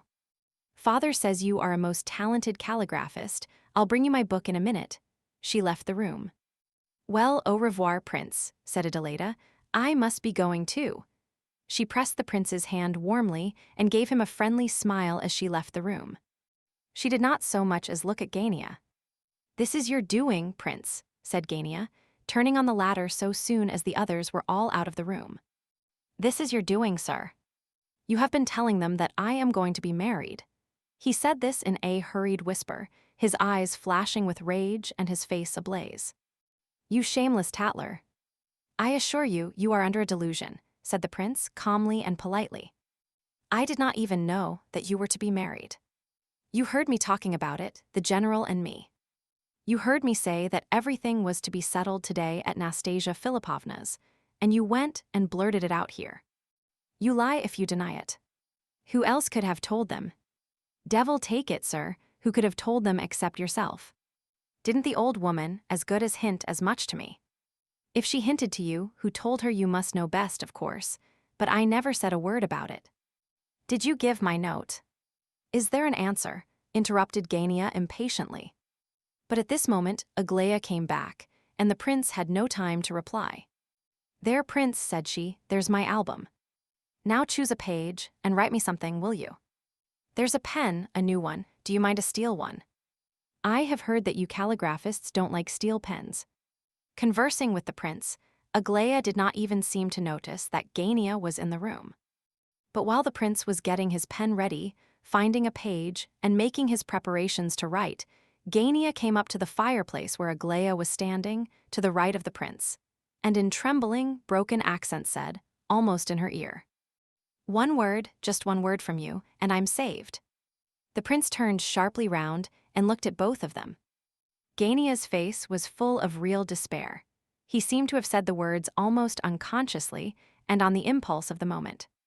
Aglaia gazed at him for some seconds with precisely the same composure and calm astonishment as she had shown a little while before, when the prince handed her the note, and it appeared that this calm surprise and seemingly absolute incomprehension of what was said to her were more terribly overwhelming to Gania than even the most plainly expressed disdain would have been. "What shall I write?" asked the prince. "I'll dictate to you," said Aglaia, coming up to the table. "Now then, are you ready? Write, I never condescend to bargain. Now put your name and the date." "Let me see it." The prince handed her the album. "Capital. How beautifully you have written it. Thanks so much. Au revoir, Prince. Wait a minute," she added. "I want to give you something for a keepsake. Come with me this way, will you?" The prince followed her. Arrived at the dining room, she stopped. "Read this," she said, handing him Gania's note. The prince took it from her hand, but gazed at her in bewilderment. "Oh, I know you haven't read it, and that you could never be that man's accomplice. Read it, I wish you to read it." The letter had evidently been written in a hurry. "My fate is to be decided today," it ran, "you know how. This day I must give my word irrevocably. I have no right to ask your help, and I dare not allow myself to indulge in any hopes. But once you said just one word, and that word lighted up the night of my life and became the beacon of my days. Say one more such word, and save me from utter ruin. Only tell me, break off the whole thing, and I will do so this very day. Oh, what can it cost you to say just this one word? In doing so, you will but be giving me a sign of your sympathy for me and of your pity. Only this, nothing more, nothing. I dare not indulge in any hope, because I am unworthy of it. But if you say but this word, I will take up my cross again with joy and return once more to my battle with poverty. I shall meet the storm and be glad of it. I shall rise up with renewed strength. Send me back then this one word of sympathy, only sympathy, I swear to you, and oh, do not be angry with the audacity of despair, with the drowning man who has dared to make this last effort to save himself from perishing beneath the waters. GL. This man assures me," said Aglaia scornfully, when the prince had finished reading the letter, "that the words break off everything, do not commit me to anything whatever, and himself gives me a written guarantee to that effect in this letter. Observe how ingenuously he underlines certain words, and how crudely he glosses over his hidden thoughts. He must know that if he broke off everything, first by himself, and without telling me a word about it or having the slightest hope on my account, that in that case I should perhaps be able to change my opinion of him and even accept his friendship. He must know that, but his soul is such a wretched thing. He knows it and cannot make up his mind. He knows it and yet asks for guarantees. He cannot bring himself to trust. He wants me to give him hopes of myself before he lets go of his 100,000 rubles. As to the former word, which he declares lighted up the night of his life, he is simply an impudent liar. I merely pitied him once. But he is audacious and shameless. He immediately began to hope, at that very moment. I saw it. He has tried to catch me ever since. He is still fishing for me. Well, enough of this. Take the letter and give it back to him as soon as you have left our house. Not before, of course. And what shall I tell him by way of answer? Nothing, of course. That's the best answer. Is it the case that you are going to live in his house? Yes, your father kindly recommended me to him. Then look out for him, I warn you.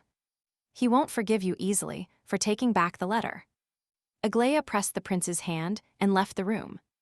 Her face was serious and frowning. She did not even smile as she nodded goodbye to him at the door.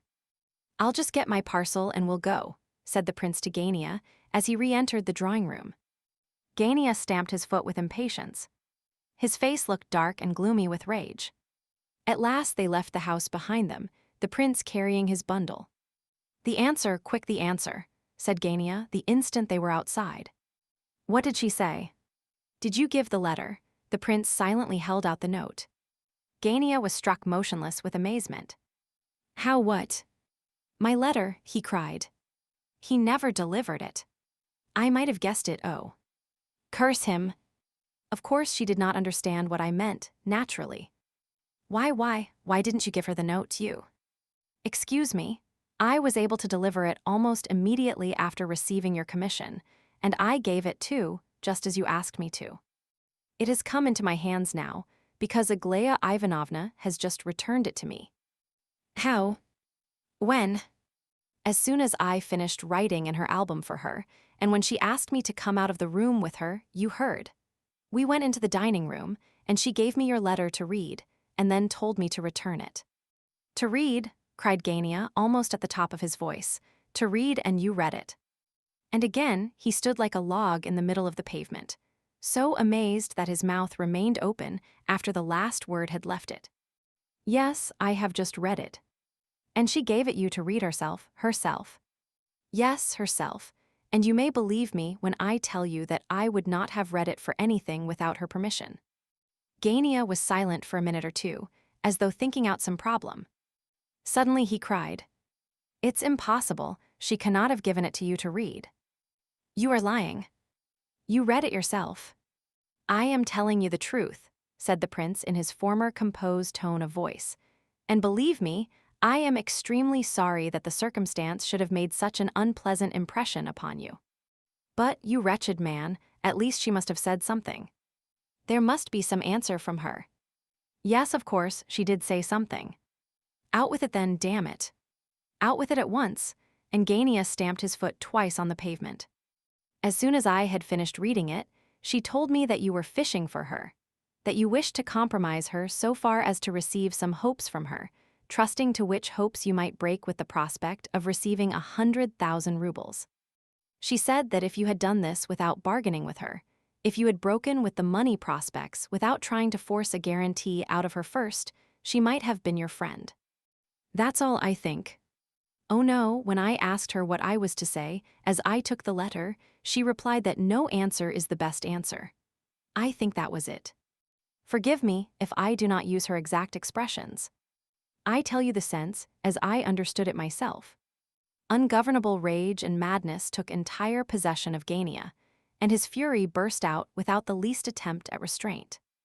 Oh, that's it, is it? He yelled. She throws my letters out of the window, does she? Oh, and she does not condescend to bargain, while I do, eh? We shall see, we shall see.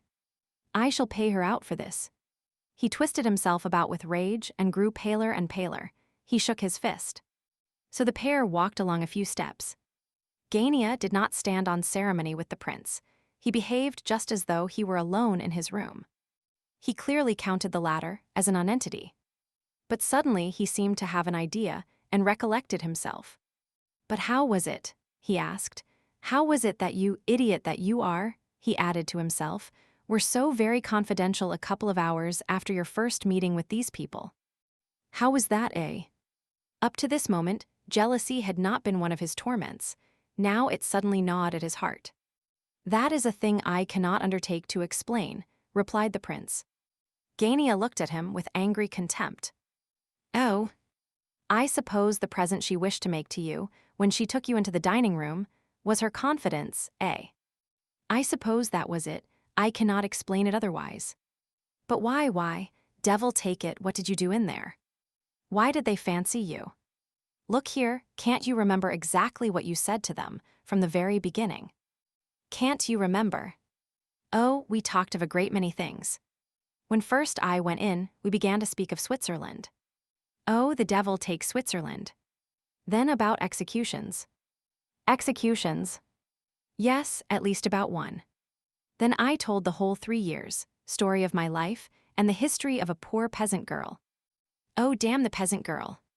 Go on, said Gania impatiently. Then how Schneider told me about my childish nature, and oh, curse Schneider and his dirty opinions. Go on. Then I began to talk about faces, at least about the expressions of faces, and said that Aglaya Ivanovna was nearly as lovely as Nastasia Philipovna. It was then I blurted out about the portrait. But you didn't repeat what you heard in the study. You didn't repeat that, eh? No, I tell you I did not. Then how did they look here? Did Aglaya show my letter to the old lady? Oh, there I can give you my fullest assurance that she did not. I was there all the while, she had no time to do it. But perhaps you may not have observed it. Oh, you damned idiot, you, he shouted, quite beside himself with fury. You can't even describe what went on. Gania, having once descended to abuse, and receiving no check, very soon knew no bounds or limit to his license, as is often the way in such cases. His rage so blinded him that he had not even been able to detect that this idiot, whom he was abusing to such an extent, was very far from being slow of comprehension, and had a way of taking in an impression, and afterwards giving it out again, which was very unidiotic indeed. But something a little unforeseen now occurred. I think I ought to tell you, Gavrila Ardalionovitch, said the prince suddenly, that though I once was so ill that I really was little better than an idiot, yet now I am almost recovered, and that therefore it is not altogether pleasant to be called an idiot to my face. Of course, your anger is excusable, considering the treatment you have just experienced, but I must remind you that you have twice abused me rather rudely. I do not like this sort of thing, and especially so at the first time of meeting a man, and therefore, as we happen to be at this moment standing at a crossroad, don't you think we had better part, you to the left, homewards, and I to the right, here? I have 25 rubles, and I shall easily find a lodging. Gania was much confused, and blushed for shame. Do forgive me, prince, he cried, suddenly changing his abusive tone for one of great courtesy. For heaven's sake, forgive me. You see what a miserable plight I am in, but you hardly know anything of the facts of the case as yet. If you did, I am sure you would forgive me, at least partially. Of course it was inexcusable of me, I know, but… Oh, dear me, I really do not require such profuse apologies, replied the prince hastily. I quite understand how unpleasant your position is, and that is what made you abuse me. So come along to your house, after all. I shall be delighted. I am not going to let him go like this, thought Gania, glancing angrily at the prince as they walked along. The fellow has sucked everything out of me, and now he takes off his mask. There's something more than appears, here we shall see. It shall all be as clear as water by tonight, everything. But by this time, they had reached Gania's house. Roman VIII. The flat occupied by Gania and his family was on the 3rd floor of the house. It was reached by a clean light staircase, and consisted of 7 rooms, a nice enough lodging, and one would have thought a little too good for a clerk on 2,000 rubles a year. But it was designed to accommodate a few lodgers on board terms, and had been taken a few months since, much to the disgust of Gania, at the urgent request of his mother and his sister, Varvara Ardalionovna, who longed to do something to increase the family income a little, and fixed their hopes upon letting lodgings. Gania frowned upon the idea. He thought it infra-dig, and did not quite like appearing in society afterwards, that society in which he had been accustomed to pose up to now as a young man of rather brilliant prospects. All these concessions and rebuffs of fortune of late had wounded his spirit severely, and his temper had become extremely irritable, his wrath being generally quite out of proportion to the cause. But if he had made up his mind to put up with this sort of life for a while, it was only on the plain understanding with his inner self that he would very soon change it all, and have things as he chose again. Yet the very means by which he hoped to make this change threatened to involve him in even greater difficulties than he had had before. The flat was divided by a passage which led straight out of the entrance hall. Along one side of this corridor lay the 3 rooms which were designed for the accommodation of the highly recommended lodgers. Besides these 3 rooms, there was another small one at the end of the passage, close to the kitchen, which was allotted to General Ivolgin, the nominal master of the house, who slept on a wide sofa and was obliged to pass into and out of his room through the kitchen and up or down the back stairs. Kolya, Gania's young brother, a schoolboy of 13, shared this room with his father. He, too, had to sleep on an old sofa, a narrow, uncomfortable thing with a torn rug over it, his chief duty being to look after his father, who needed to be watched more and more every day. The prince was given the middle room of the 3, the first being occupied by one Ferdishenko, while the third was empty. But Gania first conducted the prince to the family apartments.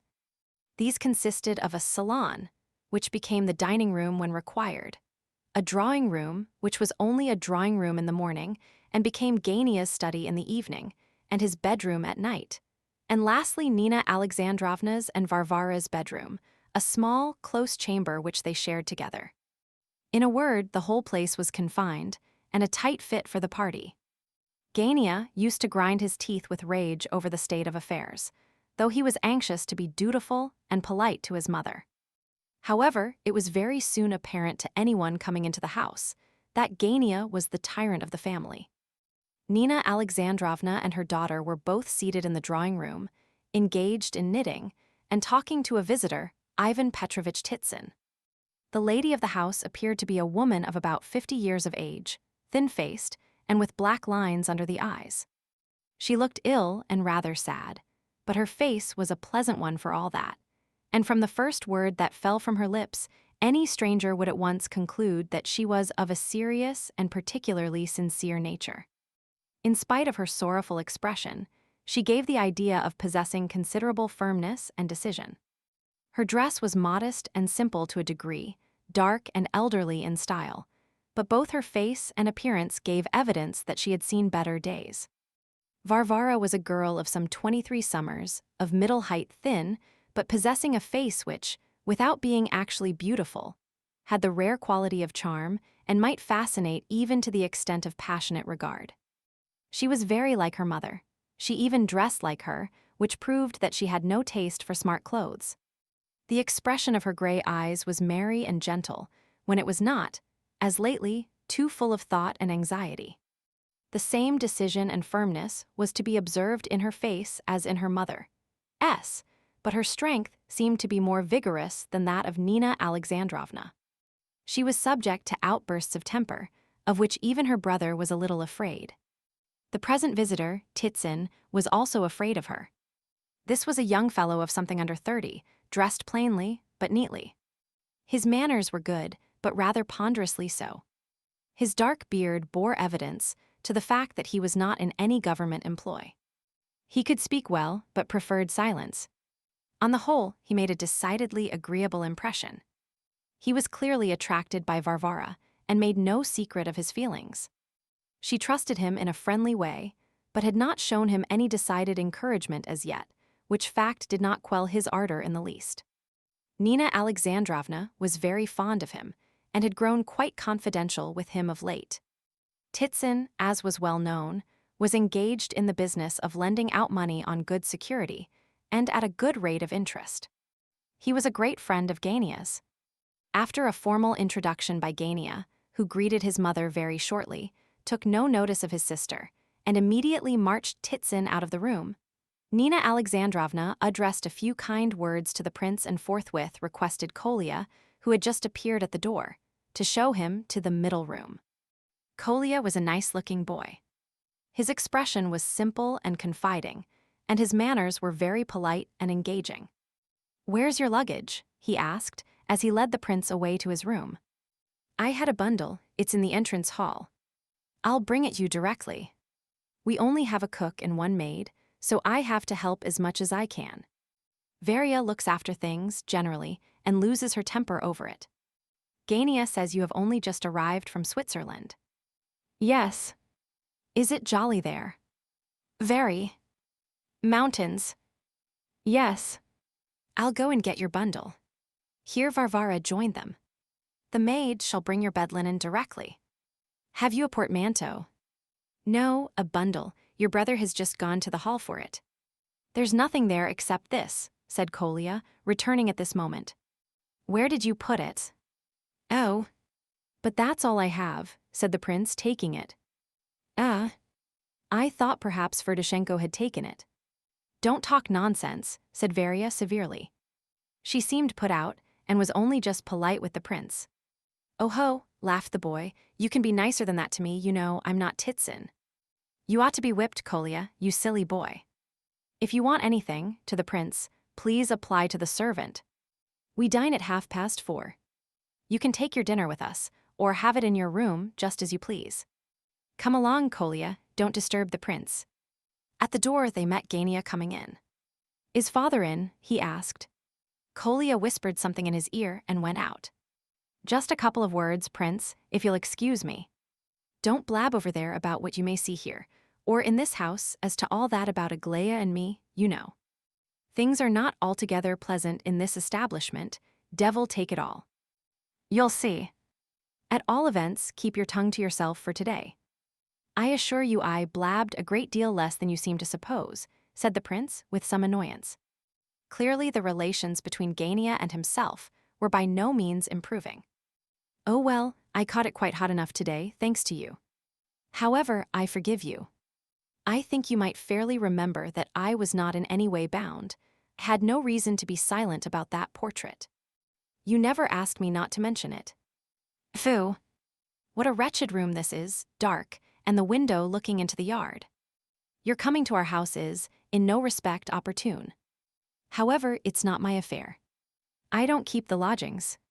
Titsin here looked in and beckoned to Gania, who hastily left the room, in spite of the fact that he had evidently wished to say something more and had only made the remark about the room to gain time. The prince had hardly had time to wash and tidy himself a little when the door opened once more, and another figure appeared. This was a gentleman of about 30, tall, broad-shouldered, and red-haired. His face was red, too, and he possessed a pair of thick lips, a wide nose, small eyes, rather bloodshot, and with an ironical expression in them, as though he were perpetually winking at someone. His whole appearance gave one the idea of impudence. His dress was shabby. He opened the door just enough to let his head in. His head remained so placed for a few seconds while he quietly scrutinized the room. The door then opened enough to admit his body, but still he did not enter. He stood on the threshold and examined the prince carefully. At last he gave the door a final shove, entered, approached the prince, took his hand and seated himself and the owner of the room on 2 chairs side by side. "Ferdishenko," he said, gazing intently and inquiringly into the prince's eyes. "Very well, what next?" said the latter, almost laughing in his face. "A lodger here," continued the other, staring as before. "Do you wish to make acquaintance?" asked the prince. "Ah," said the visitor, passing his fingers through his hair and sighing. He then looked over to the other side of the room and around it. "Got any money?" he asked suddenly. "Not much." "How much?"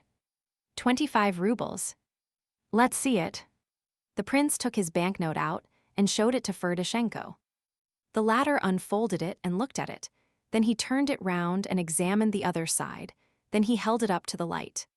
"How strange that it should have browned so," he said, reflectively.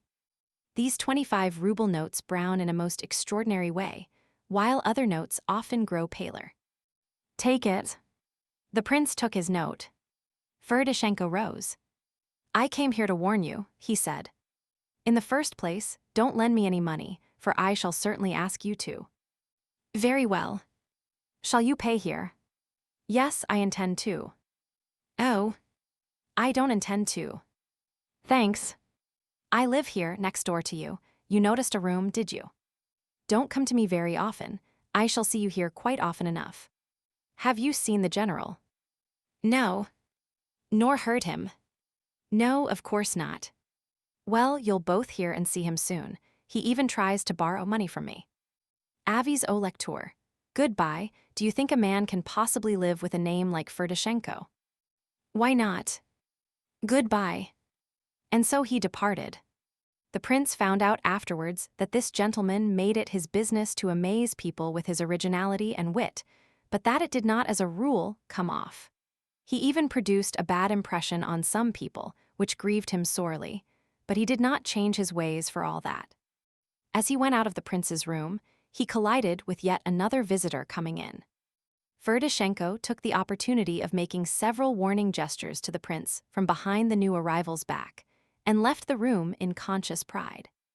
This next arrival was a tall, red-faced man of about 55, with grayish hair and whiskers, and large eyes which stood out of their sockets.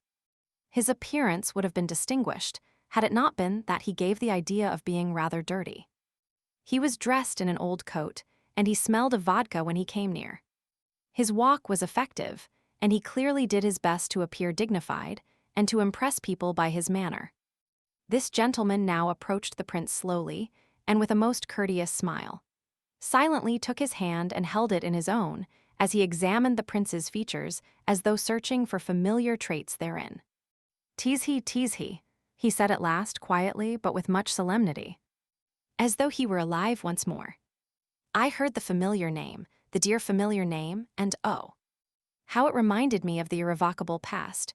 Prince Muishkin, I believe. Exactly so. General Ivolgin, retired and unfortunate. May I ask your Christian and generic names? Lef Nicolaievitch. So, the son of my old, I may say my childhood's friend, Nikolai Petrovitch. My father's name was Nikolai Lvovitch. Lvovitch, repeated the general without the slightest haste, and with perfect confidence, just as though he had not committed himself the least in the world, but merely made a little slip of the tongue. He sat down, and taking the prince's hand, drew him to a seat next to himself. "I carried you in my arms as a baby," he observed. "Really?" asked the prince.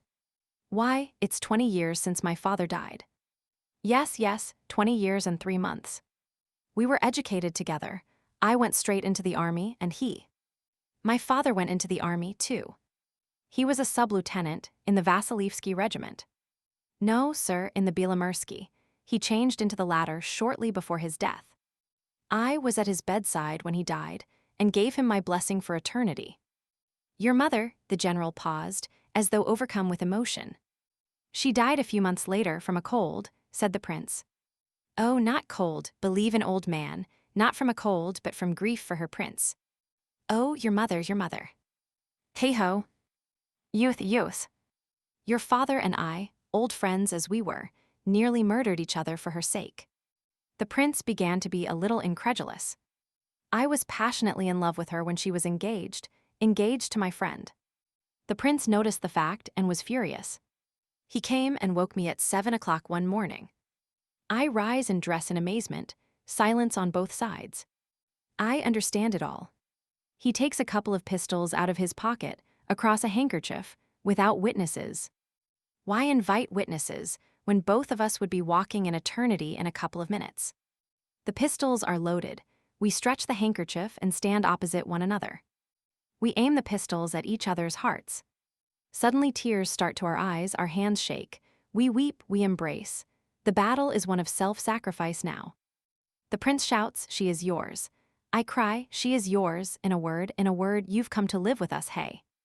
Yes, for a while I think, stammered the prince. Prince, mother begs you to come to her, said Kolya, appearing at the door. The prince rose to go, but the general once more laid his hand in a friendly manner on his shoulder and dragged him down onto the sofa. As the true friend of your father, I wish to say a few words to you, he began. I have suffered, there was a catastrophe. I suffered without a trial, I had no trial.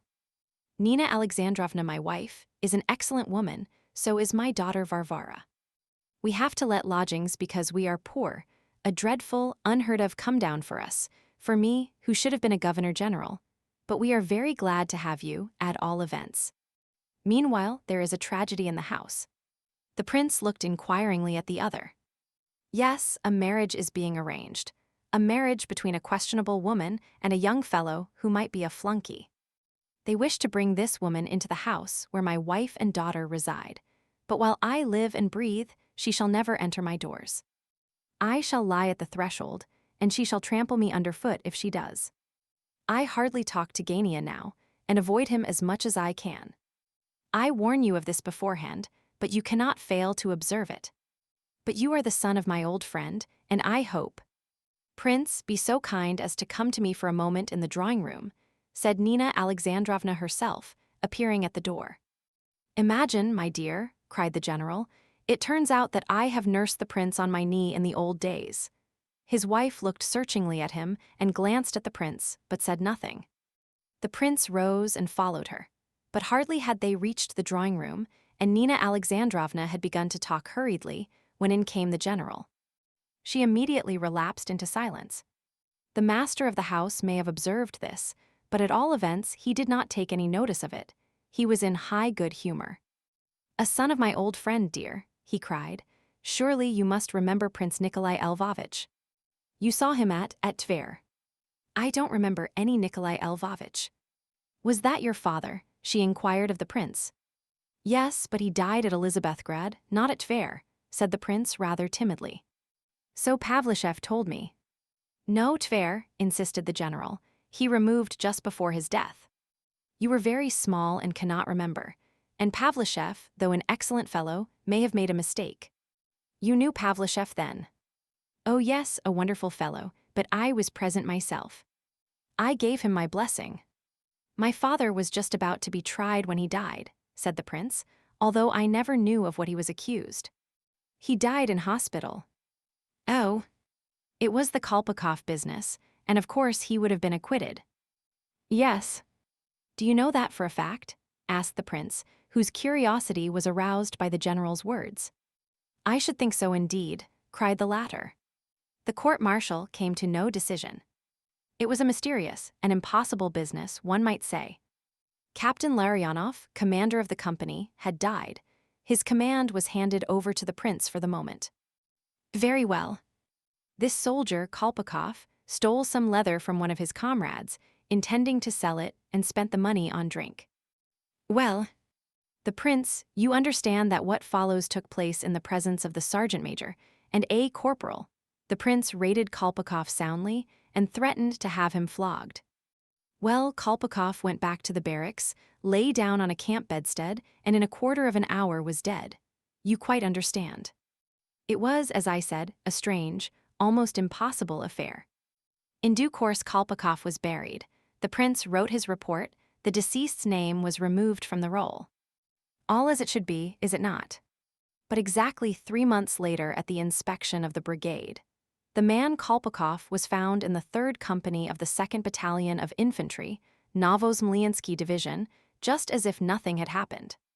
What? Said the prince, much astonished. It did not occur, it's a mistake, said Nina Alexandrovna quickly, looking at the prince rather anxiously. Mon mari si trompe, she added, speaking in French. My dear, si trompe is easily said. Do you remember any case at all like it? Everybody was at their wits' end.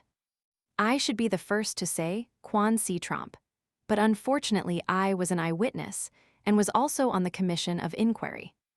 Everything proved that it was really he, the very same soldier Kolpakov, who had been given the usual military funeral to the sound of the drum. It is of course a most curious case, nearly an impossible one. I recognize that. But, Father, your dinner is ready, said Varvara at this point, putting her head in at the door. Very glad, I'm particularly hungry. Yes, yes, a strange coincidence, almost a psychological. Your soup'll be cold, do come. Coming, coming, said the general. Son of my old friend, he was heard muttering as he went down the passage. You will have to excuse very much in my husband, if you stay with us, said Nina Alexandrovna, but he will not disturb you often. He dines alone. Everyone has his little peculiarities, you know, and some people perhaps have more than those who are most pointed at and laughed at. One thing I must beg of you. If my husband applies to you for payment for board and lodging, tell him that you have already paid me. Of course, anything paid by you to the general would be as fully settled as if paid to me, so far as you are concerned. But I wish it to be so, if you please, for convenience sake. What is it, Varya? Varya had quietly entered the room and was holding out the portrait of Nastasia Philipovna to her mother. Nina Alexandrovna started and examined the photograph intently, gazing at it long and sadly. At last she looked up inquiringly at Varya. It's a present from herself to him, said Varya. The question is to be finally decided this evening. This evening, repeated her mother in a tone of despair, but softly, as though to herself. Then it's all settled, of course, and there's no hope left to us. She has anticipated her answer by the present of her portrait. Did he show it you himself? She added in some surprise. You know, we have hardly spoken to each other for a whole month. Titsin told me all about it, and the photo was lying under the table, and I picked it up. Prince, asked Nina Alexandrovna, I wanted to inquire whether you have known my son long. I think he said that you had only arrived today from somewhere. The prince gave a short narrative of what we have heard before, leaving out the greater part. The two ladies listened intently. I did not ask about Gania out of curiosity, said the elder at last. I wish to know how much you know about him, because he said just now that we need not stand on ceremony with you. What exactly does that mean? At this moment, Gania and Titsin entered the room together, and Nina Alexandrovna immediately became silent again. The prince remained seated next to her, but Varya moved to the other end of the room. The portrait of Nastasia Philipovna remained lying as before on the work table. Gania observed it there, and with a frown of annoyance snatched it up and threw it across to his writing table, which stood at the other end of the room. Is it today, Gania? Asked Nina Alexandrovna at last. Is what today? Cried the former. Then suddenly recollecting himself, he turned sharply on the prince. Oh, he growled, I see you are here, that explains it. Is it a disease, or what, that you can't hold your tongue? Look here, understand once for all, prince. I am to blame in this, Gania, no one else, said Titsin. Gania glanced inquiringly at the speaker. It's better so, you know, Gania, especially as, from one point of view, the matter may be considered as settled, said Titsin. And sitting down a little way from the table, he began to study a paper covered with pencil writing. Gania stood and frowned. He expected a family scene. He never thought of apologizing to the prince, however. If it's all settled, Gania, then of course Mr. Titsin is right, said Nina Alexandrovna. Don't frown. You need not worry yourself, Gania. I shall ask you no questions. You need not tell me anything you don't like. I assure you I have quite submitted to your will. She said all this, knitting away the while as though perfectly calm and composed. Gania was surprised, but cautiously kept silence and looked at his mother, hoping that she would express herself more clearly. Nina Alexandrovna observed his cautiousness and added, with a bitter smile, You are still suspicious, I see, and do not believe me, but you may be quite at your ease. There shall be no more tears, nor questions, not from my side at all events. All I wish is that you may be happy, you know that. I have submitted to my fate, but my heart will always be with you, whether we remain united or whether we part. Of course, I only answer for myself. You can hardly expect your sister. My sister again, cried Gania, looking at her with contempt and almost hate. Look here, mother, I have already given you my word that I shall always respect you fully and absolutely, and so shall everyone else in this house, be it who it may, who shall cross this threshold. Gania was so much relieved that he gazed at his mother almost affectionately. I was not at all afraid for myself, Gania, as you know well. It was not for my own sake that I have been so anxious and worried all this time. They say it is all to be settled today. What is to be settled? She has promised to tell me tonight at her own house whether she consents or not, replied Gania. We have been silent on this subject for 3 weeks, said his mother, and it was better so, and now I will only ask you one question. How can she give her consent and make you a present of her portrait when you do not love her? How can such a practiced hand a? I was not going to express myself so. But how could you so blind her? Nina Alexandrovna's question betrayed intense annoyance. Gania waited a moment and then said, without taking the trouble to conceal the irony of his tone, "There you are, mother, you are always like that. You begin by promising that there are to be no reproaches or insinuations or questions, and here you are beginning them at once. We had better drop the subject, we had really. I shall never leave you, mother. Any other man would cut and run from such a sister as this. See how she is looking at me at this moment. Besides, how do you know that I am blinding Nastasia Philipovna? As for Varia, I don't care, she can do just as she pleases.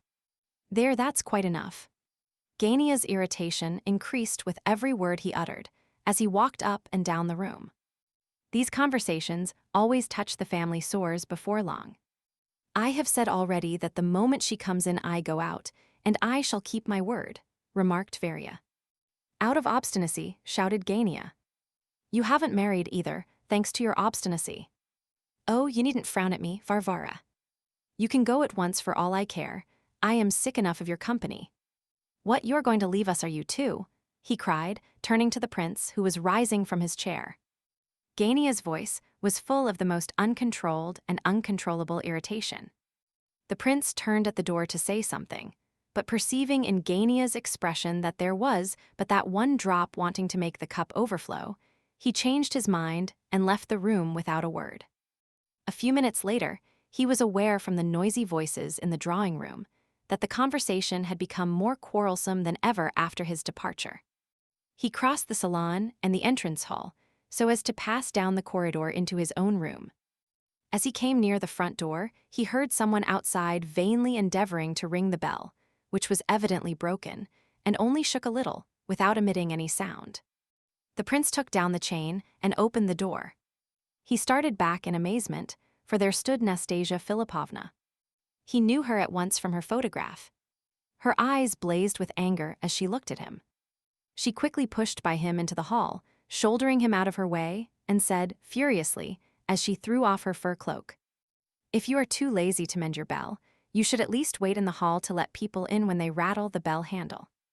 There now, you've dropped my fur cloak, dummy." Sure enough, the cloak was lying on the ground.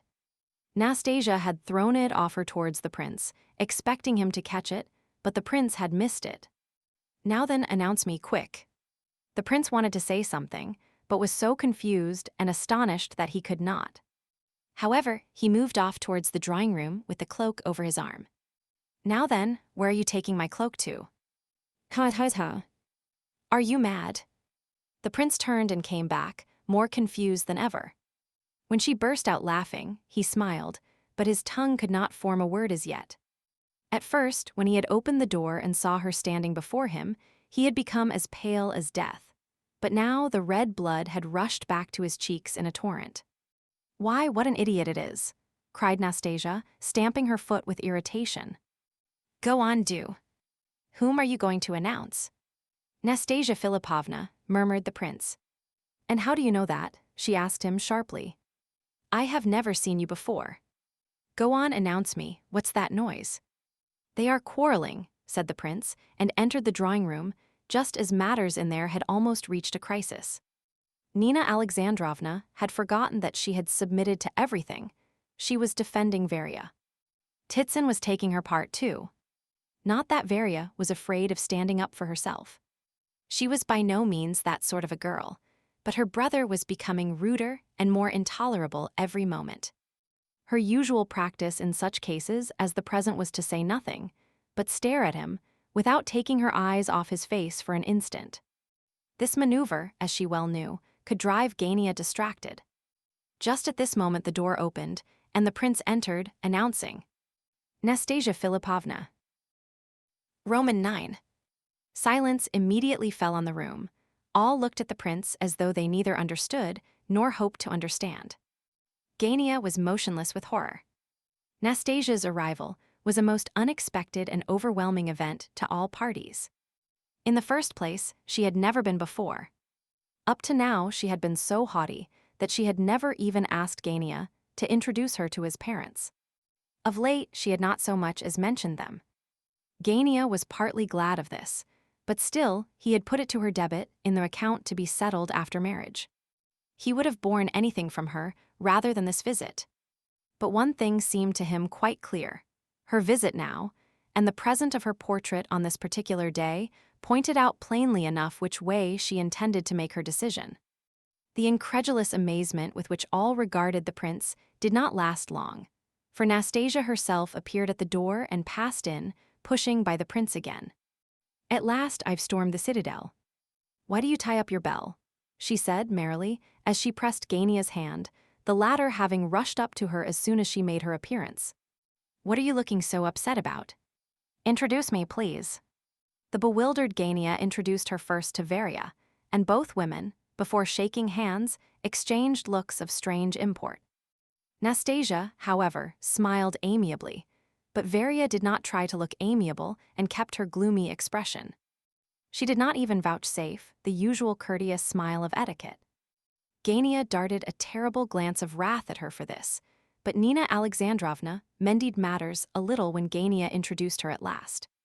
Hardly, however, had the old lady begun about her highly gratified feelings, and so on when Nastasia left her, and flounced into a chair by Gania's side in the corner by the window, and cried, Where's your study? And where are the lodgers? You do take in lodgers, don't you? Gania looked dreadfully put out, and tried to say something in reply, but Nastasia interrupted him. Why, where are you going to squeeze lodgers in here? Don't you use a study? Does this sort of thing pay? She added, turning to Nina Alexandrovna. Well, it is troublesome, rather, said the latter, but I suppose it will pay pretty well. We have only just begun, however. Again, Nastasia Philipovna did not hear the sentence out. She glanced at Gania and cried, laughing, What a face! My goodness, what a face you have on at this moment. Indeed, Gania did not look in the least like himself. His bewilderment and his alarmed perplexity passed off, however, and his lips now twitched with rage as he continued to stare evilly at his laughing guest, while his countenance became absolutely livid. There was another witness, who, though standing at the door motionless and bewildered himself, still managed to remark Gania's death-like pallor and the dreadful change that had come over his face. This witness was the prince, who now advanced in alarm and muttered to Gania, Drink some water, and don't look like that. It was clear that he came out with these words quite spontaneously, on the spur of the moment. But his speech was productive of much, for it appeared that all Gania's rage now overflowed upon the prince. He seized him by the shoulder and gazed with an intensity of loathing and revenge at him, but said nothing, as though his feelings were too strong to permit of words. General agitation prevailed. Nina Alexandrovna gave a little cry of anxiety. Titsyn took a step forward in alarm. Kolya and Ferdishenko stood stock still at the door in amazement. Only Varia remained coolly watching the scene from under her eyelashes. She did not sit down, but stood by her mother with folded hands. However, Gania recollected himself almost immediately. He let go of the prince and burst out laughing. Why are you a doctor, prince, or what? He asked, as naturally as possible. I declare you quite frighten me. Nastasia Philipovna, let me introduce this interesting character to you, though I have only known him myself since the morning. Nastasia gazed at the prince in bewilderment. Prince? He a prince? Why, I took him for the footman just now and sent him in to announce me. Ha, isn't that good? Not bad that, not bad at all, put in Ferdishenko, si non e vero. I rather think I pitched into you too, didn't I? Forgive me, do. Who is he, did you say? What prince? Muishkin, she added, addressing Gania. He is a lodger of ours, explained the latter. An idiot, the prince distinctly heard the word half-whispered from behind him. This was Ferdishenko's voluntary information for Nastasia's benefit. "Tell me, why didn't you put me right when I made such a dreadful mistake just now?" continued the latter, examining the prince from head to foot without the slightest ceremony. She awaited the answer, as though convinced that it would be so foolish that she must inevitably fail to restrain her laughter over it. "I was astonished, seeing you so suddenly," murmured the prince. "How did you know who I was? Where had you seen me before? And why were you so struck dumb at the sight of me? What was there so overwhelming about me?" "Oh ho! Ho ho ho!" cried Ferdishenko. "Now then, prince. My word, what things I would say if I had such a chance as that." "My goodness, prince, go on." "So should I in your place, I've no doubt," laughed the prince to Ferdishenko, then continued, addressing Nastasia. "Your portrait struck me very forcibly this morning. Then I was talking about you to the Epinchins. And then, in the train, before I reached Petersburg, Parfen Rogojin told me a good deal about you. And at the very moment that I opened the door to you, I happened to be thinking of you when, there you stood before me." "And how did you recognize me?"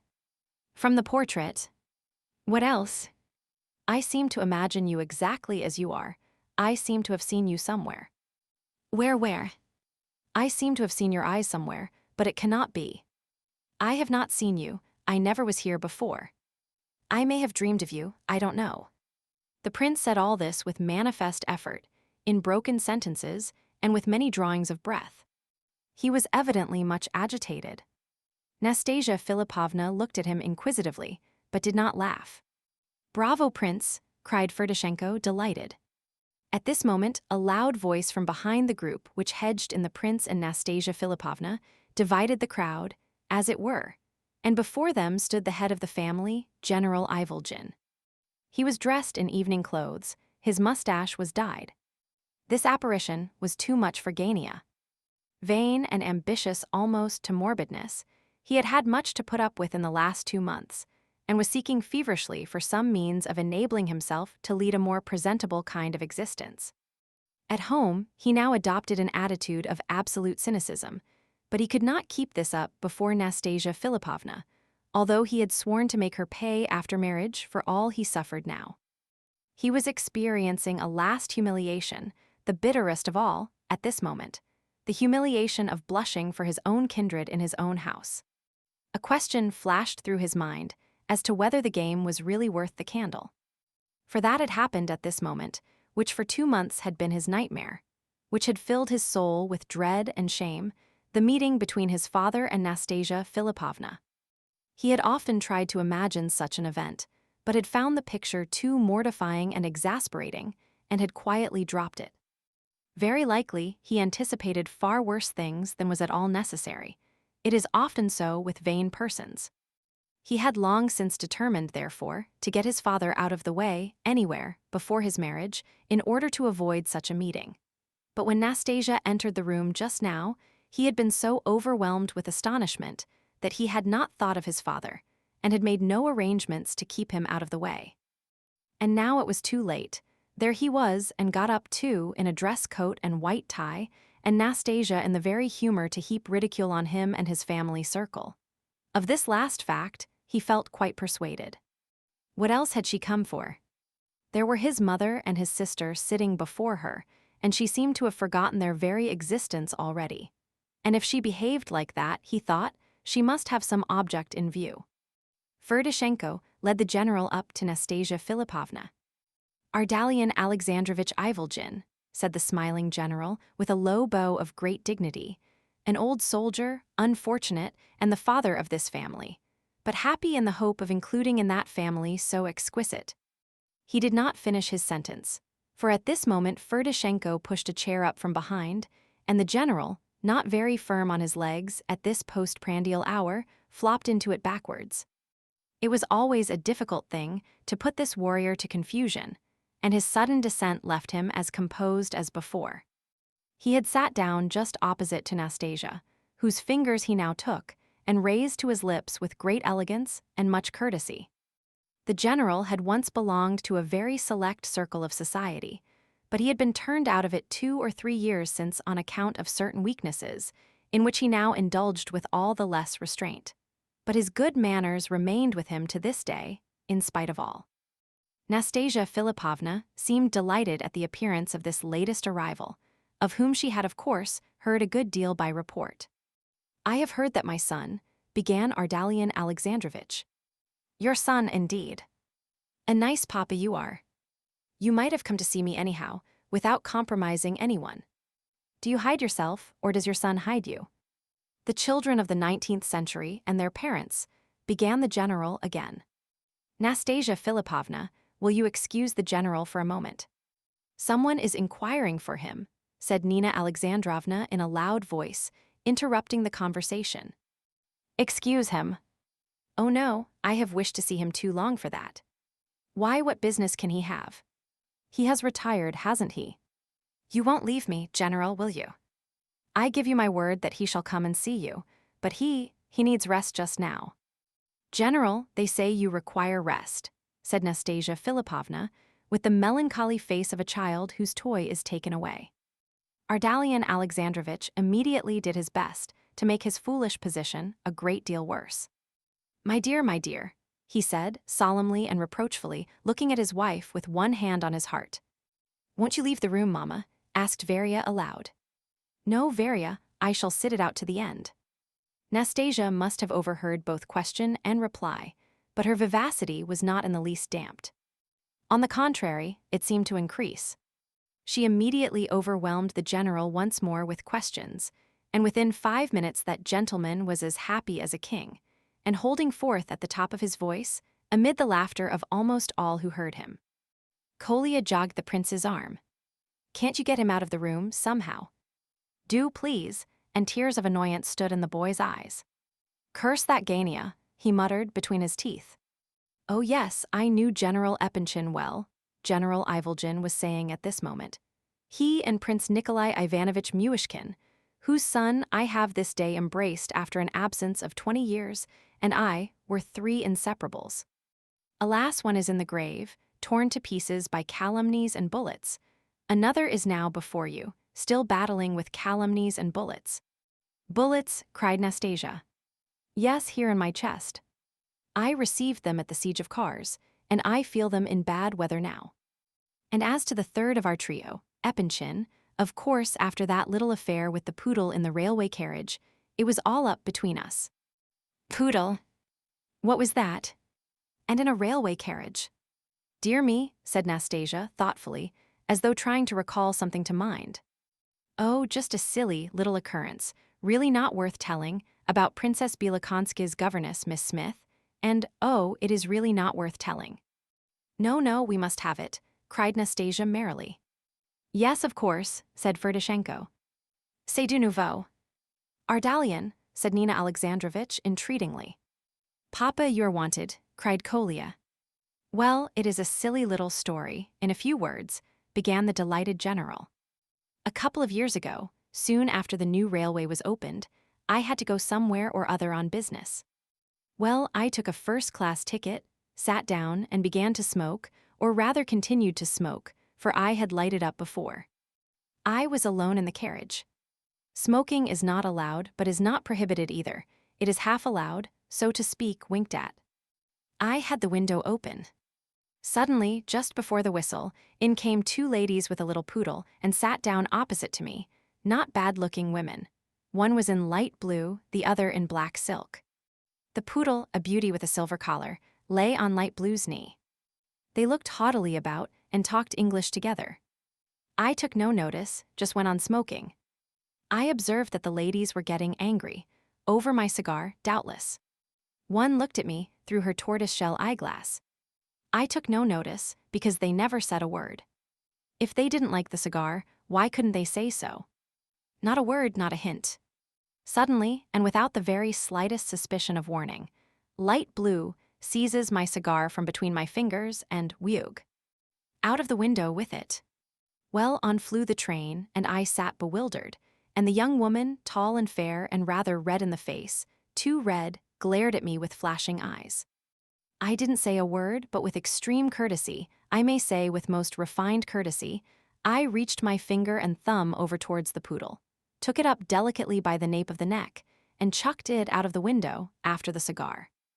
The train went flying on, and the poodle's yells were lost in the distance. "Oh, you naughty man," cried Nastasia, laughing and clapping her hands like a child. "Bravo," said Ferdishenko. Titsyn laughed too, though he had been very sorry to see the general appear. Even Kolya laughed and said, "Bravo." "And I was right, truly right," cried the general with warmth and solemnity, "for if cigars are forbidden in railway carriages, poodles are much more so." "Well, and what did the lady do?" asked Nastasia impatiently. That's where all the mischief of it lies," replied Ivolgin, frowning. Without a word, as it were, of warning, she slapped me on the cheek. "An extraordinary woman." "And you?" The general dropped his eyes and elevated his brows, shrugged his shoulders, tightened his lips, spread his hands, and remained silent. At last he blurted out, "I lost my head." "Did you hit her?" "No, oh no, there was a great flare-up, but I didn't hit her. I had to struggle a little, purely to defend myself, but the very devil was in the business. It turned out that light blue was an Englishwoman, governess or something, at Princess Bielokonsky, S, and the other woman was one of the old maid princesses Bielokonsky. Well, everybody knows what great friends the princess and Mrs. Epanchin are, so there was a pretty kettle of fish. All the Bielokonsky's went into mourning for the poodle. 6 princesses in tears, and the Englishwoman shrieking. Of course, I wrote an apology and called, but they would not receive either me or my apology, and the Epanchins cut me too. "But wait," said Nastasia. "How is it that 5 or 6 days since, I read exactly the same story in the paper, as happening between a Frenchman and an English girl? The cigar was snatched away exactly as you describe, and the poodle was chucked out of the window after it. The slapping came off too, as in your case, and the girl's dress was light blue." The general blushed dreadfully, Kolya blushed too, and Titsyn turned hastily away. Ferdishenko was the only one who laughed as gaily as before. As to Gania, I need not say that he was miserable. He stood dumb and wretched and took no notice of anybody. "I assure you," said the general, "that exactly the same thing happened to myself. I remembered there was some quarrel between father and Miss Smith, the Bielokonsky's governess," said Kolya. "How very curious, point for point the same anecdote, and happening at different ends of Europe. Even the light blue dressed the same," continued the pitiless Nastasia. "I must really send you the paper." "You must observe," insisted the general, "that my experience was 2 years earlier." That's it, no doubt." Nastasia Philipovna laughed hysterically. "Father, will you hear a word from me outside?" said Gania, his voice shaking with agitation as he seized his father by the shoulder. His eyes shone with a blaze of hatred. At this moment there was a terrific bang at the front door, almost enough to break it down. Some most unusual visitor must have arrived. Kolya ran to open. The entrance hall suddenly became full of noise and people. To judge from the sounds which penetrated to the drawing room, a number of people had already come in, and the stampede continued. Several voices were talking and shouting at once. Others were talking and shouting on the stairs outside. It was evidently a most extraordinary visit that was about to take place. Everyone exchanged startled glances. Gania rushed out towards the dining room, but a number of men had already made their way in and met him. "Here he is, the Judas," cried a voice which the prince recognized at once. "How d'ye do, Gania, you old blackguard?" "Yes, that's the man," said another voice. There was no room for doubt in the prince's mind. One of the voices was Rogojin S, and the other Lebedev S. Gania stood at the door like a block and looked on in silence, putting no obstacle in the way of their entrance, and 10 or a dozen men marched in behind Parfen Rogojin. They were a decidedly mixed-looking collection, and some of them came in their furs and caps. None of them were quite drunk, but all appeared to be considerably excited. They seemed to need each other's support, morally, before they dared come in. Not one of them would have entered alone, but with the rest each one was brave enough. Even Rogojin entered rather cautiously at the head of his troop, but he was evidently preoccupied. He appeared to be gloomy and morose, and had clearly come with some end in view. All the rest were merely chorus, brought in to support the chief character. Besides Lebedev, there was the dandy Zailshev, who came in without his coat and hat. 2 or 3 others followed his example. The rest were more uncouth. They included a couple of young merchants, a man in a greatcoat, a medical student, a little Pole, a small fat man who laughed continuously, and an enormously tall stout one who apparently put great faith in the strength of his fists. A couple of ladies of some sort put their heads in at the front door, but did not dare come any farther. Kolya promptly banged the door in their faces and locked it. "Hallo, Gania, you blackguard. You didn't expect Rogojin, eh?" said the latter, entering the drawing room and stopping before Gania. But at this moment he saw, seated before him, Nastasia Philipovna. He had not dreamed of meeting her here, evidently, for her appearance produced a marvelous effect upon him. He grew pale, and his lips became actually blue. "I suppose it is true, then," he muttered to himself, and his face took on an expression of despair. "So that's the end of it. Now you, sir, will you answer me or not?" he went on suddenly, gazing at Gania with ineffable malice. "Now then, you." He panted and could hardly speak for agitation. He advanced into the room mechanically, but perceiving Nina Alexandrovna and Varya, he became more or less embarrassed, in spite of his excitement. His followers entered after him, and all paused a moment at sight of the ladies. Of course, their modesty was not fated to be long-lived, but for a moment they were abashed. Once let them begin to shout, however, and nothing on earth should disconcert them. "What, you here too, Prince?"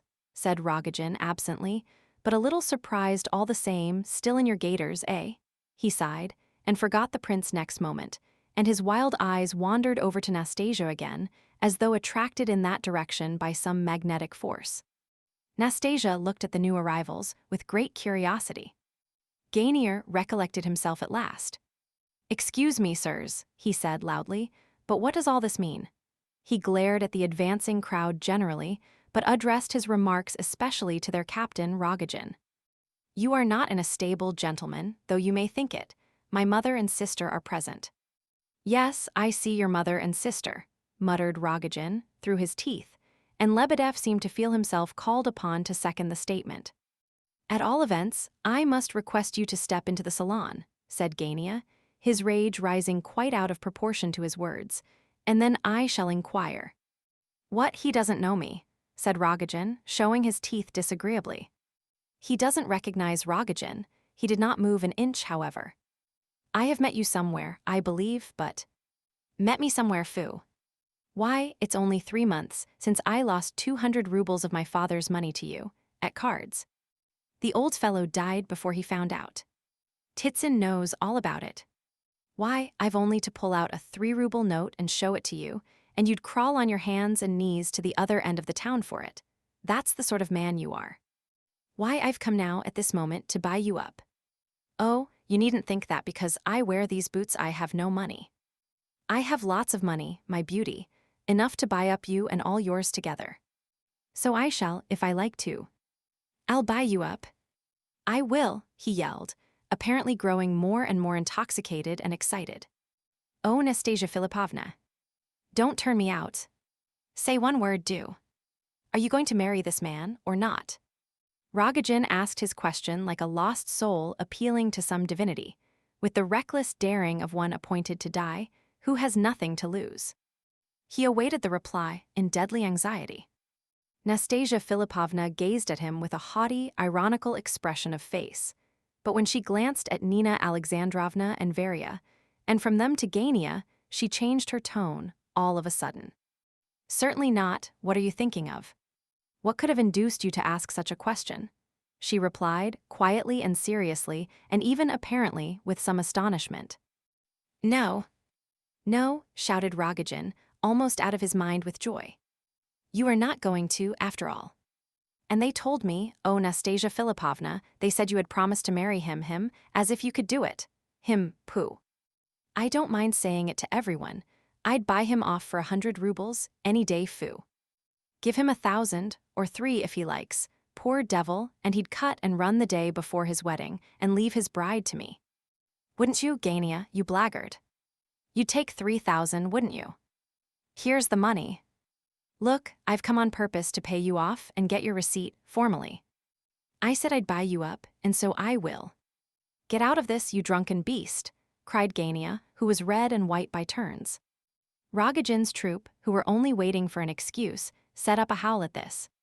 Lebedev stepped forward and whispered something in Parfin's ear. You're right, clerk, said the latter. You're right, tipsy spirit, you're right.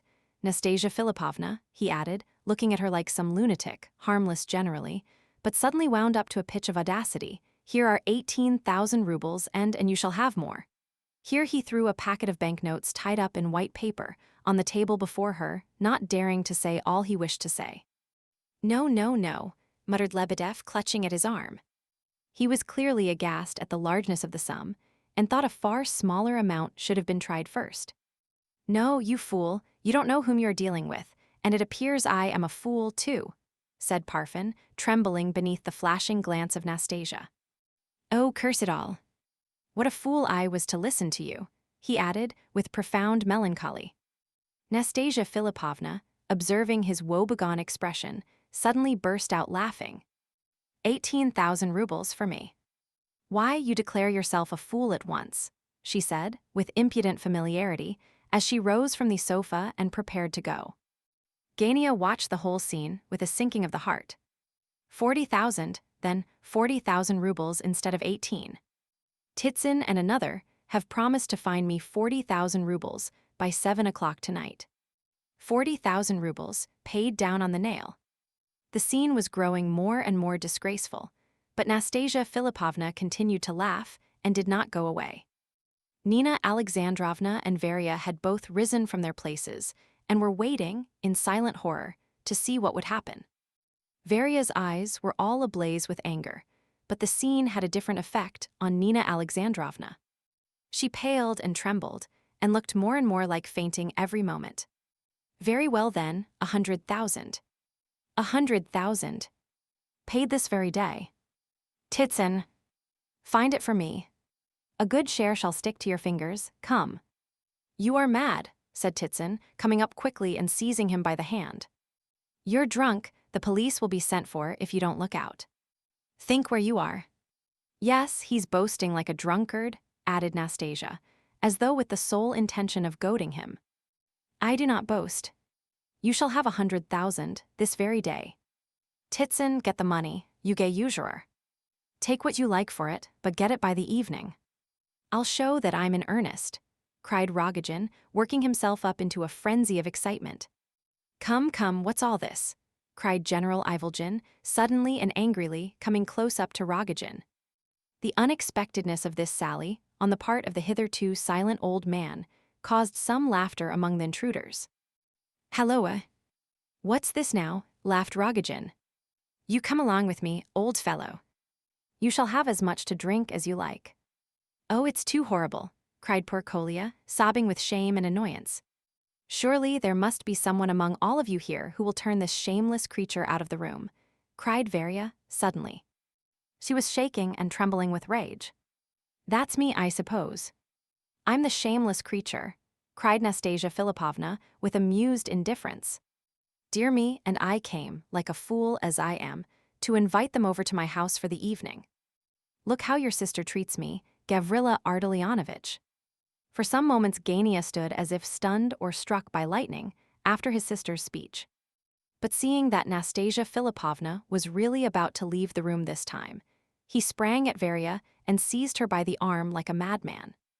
What have you done? He hissed, glaring at her as though he would like to annihilate her on the spot.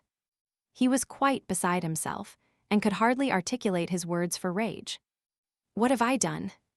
Where are you dragging me to? Do you wish me to beg pardon of this creature because she has come here to insult our mother and disgrace the whole household, you low, base wretch? Cried Varya, looking back at her brother with proud defiance. A few moments passed as they stood there face to face, Gania still holding her wrist tightly. Varya struggled once, twice to get free, then could restrain herself no longer and spat in his face. There's a girl for you, cried Nastasia Philipovna. Mr. Titsin, I congratulate you on your choice. Gania lost his head, Forgetful of everything, he aimed a blow at Varia, which would inevitably have laid her low. But suddenly another hand caught his. Between him and Varia stood the prince. "Enough, enough," said the latter with insistence, but all of a tremble with excitement. "Are you going to cross my path forever, damn you?" cried Gania, and loosening his hold on Varia, he slapped the prince's face with all his force. Exclamations of horror arose on all sides. The prince grew pale as death. He gazed into Gania's eyes with a strange, wild, reproachful look. His lips trembled and vainly endeavored to form some words. Then his mouth twisted into an incongruous smile.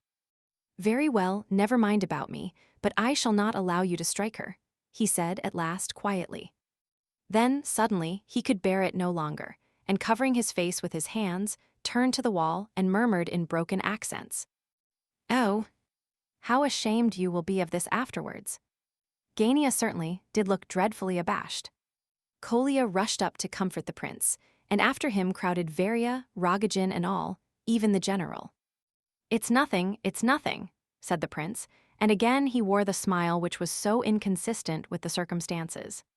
"Yes, he will be ashamed," cried Rogojin. "You will be properly ashamed of yourself for having injured such a sheep." He could not find a better word. "Prince, my dear fellow, leave this and come away with me.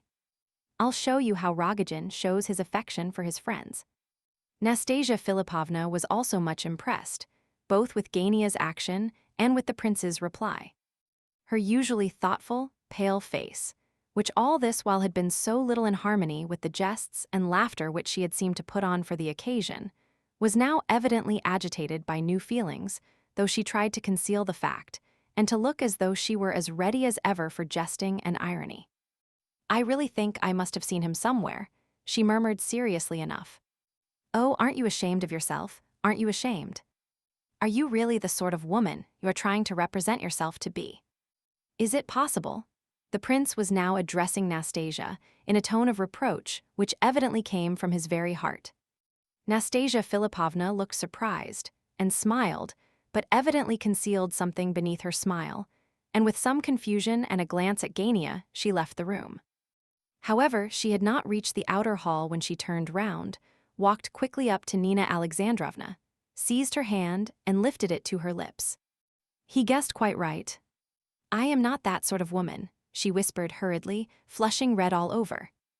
Then she turned again and left the room so quickly that no one could imagine what she had come back for. All they saw was that she said something to Nina Alexandrovna in a hurried whisper and seemed to kiss her hand. Varia, however, both saw and heard all, and watched Nastasia out of the room with an expression of wonder. Gania recollected himself in time to rush after her in order to show her out, but she had gone. He followed her to the stairs. "Don't come with me," she cried. "Au revoir till the evening, do you hear?" "Au revoir." He returned thoughtful and confused. The riddle lay heavier than ever on his soul. He was troubled about the prince, too, and so bewildered that he did not even observe Rogojin's rowdy band crowd past him and step on his toes, at the door as they went out. They were all talking at once. Rogojin went ahead of the others, talking to Titsin, and apparently insisting vehemently upon something very important. "You've lost the game, Gania," he cried as he passed the ladder. Gania gazed after him uneasily, but said nothing. The prince now left the room and shut himself up in his own chamber. Kolya followed him almost at once, anxious to do what he could to console him. The poor boy seemed to be already so attached to him that he could hardly leave him. "You were quite right to go away," he said. "The row will rage there worse than ever now, and it's like this every day with us, and all through that Nastasia Philipovna." "You have so many sources of trouble here, Kolya," said the prince.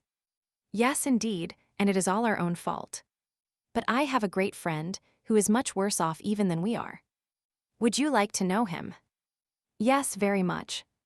"Is he one of your school fellows?" "Well, not exactly. I will tell you all about him some day. What do you think of Nastasia Philipovna? She is beautiful, isn't she?" I had never seen her before, though I had a great wish to do so. She fascinated me. I could forgive Gania if he were to marry her for love, but for money. Oh dear. That is horrible. Yes, your brother does not attract me much. I am not surprised at that. After what you. But I do hate that way of looking at things. Because some fool, or a rogue pretending to be a fool, strikes a man, that man is to be dishonored for his whole life, unless he wipes out the disgrace with blood, or makes his assailant beg forgiveness on his knees. I think that's so very absurd and tyrannical. Lermontov's Bal Masque is based on that idea, a stupid and unnatural one, in my opinion, but he was hardly more than a child when he wrote it. I like your sister very much. Did you see how she spat in Gania's face? Varia is afraid of no one. But you did not follow her example, and yet I am sure it was not through cowardice. Here she comes. Speak of a wolf and you see his tail. I felt sure that she would come. She is very generous, though of course she has her faults. Varia pounced upon her brother. This is not the place for you, said she. Go to father. Is he plaguing you, Prince? Not in the least, on the contrary, he interests me. Scolding as usual Varia. It is the worst thing about her. After all, I believe father may have started off with Rogojin. No doubt he is sorry now. Perhaps I had better go and see what he is doing, added Kolya, running off. Thank God, I have got mother away and put her to bed without another scene. Gania is worried and ashamed, not without reason. What a spectacle! I have come to thank you once more, Prince, and to ask you if you knew Nastasia Philipovna before. No, I have never known her. Then what did you mean, when you said straight out to her that she was not really like that? You guessed right, I fancy. It is quite possible she was not herself at the moment, though I cannot fathom her meaning. Evidently, she meant to hurt and insult us. I have heard curious tales about her before now, but if she came to invite us to her house, why did she behave so to my mother? Titson knows her very well. He says he could not understand her today. With Rogojin, too. No one with a spark of self-respect could have talked like that in the house of her. Mother is extremely vexed on your account, too. That is nothing, said the prince, waving his hand. But how meek she was when you spoke to her. Meek? What do you mean? You told her it was a shame for her to behave so, and her manner changed at once. She was like another person. You have some influence over her, Prince, added Varia, smiling a little. The door opened at this point, and in came Gania most unexpectedly. He was not in the least disconcerted to see Varia there, but he stood a moment at the door, and then approached the prince quietly. Prince, he said with feeling, I was a blackguard. Forgive me, his face gave evidence of suffering. The prince was considerably amazed, and did not reply at once. Oh come, forgive me, Gania insisted, rather impatiently. If you like, I'll kiss your hand. There. The prince was touched. He took Gania's hands and embraced him heartily, while each kissed the other. I never thought you were like that, said Muishkin, drawing a deep breath. I thought you weren't capable of. Of what? Apologizing, eh? And where on earth did I get the idea that you were an idiot? You always observe what other people pass by unnoticed. One could talk sense to you, but... Here is another to whom you should apologize, said the prince, pointing to Varia. No. They are all enemies. I've tried them often enough, believe me, and Gania turned his back on Varia with these words. But if I beg you to make it up, said Varia. And you'll go to Nastasia Philipovna's this evening. If you insist, but judge for yourself, can I go, ought I to go? But she is not that sort of woman, I tell you, said Gania angrily. She was only acting. I know that, but what a part to play. And think what she must take you for, Gania. I know she kissed mother's hand and all that, but she laughed at you, all the same. All this is not good enough for 75,000 rubles, my dear boy. You are capable of honorable feelings still, and that's why I am talking to you so. Oh. Do take care what you are doing. Don't you know yourself that it will end badly, Gania? So saying, and in a state of violent agitation, Varia left the room. There they are all like that, said Gania, laughing, just as if I do not know all about it much better than they do. He sat down with these words, evidently intending to prolong his visit. If you know it so well, said the prince a little timidly, Why do you choose all this worry for the sake of the 75,000, which you confess does not cover it? I didn't mean that, said Gania, but while we are upon the subject, let me hear your opinion. Is all this worry worth 75,000 or not? Certainly not. Of course. And it would be a disgrace to marry so, eh? A great disgrace. Oh well, then you may know that I shall certainly do it now. I shall certainly marry her. I was not quite sure of myself before, but now I am. Don't say a word, I know what you want to tell me. No. I was only going to say that what surprises me most of all is your extraordinary confidence. How so? What in? That Nastasia Philipovna will accept you, and that the question is as good as settled. And secondly, that even if she did, you would be able to pocket the money. Of course, I know very little about it, but that's my view. When a man marries for money, it often happens that the wife keeps the money in her own hands. Of course, you don't know all, but I assure you, you needn't be afraid, it won't be like that in our case. There are circumstances, said Gania rather excitedly. And as to her answer to me, there's no doubt about that. Why should you suppose she will refuse me? Oh, I only judge by what I see. Varvara Ardalionovna said just now. Oh, they don't know anything about it. Nastasia was only chaffing Rogojin. I was alarmed at first, but I have thought better of it now. She was simply laughing at him. She looks on me as a fool because I show that I meant her money, and doesn't realize that there are other men who would deceive her in far worse fashion. I'm not going to pretend anything, and you'll see she'll marry me, all right. If she likes to live quietly, so she shall. But if she gives me any of her nonsense, I shall leave her at once, but I shall keep the money. I'm not going to look a fool. That's the first thing, not to look a fool. But Nastasia Philipovna seems to me to be such a sensible woman, and as such, why should she run blindly into this business? That's what puzzles me so, said the prince. You don't know all, you see. I tell you there are things, and besides, I'm sure that she is persuaded that I love her to distraction, and I give you my word I have a strong suspicion that she loves me, too, in her own way, of course. She thinks she will be able to make a sort of slave of me all my life, but I shall prepare a little surprise for her. I don't know whether I ought to be confidential with you, Prince, but I assure you, you are the only decent fellow I have come across. I have not spoken so sincerely, as I am doing at this moment for years. There are uncommonly few honest people about, Prince. There isn't one honester than Titsin, he's the best of the lot. Are you laughing? You don't know, perhaps, that blackguards like honest people, and being one myself I like you. Why am I a blackguard? Tell me honestly now. They all call me a blackguard because of her, and I have got into the way of thinking myself one. That's what is so bad about the business. I for one shall never think you a blackguard again, said the prince. I confess I had a poor opinion of you at first, but I have been so joyfully surprised about you just now, it's a good lesson for me.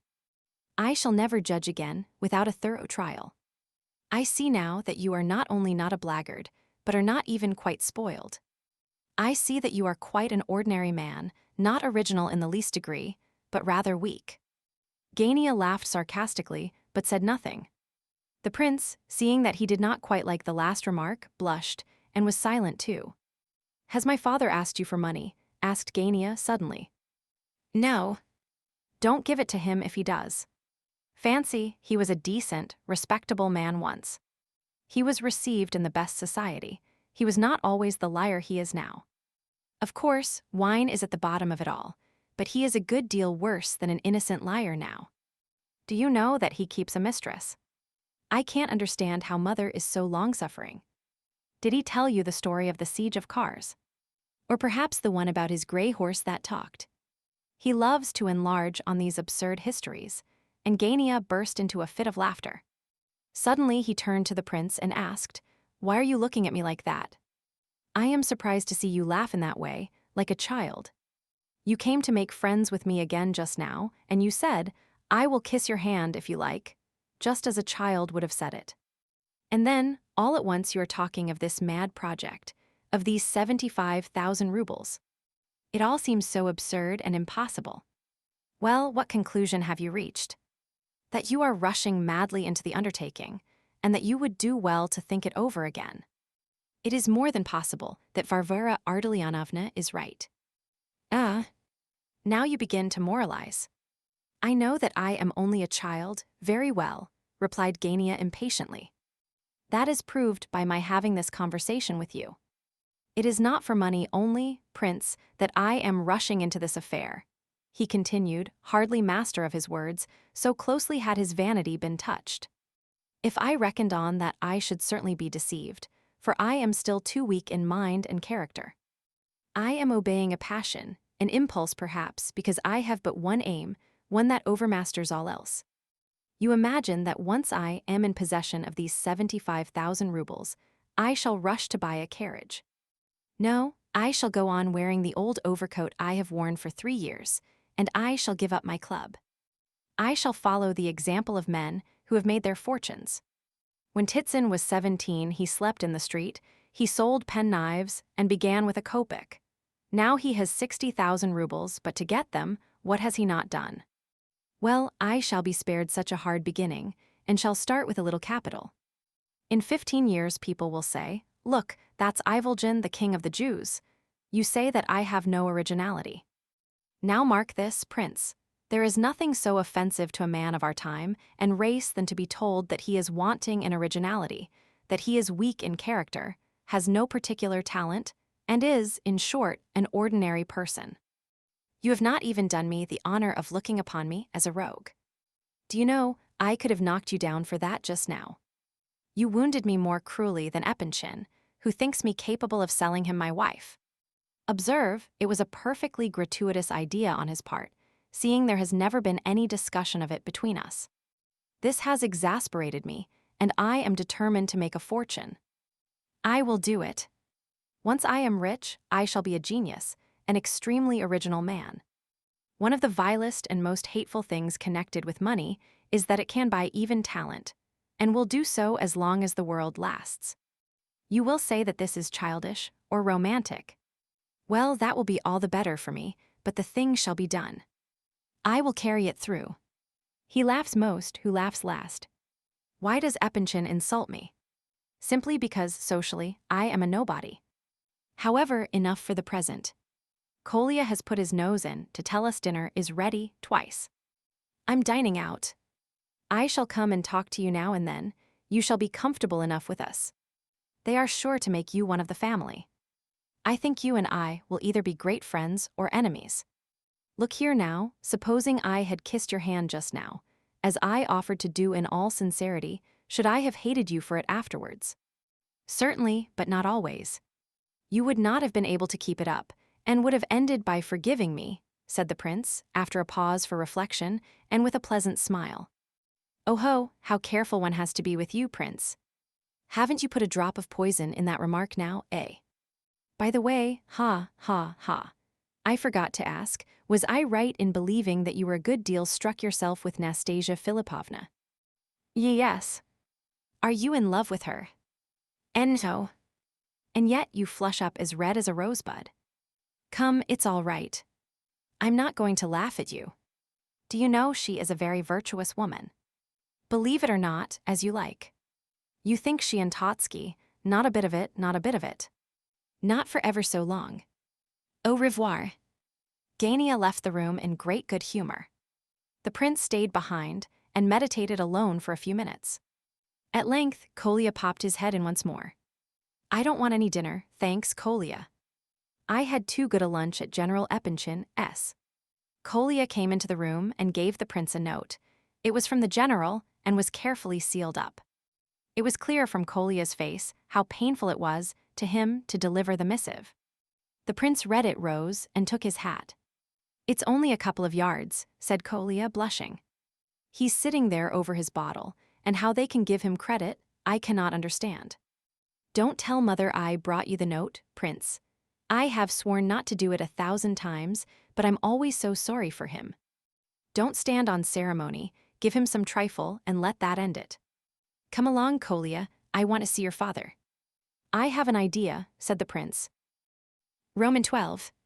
Kolya took the prince to a public house in the Litania, not far off. In one of the side rooms, there sat at a table, looking like one of the regular guests of the establishment, Ardalian Alexandrovitch, with a bottle before him and a newspaper on his knee.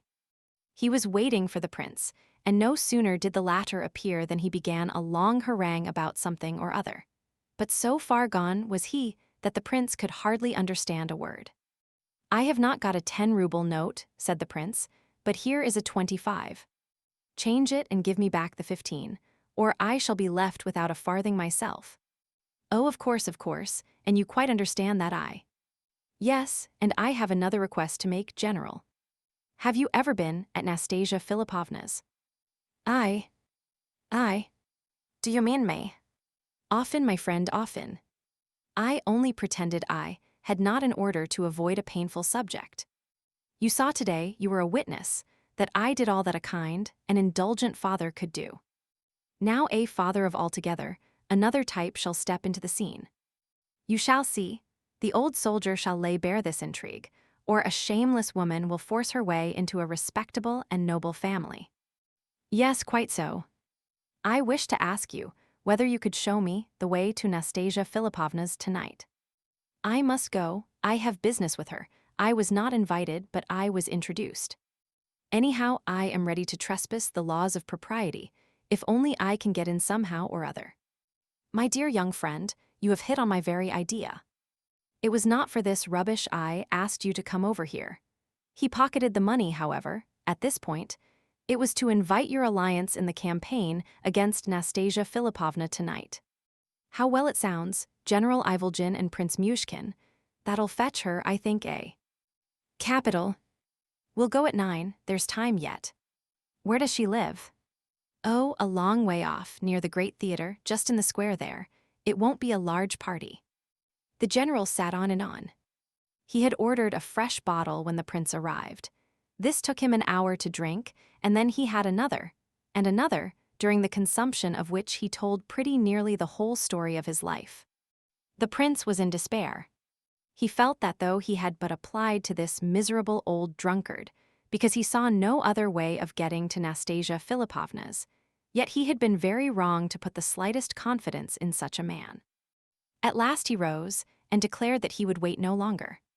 The general rose too, drank the last drops that he could squeeze out of the bottle, and staggered into the street.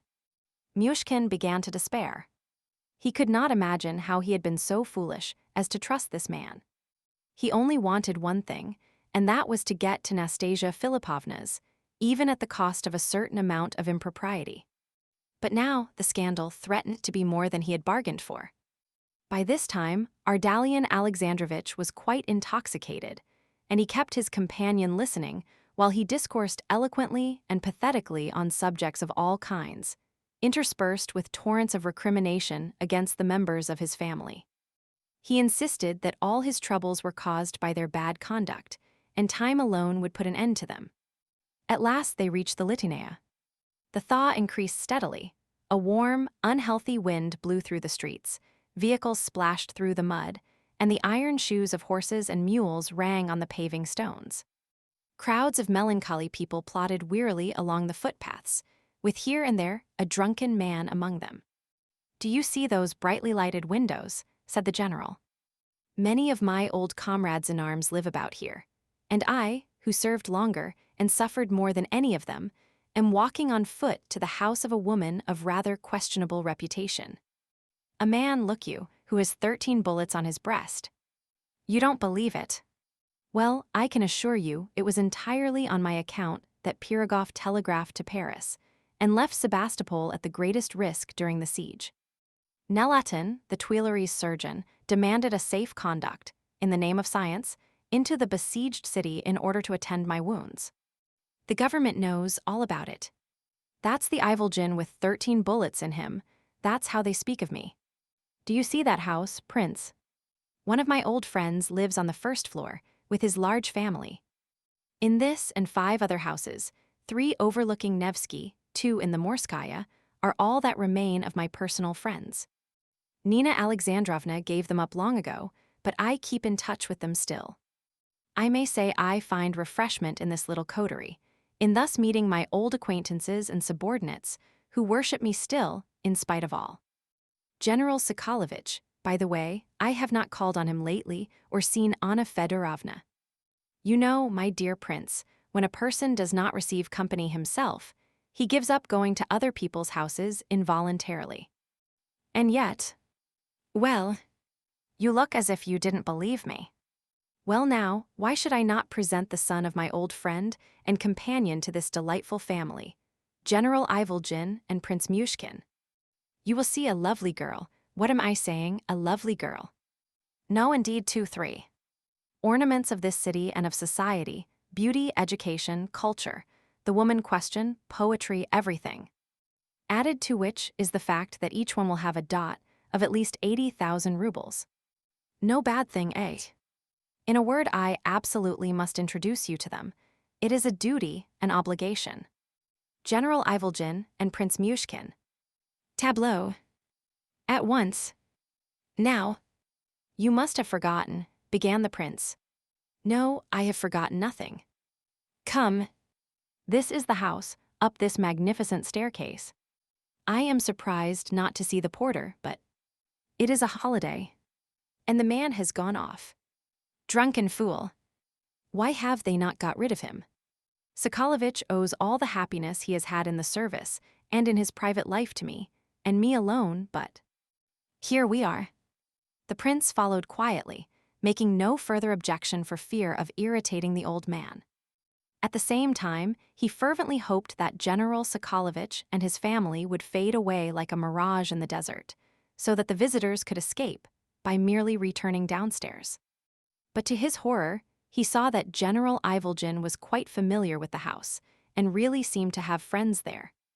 At every step, he named some topographical or biographical detail that left nothing to be desired on the score of accuracy. When they arrived at last on the first floor and the general turned to ring the bell to the right, the prince decided to run away, but a curious incident stopped him momentarily. You have made a mistake, General, said he. The name on the door is Kulikov, and you were going to see General Sokolovitch. Kulikov. Kulikov means nothing. This is Sokolovitch's flat, and I am ringing at his door. What do I care for Kulikov? Here comes someone to open.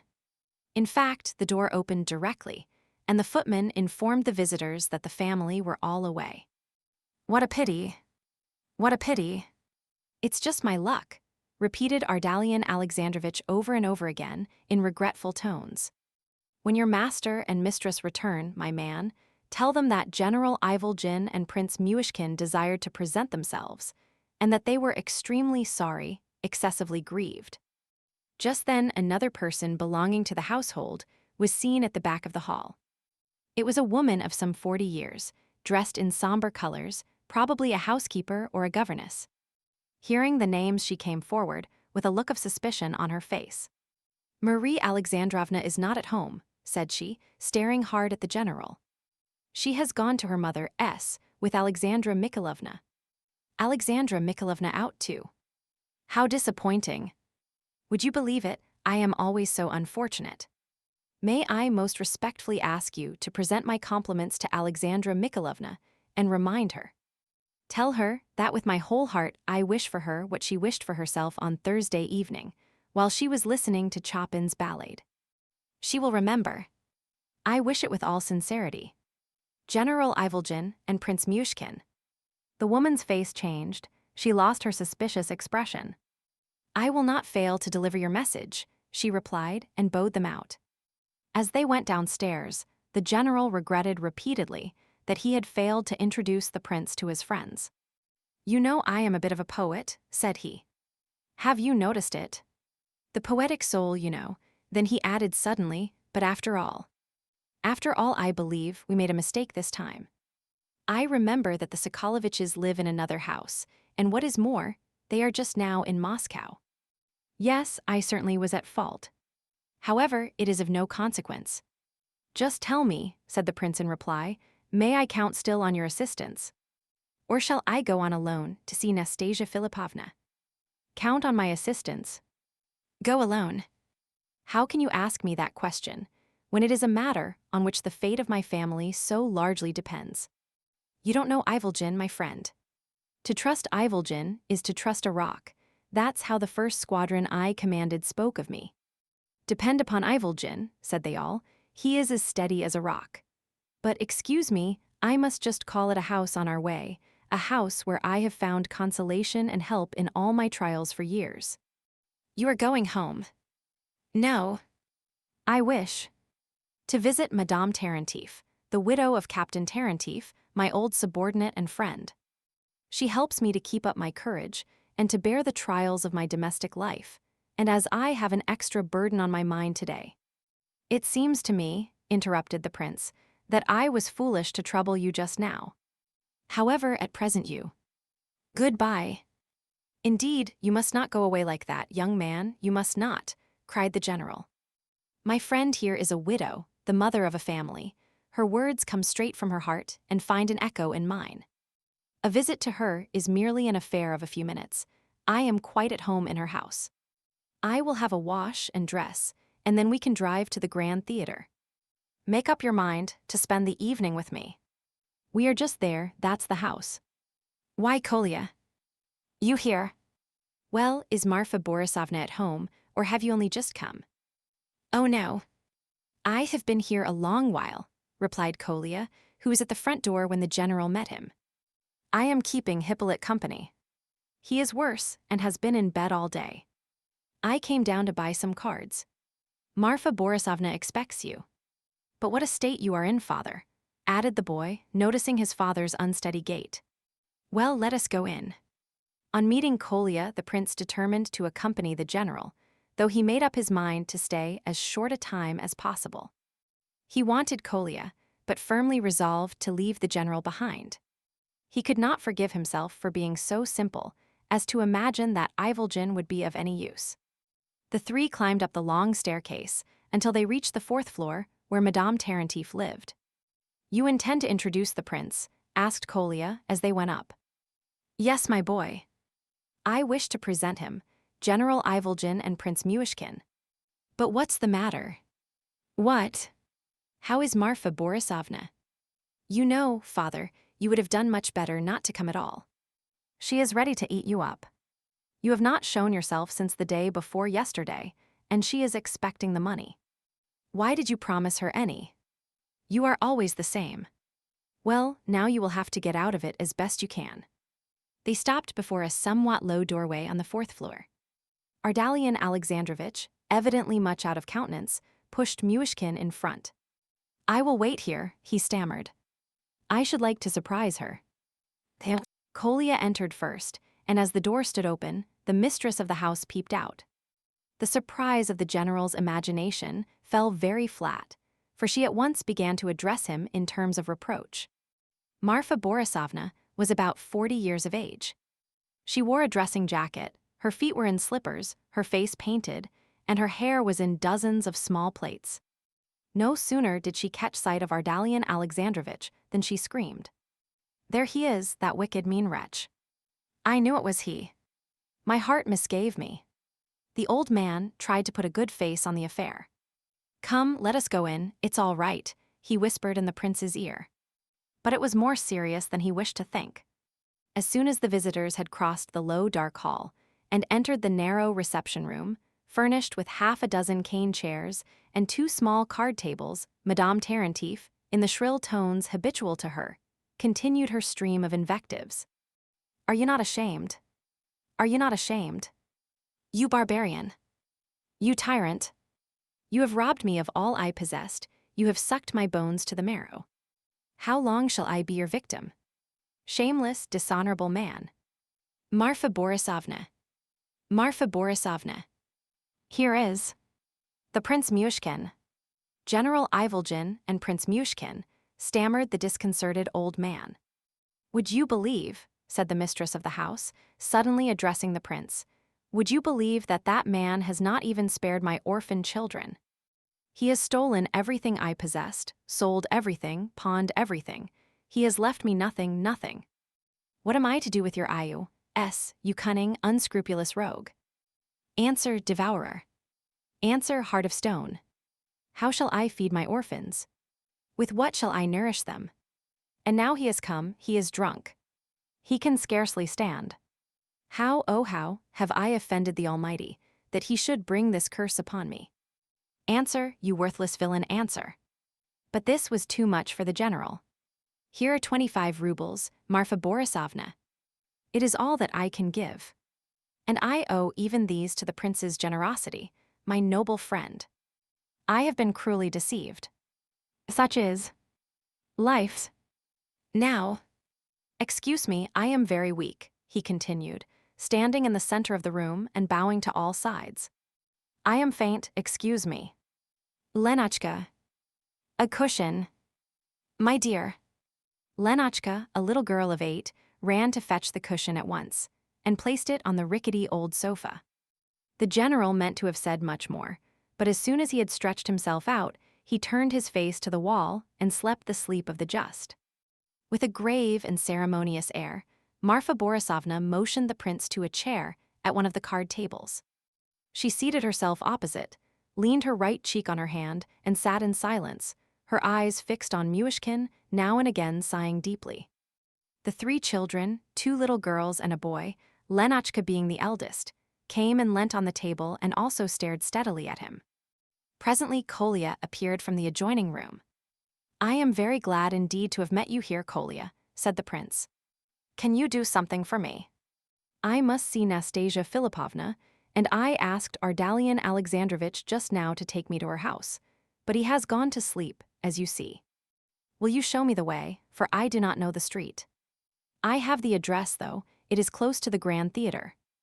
Nastasia Philipovna. She does not live there, and to tell you the truth, my father has never been to her house.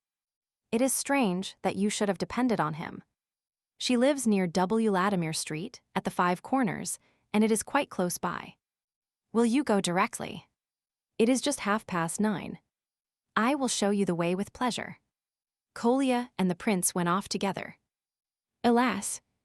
The latter had no money to pay for a cab, so they were obliged to walk. I should have liked to have taken you to see Hippolyte, said Kolya. He is the eldest son of the lady you met just now, and was in the next room. He is ill and has been in bed all day. But he is rather strange and extremely sensitive, and I thought he might be upset considering the circumstances in which you came. Somehow it touches me less, as it concerns my father, while it is his mother. That, of course, makes a great difference. What is a terrible disgrace to a woman does not disgrace a man, at least not in the same way. Perhaps public opinion is wrong in condemning one sex and excusing the other.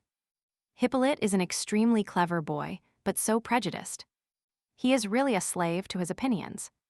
Do you say he is consumptive? Yes. It really would be happier for him to die young. If I were in his place, I should certainly long for death. He is unhappy about his brother and sisters, the children you saw. If it were possible, if we only had a little money, we should leave our respective families and live together in a little apartment of our own. It is our dream.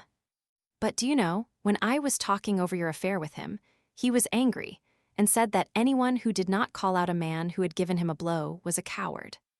He is very irritable today, and I left off arguing the matter with him.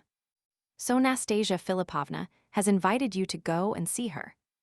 To tell the truth, she has not. Then how do you come to be going there? Cried Kolya, so much astonished that he stopped short in the middle of the pavement. And are you going to her, at home, in that costume? I don't know, really, whether I shall be allowed in at all. If she will receive me, so much the better. If not, the matter is ended. As to my clothes, what can I do? Are you going there for some particular reason, or only as a way of getting into her society, and that of her friends? No, I have really an object in going. That is, I am going on business. It is difficult to explain, but... Well, whether you go on business or not is your affair. I do not want to know. The only important thing, in my eyes, is that you should not be going there simply for the pleasure of spending your evening in such company. Cocottes, generals, usurers. If that were the case, I should despise and laugh at you. There are terribly few honest people here, and hardly any whom one can respect, although people put on airs, Varia especially. Have you noticed, Prince, how many adventurers there are nowadays? Especially here, in our dear Russia. How it has happened, I never can understand. There used to be a certain amount of solidity in all things, but now what happens? Everything is exposed to the public gaze, veils are thrown back, every wound is probed by careless fingers. We are forever present at an orgy of scandalous revelations. Parents blush when they remember their old-fashioned morality. At Moscow lately a father was heard urging his son to stop at nothing, mind you, to get money. The press seized upon the story, of course, and now it is public property. Look at my father, the general. See what he is, and yet I assure you he is an honest man. Only, he drinks too much, and his morals are not all we could desire. Yes, that's true. I pity him, to tell the truth, but I dare not say so because everybody would laugh at me, but I do pity him. And who are the really clever men, after all? Money grubbers, every one of them, from the first to the last. Hippolyte finds excuses for money lending and says it is a necessity. He talks about the economic movement and the ebb and flow of capital. The devil knows what he means. It makes me angry to hear him talk so, but he is soured by his troubles. Just imagine, the general keeps his mother, but she lends him money. She lends it for a week or 10 days at very high interest. Isn't it disgusting? And then, you would hardly believe it, but my mother, Nina Alexandrovna, helps Hippolyte in all sorts of ways, sends him money and clothes. She even goes as far as helping the children, through Hippolyte, because their mother cares nothing about them, and Varia does the same. Well, just now you said there were no honest nor good people about, that there were only money grubbers, and here they are quite close at hand, these honest and good people, your mother and Varia. I think there is a good deal of moral strength in helping people in such circumstances. Varia does it from pride, and likes showing off and giving herself airs. As to my mother, I really do admire her, yes, and honor her. Hippolyte, hardened as he is, feels it. He laughed at first and thought it vulgar of her, but now he is sometimes quite touched and overcome by her kindness. You call that being strong and good. I will remember that. Gania knows nothing about it. He would say that it was encouraging vice. Ah, Gania knows nothing about it. It seems there are many things that Gania does not know, exclaimed the prince, as he considered Kolya's last words. Do you know, I like you very much indeed, Prince. I shall never forget about this afternoon. I like you too, Kolya. Listen to me. You are going to live here, are you not? Said Kolya. I mean to get something to do directly and earn money. Then shall we 3 live together. You and I and Hippolyte. We will hire a flat and let the general come and visit us. What do you say? It would be very pleasant, returned the prince. But we must see. I am really rather worried just now. What? Are we there already? Is that the house? What a long flight of steps. And there's a porter. Well, Kolya, I don't know what will come of it all. The prince seemed quite distracted for the moment. You must tell me all about it tomorrow. Don't be afraid. I wish you success. We agree so entirely that I can do so, although I do not understand why you are here. Goodbye, cried Kolya excitedly. Now I will rush back and tell Hippolyte all about our plans and proposals. But as to your getting in, don't be in the least afraid. You will see her. She is so original about everything. It's the first floor. The porter will show you. Roman 13. The prince was very nervous as he reached the outer door, but he did his best to encourage himself with the reflection that the worst thing that could happen to him would be that he would not be received, or, perhaps, received, then laughed at for coming. But there was another question, which terrified him considerably, and that was, what was he going to do when he did get in? And to this question, he could fashion no satisfactory reply. If only he could find an opportunity of coming close up to Nastasia Philipovna and saying to her, "Don't ruin yourself by marrying this man. He does not love you, he only loves your money. He told me so himself, and so did Aglaya Ivanovna, and I have come on purpose to warn you." But even that did not seem quite a legitimate or practicable thing to do. Then, again, there was another delicate question, to which he could not find an answer, dared not, in fact, think of it, but at the very idea of which he trembled and blushed. However, in spite of all his fears and heart-quakings, he went in and asked for Nastasia Philipovna. Nastasia occupied a medium-sized, but distinctly tasteful, flat, beautifully furnished and arranged. At one period of these 5 years of Petersburg life, Totsky had certainly not spared his expenditure upon her. He had calculated upon her eventual love, and tried to tempt her with a lavish outlay upon comforts and luxuries, knowing too well how easily the heart accustoms itself to comforts, and how difficult it is to tear one's self away from luxuries which have become habitual, and, little by little, indispensable. Nastasia did not reject all this. She even loved her comforts and luxuries, but strangely enough never became, in the least degree, dependent upon them, and always gave the impression that she could do just as well without them. In fact, she went so far as to inform Totsky on several occasions that such was the case, which the latter gentleman considered a very unpleasant communication indeed. But of late, Totsky had observed many strange and original features and characteristics in Nastasia, which he had neither known nor reckoned upon in former times, and some of these fascinated him, even now, in spite of the fact that all his old calculations with regard to her were long ago cast to the winds. A maid opened the door for the prince. Nastasia's servants were all females, and, to his surprise, received his request to announce him to her mistress without any astonishment. Neither his dirty boots, nor his wide-brimmed hat, nor his sleeveless cloak, nor his evident confusion of manner produced the least impression upon her. She helped him off with his cloak, and begged him to wait a moment in the anteroom while she announced him.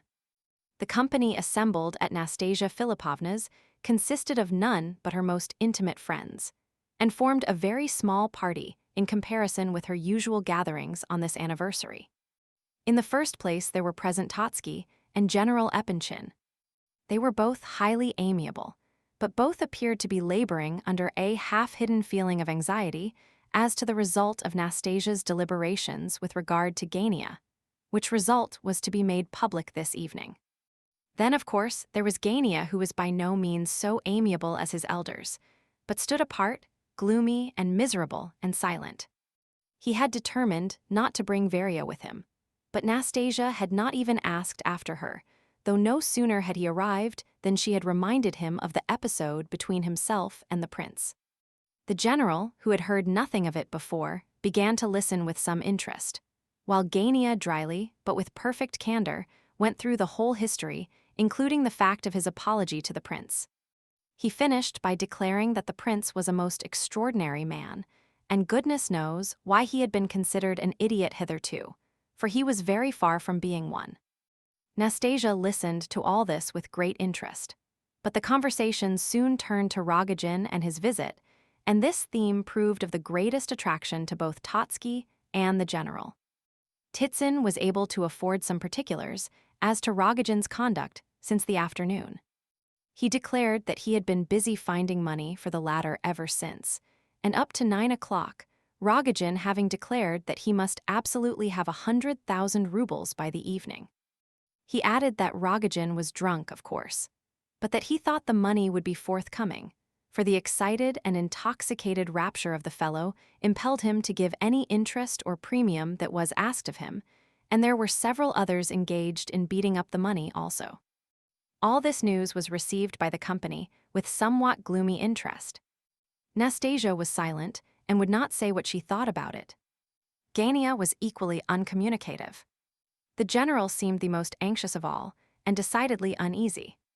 The present of pearls which he had prepared with so much joy in the morning had been accepted, but coldly, and Nastasia had smiled rather disagreeably as she took it from him. Ferdishenko was the only person present in good spirits.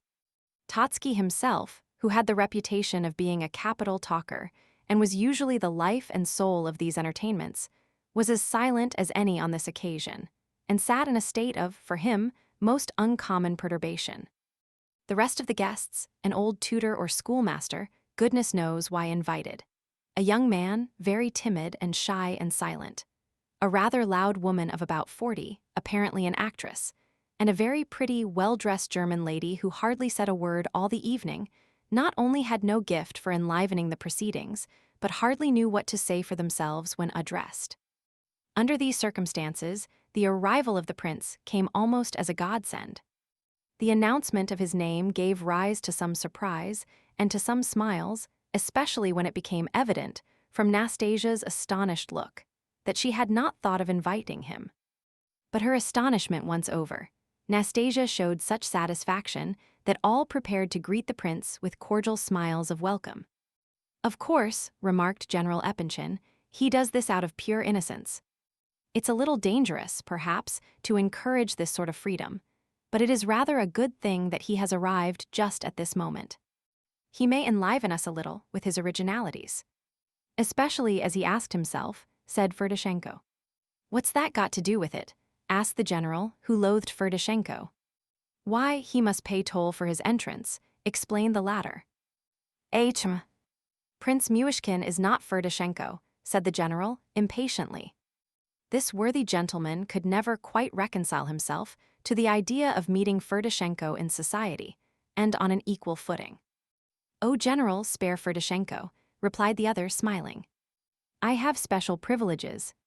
"What do you mean by special privileges?" "Once before I had the honor of stating them to the company. I will repeat the explanation today for your Excellency's benefit. You see, Excellency, all the world is witty and clever except myself. I am neither. As a kind of compensation, I am allowed to tell the truth, for it is a well-known fact that only stupid people tell the truth. Added to this, I am a spiteful man just because I am not clever. If I am offended or injured, I bear it quite patiently until the man injuring me meets with some misfortune. Then I remember and take my revenge. I return the injury sevenfold, as Ivan Petrovich Titsin says. Of course he never does so himself. Excellency, no doubt you recollect Krylov's fable, The Lion and the Ass. Well now, that's you and I. That fable was written precisely for us." "You seem to be talking nonsense again, Ferdishenko," growled the general. "What is the matter, Excellency? I know how to keep my place. When I said just now that you and I, were the lion and the ass of Krylov's fable, of course it is understood that I take the role of the ass. Your Excellency is the lion of which the fable remarks. A mighty lion, terror of the woods, was shorn of his great prowess by old age. And I, your Excellency, am the ass." "I am of your opinion on that last point," said Ivan Fedorovitch, with ill-concealed irritation. All this was no doubt extremely coarse, and moreover it was premeditated, but after all Ferdishenko had persuaded everyone to accept him as a buffoon. "If I am admitted and tolerated here," he had said one day, "it is simply because I talk in this way. How can anyone possibly receive such a man as I am? I quite understand. Now, could I, a Ferdishenko, be allowed to sit shoulder to shoulder with a clever man like Afanasy Ivanovitch? There is one explanation, only one. I am given the position because it is so entirely inconceivable." But these vulgarities seemed to please Nastasia Philipovna, although too often they were both rude and offensive. Those who wished to go to her house were forced to put up with Ferdishenko. Possibly the latter was not mistaken in imagining that he was received simply in order to annoy Totsky, who disliked him extremely. Gania also was often made the butt of the jester's sarcasms, who used this method of keeping in Nastasia Philipovna's good graces. "The prince will begin by singing us a fashionable ditty," remarked Ferdishenko, and looked at the mistress of the house to see what she would say. "I don't think so, Ferdishenko, please be quiet," answered Nastasia Philipovna dryly. "Ada. If he is to be under special patronage, I withdraw my clause." But Nastasia Philipovna had now risen and advanced to meet the prince. "I was so sorry to have forgotten to ask you to come when I saw you," she said, "and I am delighted to be able to thank you personally now and to express my pleasure at your resolution." So saying, she gazed into his eyes, longing to see whether she could make any guess as to the explanation of his motive in coming to her house. The prince would very likely have made some reply to her kind words, but he was so dazzled by her appearance that he could not speak. Nastasia noticed this with satisfaction. She was in full dress this evening, and her appearance was certainly calculated to impress all beholders. She took his hand and led him towards her other guests. But just before they reached the drawing-room door, the prince stopped her, and hurriedly and in great agitation whispered to her, "You are altogether perfection. Even your pallor and thinness are perfect. One could not wish you otherwise. I did so wish to come and see you." "I forgive me, please." "Don't apologize," said Nastasia, laughing. "You spoil the whole originality of the thing. I think what they say about you must be true, that you are so original. So you think me perfection, do you?" "Yes." "Hm. Well, you may be a good reader of riddles, but you are wrong there, at all events. I'll remind you of this tonight." Nastasia introduced the prince to her guests, to most of whom he was already known. Totsky immediately made some amiable remark. All seemed to brighten up at once, and the conversation became general. Nastasia made the prince sit down next to herself. "Dear me, there's nothing so very curious about the prince dropping in after all," remarked Ferdishenko. "It's quite a clear case," said the hitherto silent Gania. "I have watched the prince almost all day, ever since the moment when he first saw Nastasia Philipovna's portrait at General Epanchin's. I remember thinking at the time what I am now pretty sure of, and what, I may say in passing, the prince confessed to myself." Gania said all this perfectly seriously, and without the slightest appearance of joking. Indeed, he seemed strangely gloomy. "I did not confess anything to you," said the prince, blushing. "I only answered your question." "Bravo! That's frank at any rate," shouted Ferdishenko, and there was general laughter. "Oh, Prince! I never should have thought it of you," said General Epanchin. "And I imagined you a philosopher. Oh, you silent fellows." Judging from the fact that the prince blushed at this innocent joke, like a young girl, I should think that he must, as an honorable man, harbor the noblest intentions, said the old toothless schoolmaster, most unexpectedly. He had not so much as opened his mouth before. This remark provoked general mirth, and the old fellow himself laughed loudest of the lot, but ended with a stupendous fit of coughing. Nastasia Philipovna, who loved originality and drollery of all kinds, was apparently very fond of this old man, and rang the bell for more tea to stop his coughing. It was now 10:30. "Gentlemen, wouldn't you like a little champagne now?" she asked. "I have it all ready, it will cheer us up, do now no ceremony." This invitation to drink, couched, as it was, in such informal terms, came very strangely from Nastasia Philipovna. Her usual entertainments were not quite like this, there was more style about them. However, the wine was not refused. Each guest took a glass excepting Gania, who drank nothing. It was extremely difficult to account for Nastasia's strange condition of mind, which became more evident each moment, and which none could avoid noticing. She took her glass, and vowed she would empty it 3 times that evening. She was hysterical, and laughed aloud every other minute with no apparent reason, the next moment relapsing into gloom and thoughtfulness. Some of her guests suspected that she must be ill, but concluded at last that she was expecting something, for she continued to look at her watch impatiently and unceasingly. She was most absent and strange. "You seem to be a little feverish tonight," said the actress. "Yes, I feel quite ill. I have been obliged to put on this shawl, I feel so cold," replied Nastasia. She certainly had grown very pale, and every now and then she tried to suppress a trembling in her limbs. "Had we not better allow our hostess to retire?" asked Totsky of the general. "Not at all, gentlemen, not at all. Your presence is absolutely necessary to me tonight," said Nastasia, significantly. As most of those present were aware that this evening a certain very important decision was to be taken, these words of Nastasia Philipovna's appeared to be fraught with much hidden interest. The general and Totsky exchanged looks. Gania fidgeted convulsively in his chair. "Let's play at some game," suggested the actress. "I know a new and most delightful game," added Ferdishenko. "What is it?" asked the actress. "Well, when we tried it we were a party of people, like this, for instance, and somebody proposed that each of us, without leaving his place at the table, should relate something about himself. It had to be something that he really and honestly considered the very worst action he had ever committed in his life. But he was to be honest, that was the chief point. He wasn't to be allowed to lie. What an extraordinary idea, said the general. That's the beauty of it, General. It's a funny notion, said Totsky, and yet quite natural. It's only a new way of boasting. Perhaps that is just what was so fascinating about it. Why, it would be a game to cry over, not to laugh at, said the actress. Did it succeed? Asked Nastasia Philipovna. Come, let's try it, let's try it.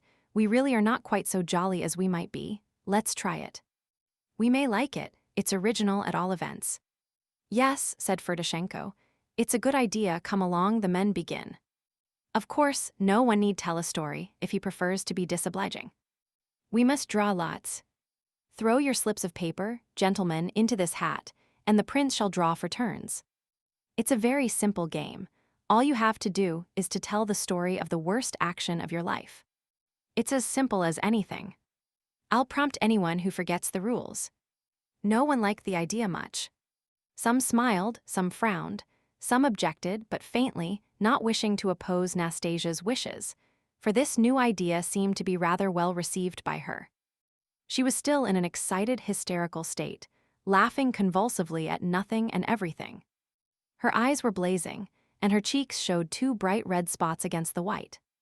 The melancholy appearance of some of her guests seemed to add to her sarcastic humor, and perhaps the very cynicism and cruelty of the game proposed by Ferdishenko pleased her. At all events, she was attracted by the idea, and gradually her guests came round to her side. The thing was original, at least, and might turn out to be amusing. And supposing it's something that one can't speak about before ladies, asked the timid and silent young man. Why then, of course, you won't say anything about it. As if there are not plenty of sins to your score without the need of those, said Ferdishenko. But I really don't know which of my actions is the worst, said the lively actress. Ladies are exempted if they like. And how are you to know that one isn't lying? And if one lies, the whole point of the game is lost, said Gania. Oh, but think how delightful to hear how one's friends lie. Besides, you needn't be afraid, Gania. Everybody knows what your worst action is without the need of any lying on your part. Only think, gentlemen, and Ferdishenko here grew quite enthusiastic. Only think with what eyes we shall observe one another tomorrow, after our tales have been told. But surely this is a joke, Nastasia Philipovna, asked Totsky. You don't really mean us to play this game? Whoever is afraid of wolves had better not go into the wood, said Nastasia, smiling. But pardon me, Mr. Ferdishenko, is it possible to make a game out of this kind of thing? Persisted Totsky, growing more and more uneasy. I assure you it can't be a success. And why not? Why, the last time I simply told straight off about how I stole 3 rubles. Perhaps so, but it is hardly possible that you told it so that it seemed like truth, or so that you were believed. And as Gavrila Ardalionovitch has said, the least suggestion of a falsehood takes all point out of the game. It seems to me that sincerity, on the other hand, is only possible if combined with a kind of bad taste that would be utterly out of place here. How subtle you are, Afanasy Ivanovitch. You astonish me, cried Ferdishenko. You will remark, gentlemen, that in saying that I could not recount the story of my theft so as to be believed, Afanasy Ivanovitch has very ingeniously implied that I am not capable of thieving. It would have been bad taste to say so openly. And all the time he is probably firmly convinced, in his own mind, that I am very well capable of it. But now, gentlemen, to business. Put in your slips, ladies and gentlemen, is yours in, Mr. Totsky. So, then we are all ready. Now, Prince, draw, please. The prince silently put his hand into the hat and drew the names. Ferdishenko was first, then Titsin, then the general, Totsky next, his own fifth, then Gania, and so on. The ladies did not draw. Oh dear, cried Ferdishenko. I did so hope the prince would come out first, and then the general. Well, gentlemen, I suppose I must set a good example. What vexes me much is that I am such an insignificant creature that it matters nothing to anybody whether I have done bad actions or not. Besides which am I to choose? It's an embarrassed richesse. Shall I tell how I became a thief on one occasion only, to convince Afanasy Ivanovitch that it is possible to steal without being a thief. Do go on, Ferdishenko, and don't make unnecessary preface, or you'll never finish, said Nastasia Philipovna. All observed how irritable and cross she had become since her last burst of laughter. But none the less obstinately did she stick to her absurd whim about this new game. Totsky sat looking miserable enough. The general lingered over his champagne and seemed to be thinking of some story for the time when his turn should come. Roman 14. I have no wit, Nastasia Philipovna, began Ferdishenko, and therefore I talk too much, perhaps. Were I as witty, now, as Mr. Totsky or the general, I should probably have sat silent all the evening, as they have. Now, Prince, what do you think? Are there not far more thieves than honest men in this world? Don't you think we may say there does not exist a single person so honest that he has never stolen anything whatever in his life? What a silly idea, said the actress. Of course it is not the case. I have never stolen anything, for one. Hm. Very well, Darya Alexeyevna, you have not stolen anything, agreed. But how about the prince? Now, look how he is blushing. I think you are partially right, but you exaggerate, said the prince, who had certainly blushed up of a sudden for some reason or other. Ferdishenko, either tell us your story or be quiet and mind your own business. You exhaust all patience, cuttingly and irritably remarked Nastasia Philipovna. Immediately. As for my story, gentlemen, it is too stupid and absurd to tell you. I assure you I am not a thief, and yet I have stolen. I cannot explain why. It was at Semyon Ivanovich Ishenka's country house, one Sunday. He had a dinner party. After dinner, the men stayed at the table over their wine. It struck me to ask the daughter of the house to play something on the piano, so I passed through the corner room to join the ladies. In that room, on Marya Ivanovna's writing table, I observed a 3-ruble note. She must have taken it out for some purpose and left it lying there. There was no one about. I took up the note and put it in my pocket. Why, I can't say. I don't know what possessed me to do it, but it was done, and I went quickly back to the dining room and reseated myself at the dinner table. I sat and waited there in a great state of excitement. I talked hard and told lots of stories and laughed like mad. Then I joined the ladies. In half an hour or so, the loss was discovered, and the servants were being put under examination. Darya, the housemaid, was suspected. I exhibited the greatest interest and sympathy, and I remember that poor Darya quite lost her head, and that I began assuring her before everyone that I would guarantee her forgiveness on the part of her mistress, if she would confess her guilt. They all stared at the girl, and I remember a wonderful attraction in the reflection that here was I sermonizing away, with the money in my own pocket all the while. I went and spent the 3 rubles that very evening at a restaurant. I went in and asked for a bottle of Lafayette and drank it up. I wanted to be rid of the money. I did not feel much remorse either then or afterwards, but I would not repeat the performance, believe it or not as you please. There, that's all. Only, of course, that's not nearly your worst action, said the actress, with evident dislike in her face. That was a psychological phenomenon, not an action, remarked Totsky. And what about the maid? Asked Nastasia Philipovna with undisguised contempt. Oh, she was turned out next day, of course. It's a very strict household there. And you allowed it. I should think so, rather. I was not going to return and confess next day, laughed Ferdishenko, who seemed a little surprised at the disagreeable impression which his story had made on all parties. How mean you were, said Nastasia. Bah! You wish to hear a man tell of his worst actions, and you expect the story to come out goody-goody. One's worst actions always are mean. We shall see what the general has to say for himself now. All is not gold that glitters, you know, and because a man keeps his carriage, he need not be specially virtuous. I assure you, all sorts of people keep carriages. And by what means? In a word, Ferdishenko was very angry and rapidly forgetting himself. His whole face was drawn with passion. Strange as it may appear, he had expected much better success for his story. These little errors of taste on Ferdishenko's part occurred very frequently. Nastasia trembled with rage and looked fixedly at him, whereupon he relapsed into alarmed silence. He realized that he had gone a little too far. "Had we not better end this game?" asked Totsky. "It's my turn, but I plead exemption," said Titsin. "You don't care to oblige us?" asked Nastasia. "I cannot, I assure you. I confess, I do not understand how anyone can play this game." "Then, General, it's your turn," continued Nastasia Philipovna, "and if you refuse, the whole game will fall through, which will disappoint me very much, for I was looking forward to relating a certain page of my own life.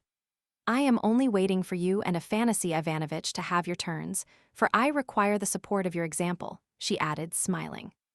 "Oh, if you put it in that way," cried the general, excitedly, "I'm ready to tell the whole story of my life, but I must confess that I prepared a little story in anticipation of my turn." Nastasia smiled amiably at him, but evidently her depression and irritability were increasing with every moment.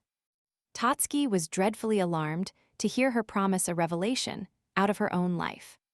"I, like everyone else," began the general, "have committed certain not altogether graceful actions, so to speak, during the course of my life. But the strangest thing of all in my case is that I should consider the little anecdote which I am now about to give you as a confession of the worst of my bad actions. It is 35 years since it all happened, and yet I cannot to this very day recall the circumstances without, as it were, a sudden pang at the heart. It was a silly affair. I was an ensign at the time. You know ensigns, their blood is boiling water, their circumstances generally penurious. Well, I had a servant Nikifor who used to do everything for me in my quarters, economized and managed for me, and even laid hands on anything he could find belonging to other people in order to augment our household goods. But a faithful, honest fellow all the same. I was strict, but just by nature. At that time, we were stationed in a small town. I was quartered at an old widow's house, a lieutenant's widow of 80 years of age. She lived in a wretched little wooden house and had not even a servant, so poor was she. Her relations had all died off. Her husband was dead and buried 40 years since, and a niece, who had lived with her and bullied her up to 3 years ago, was dead too, so that she was quite alone. Well, I was precious dull with her, especially as she was so childish that there was nothing to be got out of her. Eventually, she stole a fowl of mine. The business is a mystery to this day, but it could have been no one but herself.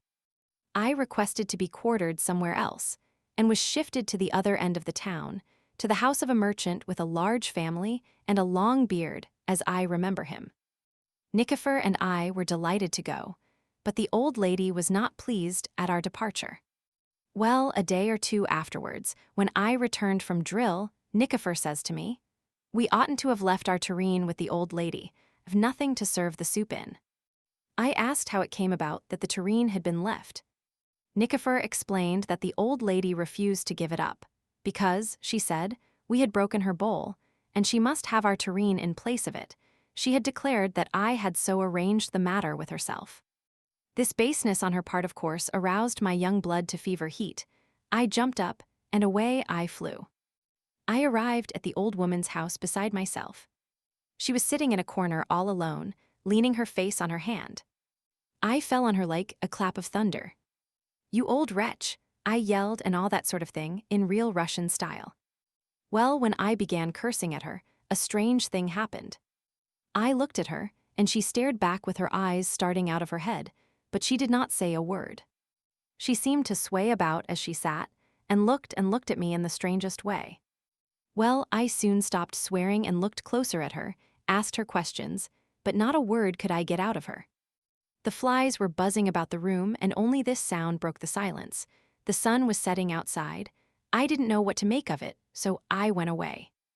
Before I reached home, I was met and summoned to the major's, so that it was some while before I actually got there. When I came in, Nikifor met me. "Have you heard, sir, that our old lady is dead?" "Dead when?" "Oh, an hour and a half ago." That meant nothing more nor less than that she was dying at the moment when I pounced on her and began abusing her. This produced a great effect upon me. I used to dream of the poor old woman at nights. I really am not superstitious, but 2 days after, I went to her funeral, and as time went on I thought more and more about her. I said to myself, this woman, this human being, lived to a great age. She had children, a husband and family, friends and relations. Her household was busy and cheerful. She was surrounded by smiling faces, and then suddenly they are gone, and she is left alone like a solitary fly. Like a fly, cursed with the burden of her age. At last, God calls her to himself. At sunset, on a lovely summer's evening, my little old woman passes away. A thought, you will notice, which offers much food for reflection, and behold. Instead of tears and prayers to start her on her last journey, she has insults and jeers from a young ensign, who stands before her with his hands in his pockets, making a terrible row about a soup tureen. Of course, I was to blame, and even now that I have time to look back at it calmly, I pity the poor old thing no less. I repeat that I wonder at myself, for after all I was not really responsible. Why did she take it into her head to die at that moment? But the more I thought of it, the more I felt the weight of it upon my mind. And I never got quite rid of the impression until I put a couple of old women into an almshouse and kept them there at my own expense. There, that's all. I repeat, I dare say, I have committed many a grievous sin in my day. But I cannot help always looking back upon this as the worst action I have ever perpetrated. And instead of a bad action, Your Excellency has detailed one of your noblest deeds, said Ferdishenko. Ferdishenko is done. Dear me, General, said Nastasia Philipovna, absently, I really never imagined you had such a good heart. The general laughed with great satisfaction and applied himself once more to the champagne. It was now Totsky's turn, and his story was awaited with great curiosity, while all eyes turned on Nastasia Philipovna, as though anticipating that his revelation must be connected somehow with her. Nastasia, during the whole of his story, pulled at the lace trimming of her sleeve and never once glanced at the speaker. Totsky was a handsome man, rather stout, with a very polite and dignified manner. He was always well dressed, and his linen was exquisite. He had plump white hands and wore a magnificent diamond ring on one finger. What simplifies the duty before me considerably, in my opinion, he began, is that I am bound to recall and relate the very worst action of my life. In such circumstances, there can, of course, be no doubt. One's conscience very soon informs one what is the proper narrative to tell. I admit that among the many silly and thoughtless actions of my life, the memory of one comes prominently forward and reminds me that it lay long like a stone on my heart. Some 20 years since, I paid a visit to Platon Ordintsev at his country house. He had just been elected marshal of the nobility, and had come there with his young wife for the winter holidays. Anfisa Alexeyevna's birthday came off just then, too, and there were 2 balls arranged. At that time Dumas' beautiful work La Dame aux Camélias, a novel which I consider imperishable, had just come into fashion. In the provinces, all the ladies were in raptures over it, those who had read it at least. Camellias were all the fashion. Everyone inquired for them, everybody wanted them. And a grand lot of camellias are to be got in a country town, as you all know, and 2 balls to provide for. Poor Peter Volhovskoy was desperately in love with Anfisa Alexeyevna. I don't know whether there was anything. I don't know whether he could possibly have indulged in any hope. The poor fellow was beside himself to get her a bouquet of camellias. Countess Satsky and Sofia Bespalova, as everyone knew, were coming with white camellia bouquets. Anfisa wished for red ones, for effect. Well, her husband Platon was driven desperate to find some. And the day before the ball, Anfisa's rival snapped up the only red camellias to be had in the place, from under Platon's nose, and Platon, wretched man, was done for. Now, if Peter had only been able to step in at this moment with a red bouquet, his little hopes might have made gigantic strides. A woman's gratitude under such circumstances would have been boundless, but it was practically an impossibility. The night before the ball I met Peter, looking radiant. What is it, I ask. I've found them, Eureka. No. Where? At XIII, a little town 15 miles off, there's a rich old merchant who keeps a lot of canaries, has no children, and he and his wife are devoted to flowers. He's got some camellias, and what if he won't let you have them? I'll go on my knees and implore till I get them. I won't go away. When shall you start? Tomorrow morning at 5 o'clock. Go on, I said, and good luck to you. I was glad for the poor fellow and went home. But an idea got hold of me somehow. I don't know how. It was nearly 2 in the morning. I rang the bell and ordered the coachman to be waked up and sent to me. He came. I gave him a tip of 15 rubles and told him to get the carriage ready at once. In half an hour it was at the door. I got in and off we went. By 5 I drew up at the XIII Inn. I waited there till dawn, and soon after 6 I was off, and at the old merchant Trepelaf's. Camellias, I said. Father, save me, let me have some camellias. He was a tall, gray old man, a terrible-looking old gentleman. Not a bit of it, he says. I won't. Down I went on my knees. Don't say so, don't think what you're doing, I cried. It's a matter of life and death. If that's the case, take them, says he. So up I get, and cut such a bouquet of red camellias. He had a whole greenhouse full of them, lovely ones. The old fellow sighs. I pull out 100 rubles. No, says he, don't insult me that way. Oh, if that's the case, give it to the village hospital, I say. Ah, he says, that's quite a different matter. That's good of you and generous. I'll pay it in there for you with pleasure. I liked that old fellow, Russian to the core, de la vraie souch. I went home in raptures, but took another road in order to avoid Peter. Immediately, on arriving, I sent up the bouquet for Anfisa to see when she awoke. You may imagine her ecstasy, her gratitude. The wretched Platon, who had almost died since yesterday of the reproaches showered upon him, wept on my shoulder. Of course, poor Peter had no chance after this. I thought he would cut my throat at first, and went about armed ready to meet him. But he took it differently. He fainted and had brain fever and convulsions. A month after, when he had hardly recovered, he went off to the Crimea, and there he was shot. I assure you this business left me no peace for many a long year. Why did I do it? I was not in love with her myself. I'm afraid it was simply mischief, pure cussedness on my part. If I hadn't seized that bouquet from under his nose, he might have been alive now, and a happy man. He might have been successful in life, and never have gone to fight the Turks. Totsky ended his tale with the same dignity that had characterized its commencement. Nastasia Philipovna's eyes were flashing in a most unmistakable way, now, and her lips were all aquiver by the time Totsky finished his story. All present watched both of them with curiosity. You were right, Totsky, said Nastasia. It is a dull game and a stupid one. I'll just tell my story, as I promised, and then we'll play cards. Yes, but let's have the story first, cried the general.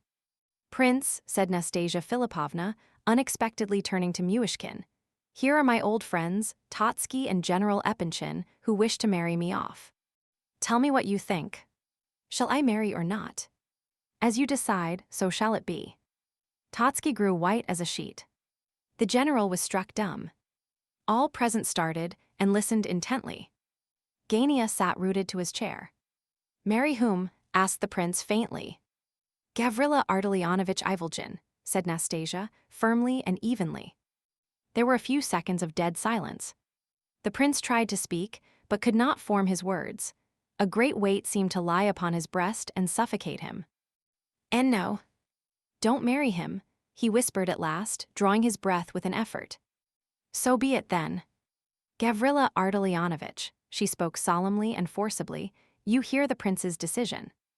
Take it as my decision, and let that be the end of the matter for good and all. Nastasia Philipovna, cried Totsky in a quaking voice. Nastasia Philipovna, said the general in persuasive but agitated tones. Everyone in the room fidgeted in their places and waited to see what was coming next. Well, gentlemen, she continued, gazing around in apparent astonishment, what do you all look so alarmed about? Why are you so upset? But recollect, Nastasia Philipovna, stammered Totsky, you gave a promise, quite a free one, and you might have spared us this. I am confused and bewildered, I know. But, in a word, at such a moment, and before company, and all so irregular, finishing off a game with a serious matter like this, a matter of honor and of heart, and I don't follow you, Afanasy Ivanovitch. You are losing your head. In the first place, what do you mean by before company? Isn't the company good enough for you? And what's all that about a game? I wish to tell my little story, and I told it. Don't you like it? You heard what I said to the prince. As you decide, so it shall be. If he had said yes, I should have given my consent. But he said no, so I refused. Here was my whole life, hanging on his one word. Surely I was serious enough. The prince? What on earth has the prince got to do with it? Who the deuce is the prince? Cried the general, who could conceal his wrath no longer. The prince has this to do with it, that I see in him for the first time in all my life, a man endowed with real truthfulness of spirit, and I trust him. He trusted me at first sight, and I trust him. It only remains for me, then, to thank Nastasia Philipovna for the great delicacy with which she has treated me, said Gania, as pale as death and with quivering lips. That is my plain duty, of course, but the prince, what has he to do in the matter? I see what you are driving at, said Nastasia Philipovna. You imply that the prince is after the 75,000 rubles. I quite understand you. Mr. Totsky, I forgot to say, take your 75,000 rubles. I don't want them. I let you go free for nothing. Take your freedom. You must need it. 9 years and 3 months, captivity is enough for anybody. Tomorrow I shall start afresh. Today I am a free agent for the first time in my life. General, you must take your pearls back, too. Give them to your wife. Here they are. Tomorrow I shall leave this flat altogether, and then there'll be no more of these pleasant little social gatherings, ladies and gentlemen. So saying, she scornfully rose from her seat as though to depart. Nastasia Philipovna. Nastasia Philipovna. The words burst involuntarily from every mouth. All present started up in bewildered excitement. All surrounded her. All had listened uneasily to her wild, disconnected sentences. All felt that something had happened, something had gone very far wrong indeed, but no one could make head or tail of the matter. At this moment, there was a furious ring at the bell, and a great knock at the door, exactly similar to the one which had startled the company at Gania's house in the afternoon. Here's the climax at last, at 12:30, cried Nastasia Philipovna. Sit down, gentlemen, I beg you. Something is about to happen. So saying, she reseated herself. A strange smile played on her lips. She sat quite still, but watched the door in a fever of impatience.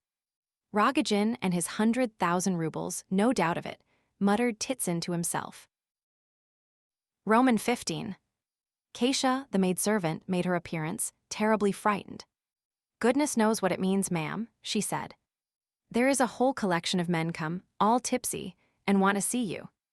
They say that it's Rogojin, and she knows all about it. It's all right, Kasia, let them all in at once. Surely not all, ma'am. They seem so disorderly, it's dreadful to see them. Yes, all, Kasia, all, every one of them. Let them in, or they'll come in whether you like or no. Listen. What a noise they are making. Perhaps you are offended, gentlemen, that I should receive such guests in your presence.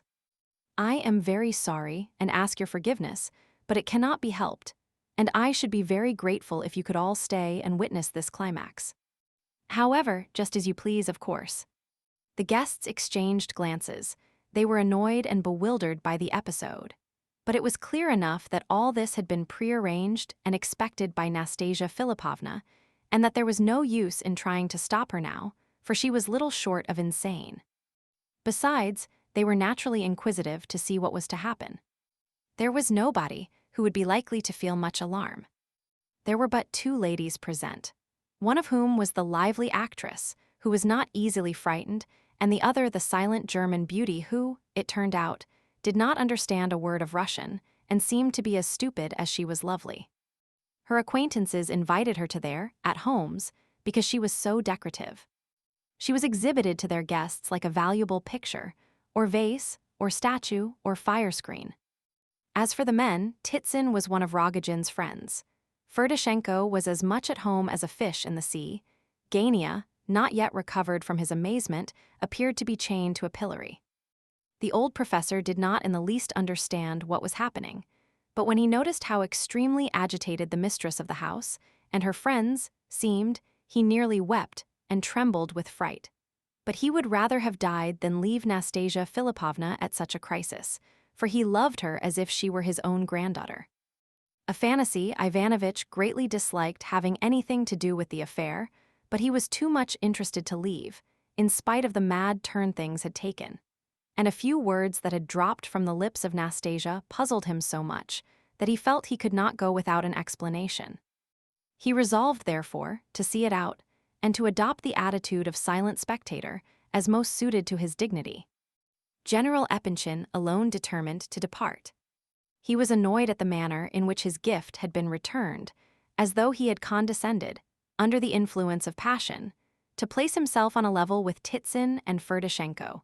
His self-respect and sense of duty now returned together with a consciousness of what was due to his social rank and official importance.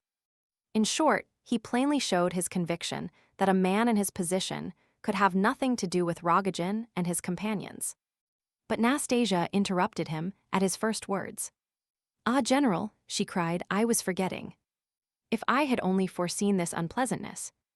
I won't insist on keeping you against your will, although I should have liked you to be beside me now. In any case, I am most grateful to you for your visit and flattering attention. But if you are afraid—" "Excuse me, Nastasia Philipovna," interrupted the general with chivalric generosity. "To whom are you speaking? I have remained until now simply because of my devotion to you, and as for danger, I am only afraid that the carpets may be ruined and the furniture smashed. You should shut the door on the lot, in my opinion. But I confess that I am extremely curious to see how it ends." "Rogojin," announced Ferdishenko. "What do you think about it?" said the general in a low voice to Totsky. "Is she mad?" "I mean mad in the medical sense of the word." "Eh? I've always said she was predisposed to it," whispered Afanassy Ivanovitch slyly. "Perhaps it is a fever." Since their visit to Gania's home, Rogojin's followers had been increased by two new recruits: a dissolute old man, the hero of some ancient scandal, and a retired sub-lieutenant. A laughable story was told of the former. He possessed, it was said, a set of false teeth, and one day when he wanted money for a drinking orgy, he pawned them and was never able to reclaim them. The officer appeared to be a rival of the gentleman who was so proud of his fists. He was known to none of Rogojin's followers, but as they passed by the Nevsky, where he stood begging, he had joined their ranks. His claim for the charity he desired seemed based on the fact that in the days of his prosperity, he had given away as much as 15 rubles at a time. The rivals seemed more than a little jealous of one another. The athlete appeared injured at the admission of the beggar into the company. By nature taciturn, he now merely growled occasionally like a bear and glared contemptuously upon the beggar, who, being somewhat of a man of the world and a diplomatist, tried to insinuate himself into the bear's good graces. He was a much smaller man than the athlete, and doubtless was conscious that he must tread warily. Gently and without argument, he alluded to the advantages of the English style in boxing, and showed himself a firm believer in Western institutions. The athlete's lips curled disdainfully, and without honoring his adversary with a formal denial, he exhibited, as if by accident, that peculiarly Russian object, an enormous fist, clenched, muscular, and covered with red hairs. The sight of this preeminently national attribute was enough to convince anybody, without words, that it was a serious matter for those who should happen to come into contact with it. None of the band were very drunk, for the leader had kept his intended visit to Nastasia in view all day and had done his best to prevent his followers from drinking too much. He was sober himself, but the excitement of this chaotic day, the strangest day of his life, had affected him so that he was in a dazed, wild condition which almost resembled drunkenness. He had kept but one idea before him all day, and for that he had worked in an agony of anxiety and a fever of suspense.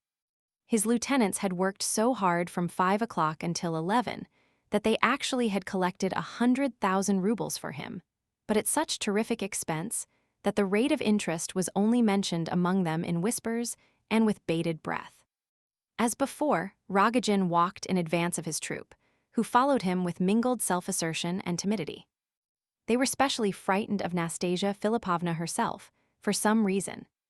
Many of them expected to be thrown downstairs at once, without further ceremony, the elegant and irresistible Zaleshoff among them. But the party led by the athlete, without openly showing their hostile intentions, silently nursed contempt and even hatred for Nastasia Philipovna, and marched into her house as they would have marched into an enemy's fortress. Arrived there, the luxury of the rooms seemed to inspire them with a kind of respect, not unmixed with alarm. So many things were entirely new to their experience: the choice furniture, the pictures, the great statue of Venus. They followed their chief into the salon, however, with a kind of impudent curiosity. There, the sight of General Epanchin among the guests caused many of them to beat a hasty retreat into the adjoining room, the boxer and beggar being among the first to go. A few only, of whom Lebedev made one, stood their ground. He had contrived to walk side by side with Rogojin, for he quite understood the importance of a man who had a fortune of 1,000,000 odd rubles, and who at this moment carried 100,000 in his hand. It may be added that the whole company, not excepting Lebedev, had the vaguest idea of the extent of their powers and of how far they could safely go.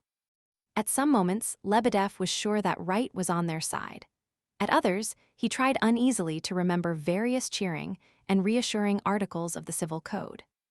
Rogojin, when he stepped into the room and his eyes fell upon Nastasia, stopped short, grew white as a sheet, and stood staring. It was clear that his heart was beating painfully. So he stood, gazing intently, but timidly for a few seconds. Suddenly, as though bereft of his senses, he moved forward, staggering helplessly towards the table. On his way, he collided against Titsin's chair and put his dirty foot on the lace skirt of the silent lady's dress, but he neither apologized for this nor even noticed it. On reaching the table, he placed upon it a strange-looking object, which he had carried with him into the drawing-room. This was a paper packet, some 6 or 7 inches thick and 8 or 9 in length, wrapped in an old newspaper, and tied round 3 or 4 times with string. Having placed this before her, he stood with drooped arms and head, as though awaiting his sentence. His costume was the same as it had been in the morning, except for a new silk handkerchief round his neck, bright green and red, fastened with a huge diamond pin and an enormous diamond ring on his dirty forefinger. Lebedev stood 2 or 3 paces behind his chief, and the rest of the band waited about near the door. The 2 maidservants were both peeping in, frightened and amazed at this unusual and disorderly scene. "What is that?" asked Nastasia Philipovna, gazing intently at Rogojin and indicating the paper packet. 100,000, replied the latter, almost in a whisper. "Oh. So he kept his word, there's a man for you. Well, sit down, please, take that chair. I shall have something to say to you presently. Who are all these with you?" "The same party." "Let them come in and sit down. There's room on that sofa, there are some chairs, and there's another sofa." "Well, why don't they sit down?" Sure enough, some of the brave fellows entirely lost their heads at this point and retreated into the next room. Others, however, took the hint and sat down, as far as they could from the table, however, feeling braver in proportion to their distance from Nastasia. Rogojin took the chair offered him, but he did not sit long. He soon stood up again and did not reseat himself. Little by little, he began to look around him and discern the other guests. Seeing Gania, he smiled venomously and muttered to himself, "Look at that." He gazed at Totsky and the general with no apparent confusion, and with very little curiosity. But when he observed that the prince was seated beside Nastasia Philipovna, he could not take his eyes off him for a long while, and was clearly amazed. He could not account for the prince's presence there. It was not in the least surprising that Rogojin should be, at this time, in a more or less delirious condition, for not to speak of the excitements of the day, he had spent the night before in the train, and had not slept more than a wink for 48 hours. "This, gentlemen, is 100,000 rubles, said Nastasia Philipovna, addressing the company in general, "here, in this dirty parcel." This afternoon Rogojin yelled, like a madman, that he would bring me 100,000 in the evening, and I have been waiting for him all the while. He was bargaining for me, you know. First he offered me 18,000, then he rose to 40, and then to 100,000. And he has kept his word, see. My goodness, how white he is. All this happened this afternoon, at Gania's. I had gone to pay his mother a visit, my future family, you know. And his sister said to my very face, surely somebody will turn this shameless creature out. After which she spat in her brother Gania's face, a girl of character that. Nastasia Philipovna, began the general reproachfully. He was beginning to put his own interpretation on the affair. Well, what, general? Not quite good form, eh? Oh, nonsense. Here have I been sitting in my box at the French theater for the last 5 years like a statue of inaccessible virtue, and kept out of the way of all admirers, like a silly little idiot. Now, there's this man, who comes and pays down his 100,000 on the table, before you all, in spite of my 5 years of innocence and proud virtue, and I dare be sworn he has his sledge outside waiting to carry me off. He values me at 100,000. I see you are still angry with me, Gania.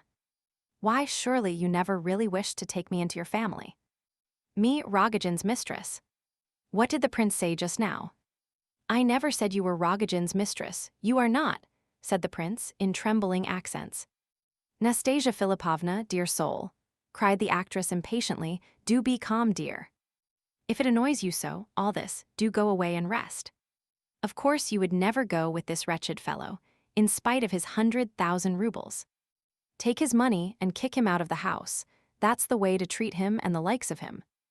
Upon my word, if it were my business, I'd soon clear them all out. The actress was a kind-hearted woman, and highly impressionable. She was very angry now. Don't be cross, Darya Alexeyevna, laughed Nastasia. I was not angry when I spoke. I wasn't reproaching Gania. I don't know how it was that I ever could have indulged the whim of entering an honest family like his. I saw his mother, and kissed her hand too. I came and stirred up all that fuss, Gania, this afternoon, on purpose to see how much you could swallow. You surprised me, my friend, you did indeed. Surely you could not marry a woman who accepts pearls like those you knew the general was going to give me, on the very eve of her marriage. And Rogojin. Why, in your own house, and before your own brother and sister, he bargained with me. Yet you could come here, and expect to be betrothed to me before you left the house. You almost brought your sister too. Surely what Rogojin said about you is not really true, that you would crawl all the way to the other end of the town, on hands and knees, for 3 rubles. Yes, he would, said Rogojin quietly, but with an air of absolute conviction. HM. And he receives a good salary, I'm told. Well, what should you get but disgrace and misery if you took a wife you hated into your family, for I know very well that you do hate me. No. I believe now that a man like you would murder anyone for money, sharpen a razor, and come up behind his best friend, and cut his throat like a sheep. I've read of such people. Everyone seems money-mad nowadays. No. I may be shameless, but you are far worse. I don't say a word about that other. Nastasia Philipovna, is this really you? You, once so refined and delicate of speech. Oh, what a tongue. What dreadful things you are saying, cried the general, wringing his hands in real grief. I am intoxicated, general. I am having a day out, you know, it's my birthday. I have long looked forward to this happy occasion. Darya Alexeyevna, you see that nosegay man, that Monsieur aux Camellias, sitting there laughing at us. I am not laughing, Nastasia Philipovna. I am only listening with all my attention, said Totsky with dignity. Well, why have I worried him for 5 years and never let him go free? Is he worth it? He is only just what he ought to be, nothing particular. He thinks I am to blame, too. He gave me my education, kept me like a countess. Money, my word. What a lot of money he spent over me. And he tried to find me an honest husband first, and then this Gania here. And what do you think? All these 5 years I did not live with him, and yet I took his money, and considered I was quite justified. You say, take the 100,000 and kick that man out.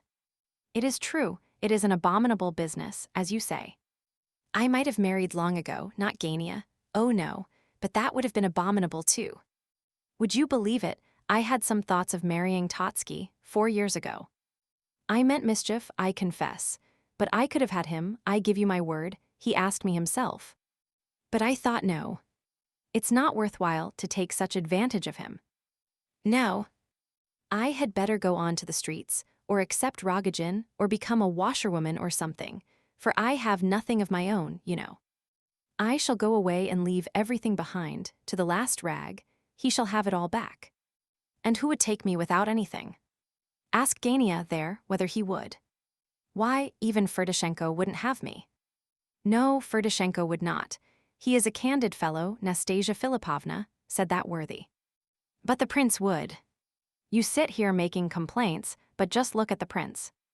I've been observing him for a long while.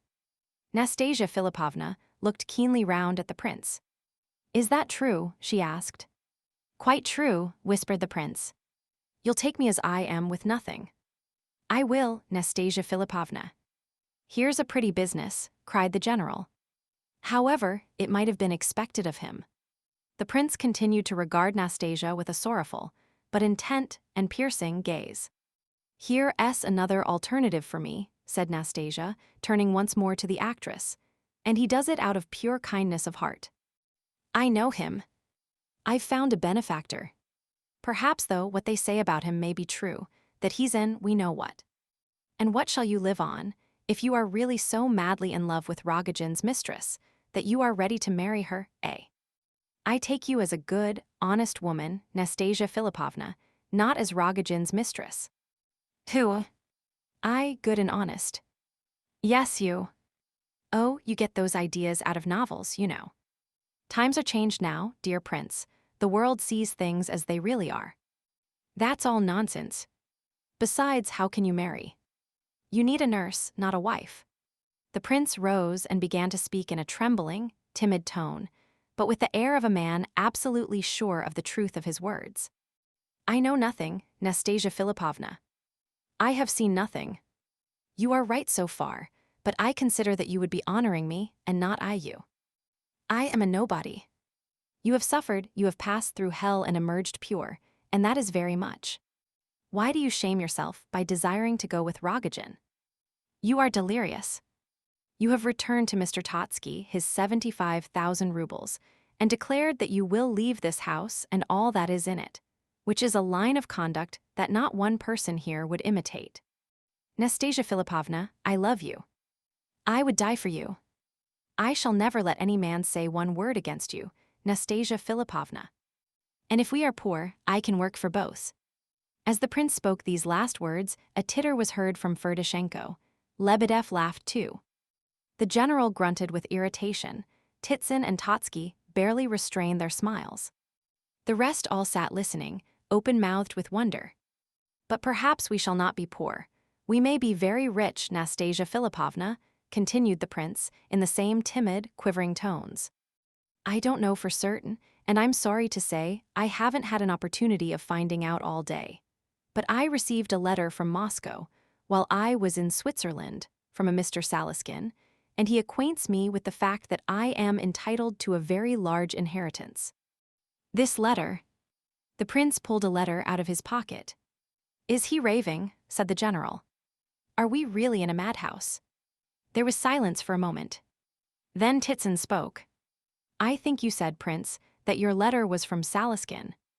Saliskin is a very eminent man, indeed, in his own world. He is a wonderfully clever solicitor, and if he really tells you this, I think you may be pretty sure that he is right. It so happens, luckily, that I know his handwriting, for I have lately had business with him. If you would allow me to see it, I should perhaps be able to tell you. The prince held out the letter silently, but with a shaking hand. What? Said the general, much agitated. What's all this? Is he really heir to anything? All present concentrated their attention upon Titsin, reading the prince's letter. The general curiosity had received a new fillip. Ferdishenko could not sit still. Rogojin fixed his eyes first on the prince, and then on Titsin, and then back again. He was extremely agitated. Lebedev could not stand it. He crept up and read over Titsin's shoulder, with the air of a naughty boy who expects a box on the ear every moment for his indiscretion. Romans 16. "It's good business," said Titsyn at last, folding the letter and handing it back to the prince. "You will receive, without the slightest trouble, by the last will and testament of your aunt, a very large sum of money indeed." "Impossible," cried the general, starting up as if he had been shot. Titsyn explained, for the benefit of the company, that the prince's aunt had died 5 months since.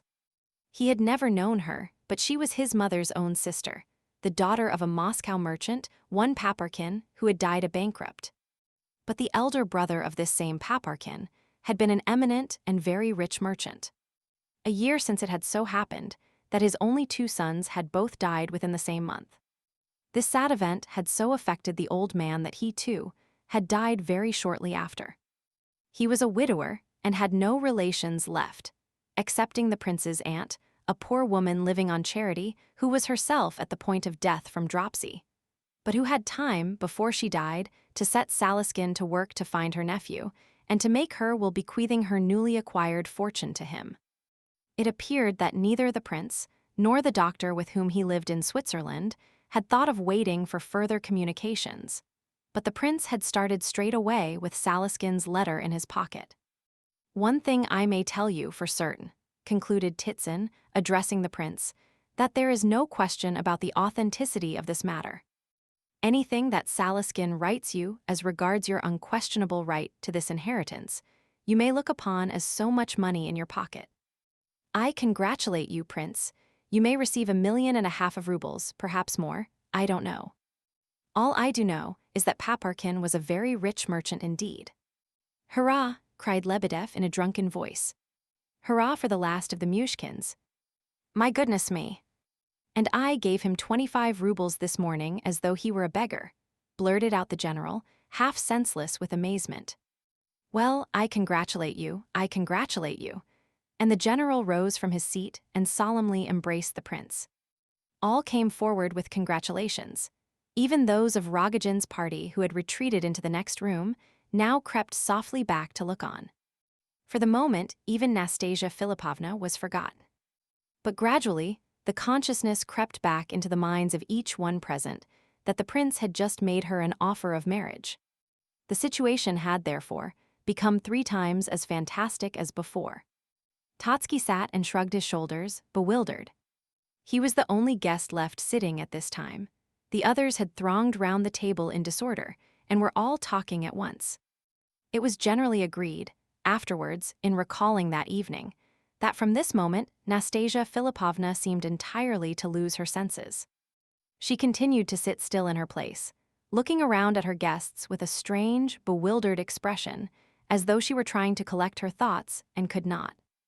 Then she suddenly turned to the prince and glared at him with frowning brows, but this only lasted 1 moment. Perhaps it suddenly struck her that all this was a jest, but his face seemed to reassure her.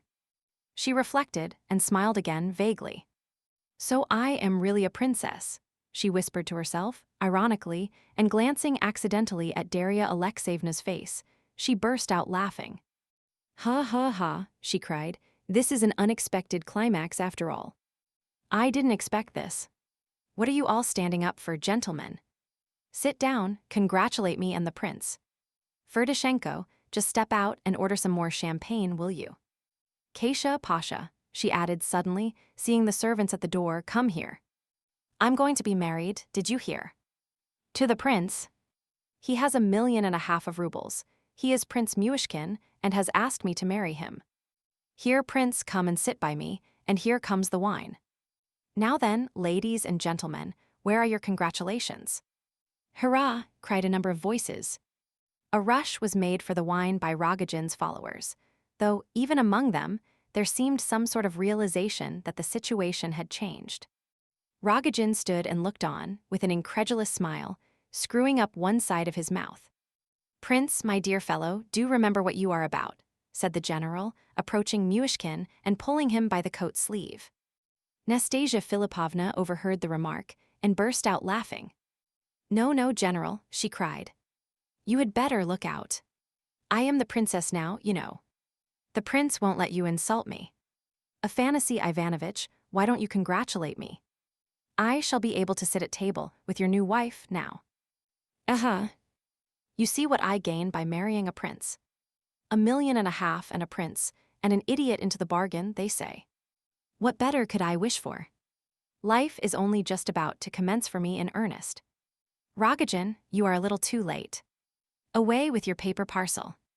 I'm going to marry the prince. I'm richer than you are now. But Rogojin understood how things were tending, at last. An inexpressibly painful expression came over his face. He wrung his hands. A groan made its way up from the depths of his soul. Surrender her for God's sake, he said to the prince. All around burst out laughing. What? Surrender her to you, cried Darya Alexeyevna. To a fellow who comes and bargains for a wife like a magic. The prince wishes to marry her, and you. So do I, so do I. This moment, if I could. I'd give every farthing I have to do it. You drunken magic, said Darya Alexeyevna once more. You ought to be kicked out of the place.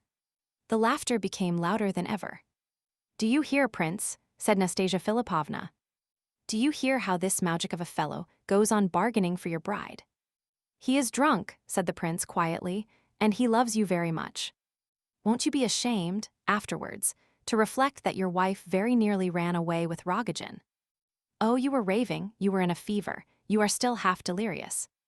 And won't you be ashamed when they tell you, afterwards, that your wife lived at Totska's expense so many years? No, I shall not be ashamed of that. You did not so live by your own will. And you'll never reproach me with it. Never. Take care, don't commit yourself for a whole lifetime.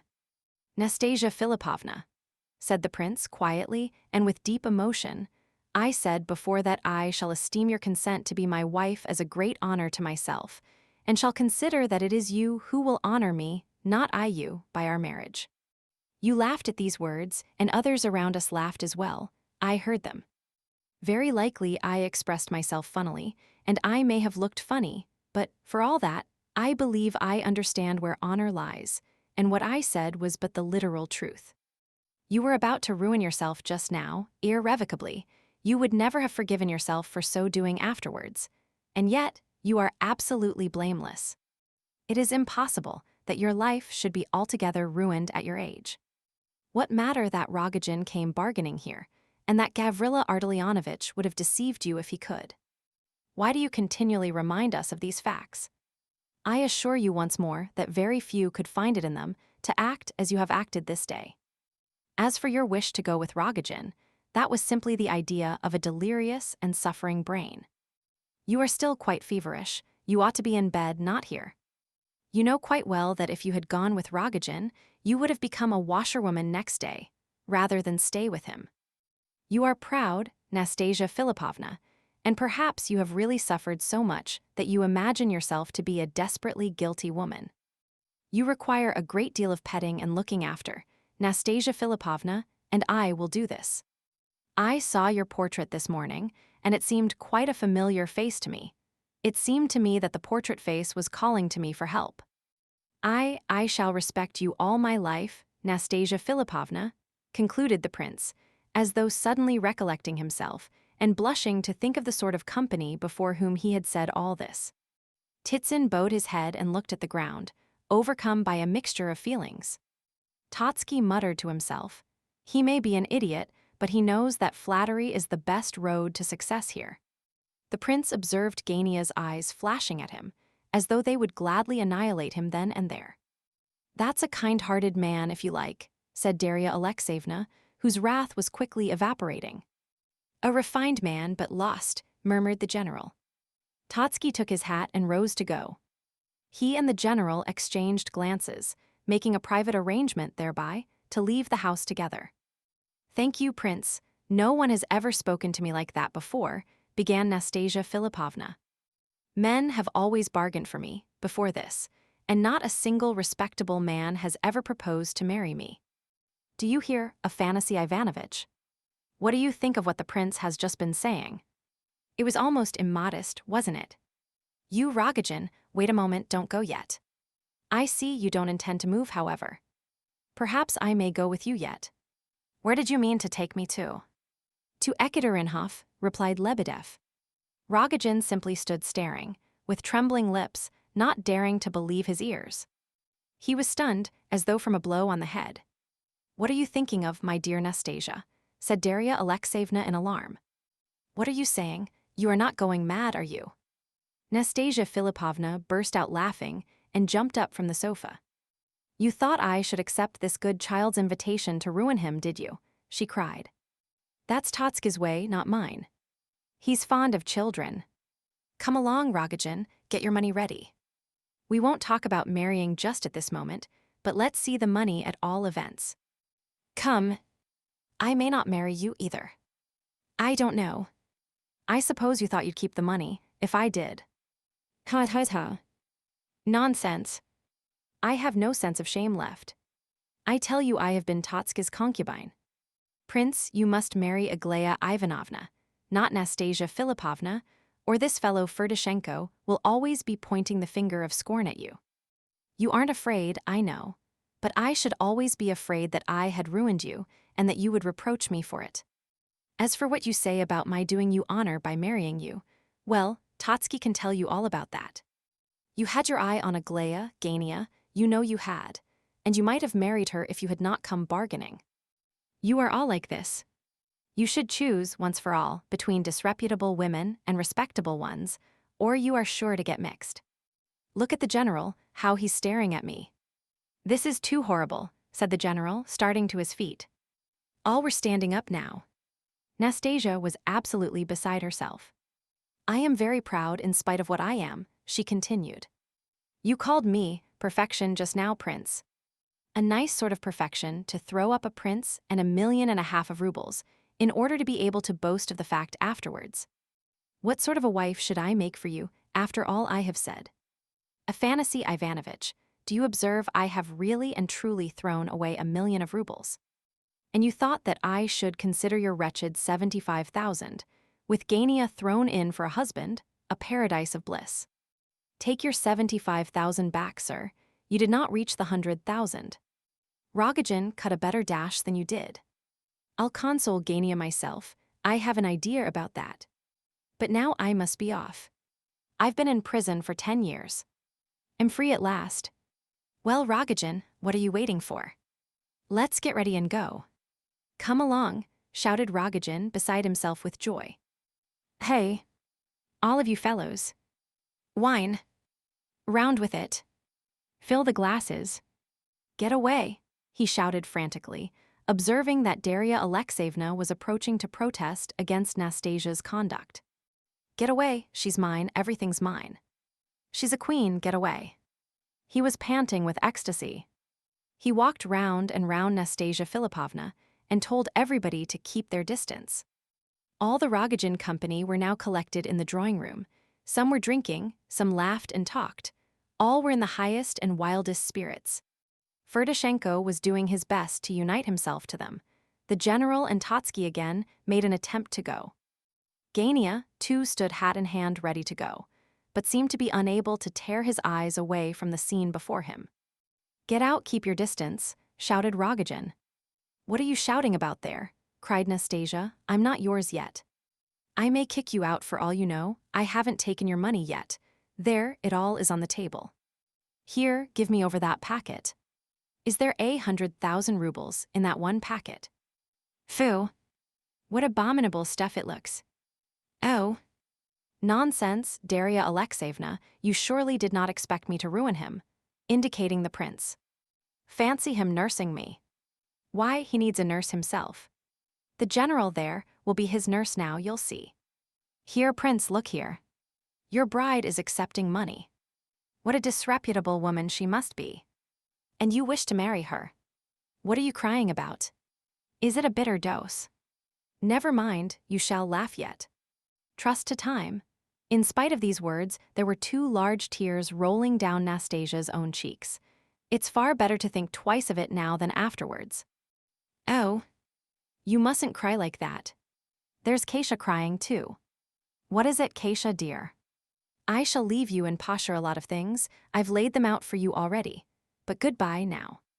I made an honest girl like you serve a low woman like myself. It's better so, Prince, it is indeed. You begin to despise me afterwards. We should never be happy. Oh. You needn't swear, Prince. I shan't believe you, you know. How foolish it would be, too.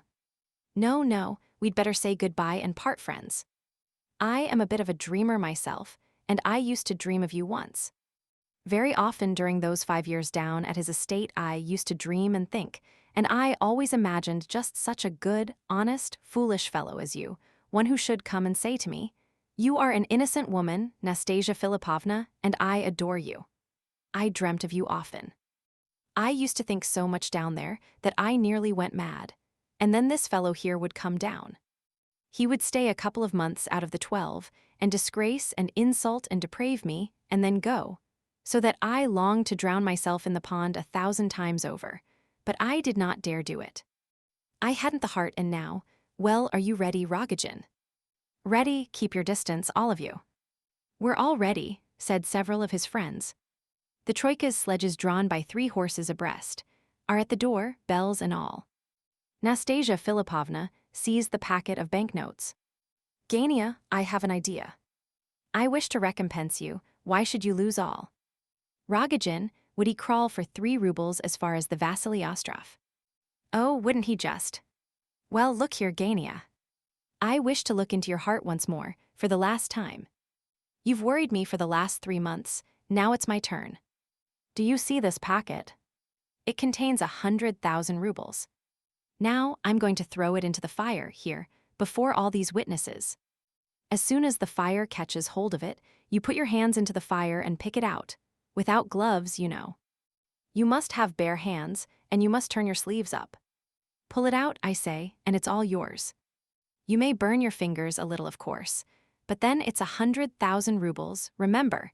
It won't take you long to lay hold of it and snatch it out. I shall so much admire you if you put your hands into the fire for my money.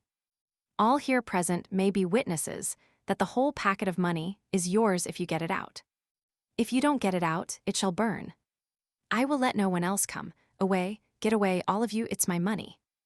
Rogojin has bought me with it. Is it my money, Rogojin?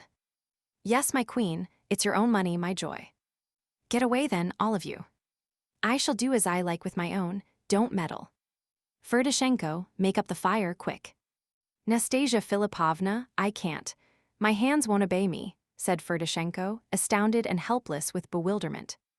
Nonsense, cried Nastasia Philipovna, seizing the poker and raking a couple of logs together. No sooner did a tongue of flame burst out than she threw the packet of notes upon it. Everyone gasped, some even crossed themselves. She's mad, was the cry. Oughtn't we to secure her? Asked the general of Titsin in a whisper, or shall we send for the authorities? Why, she's mad, isn't she, eh? And no, I hardly think she is actually mad, whispered Titsin, who was as white as his handkerchief and trembling like a leaf. He could not take his eyes off the smoldering packet. She's mad surely, isn't she? The general appealed to Totsky. I told you she wasn't an ordinary woman, replied the latter, who was as pale as anyone. Oh, but positively, 100,000 rubles. Goodness gracious. Good heavens, came from all quarters of the room. All now crowded round the fire, and thronged to see what was going on. Everyone lamented, and gave vent to exclamations of horror and woe. Some jumped up on chairs in order to get a better view. Darya Alexeyevna ran into the next room and whispered excitedly to Kasia and Pasha. The beautiful German disappeared altogether. My lady. My sovereign, lamented Lebedev, falling on his knees before Nastasia Philipovna and stretching out his hands towards the fire. It's 100,000 rubles, it is indeed, I packed it up myself. I saw the money. My queen, let me get into the fire after it. Say the word, I'll put my whole gray head into the fire for it. I have a poor lame wife and 13 children. My father died of starvation last week. Nastasia Philipovna. The wretched little man wept and groaned and crawled towards the fire. Away, out of the way, cried Nastasia. Make room, all of you. Gania, what are you standing there for? Don't stand on ceremony. Put in your hand. There's your whole happiness smoldering away, look. Quick! But Gania had borne too much that day, and especially this evening, and he was not prepared for this last, quite unexpected trial. The crowd parted on each side of him, and he was left face to face with Nastasia Philipovna, 3 paces from her. She stood by the fire and waited, with her intent gaze fixed upon him. Gania stood before her, in his evening clothes, holding his white gloves and hat in his hand, speechless and motionless, with arms folded and eyes fixed on the fire. A silly, meaningless smile played on his white, death-like lips. He could not take his eyes off the smoldering packet, but it appeared that something new had come to birth in his soul, as though he were vowing to himself that he would bear this trial. He did not move from his place.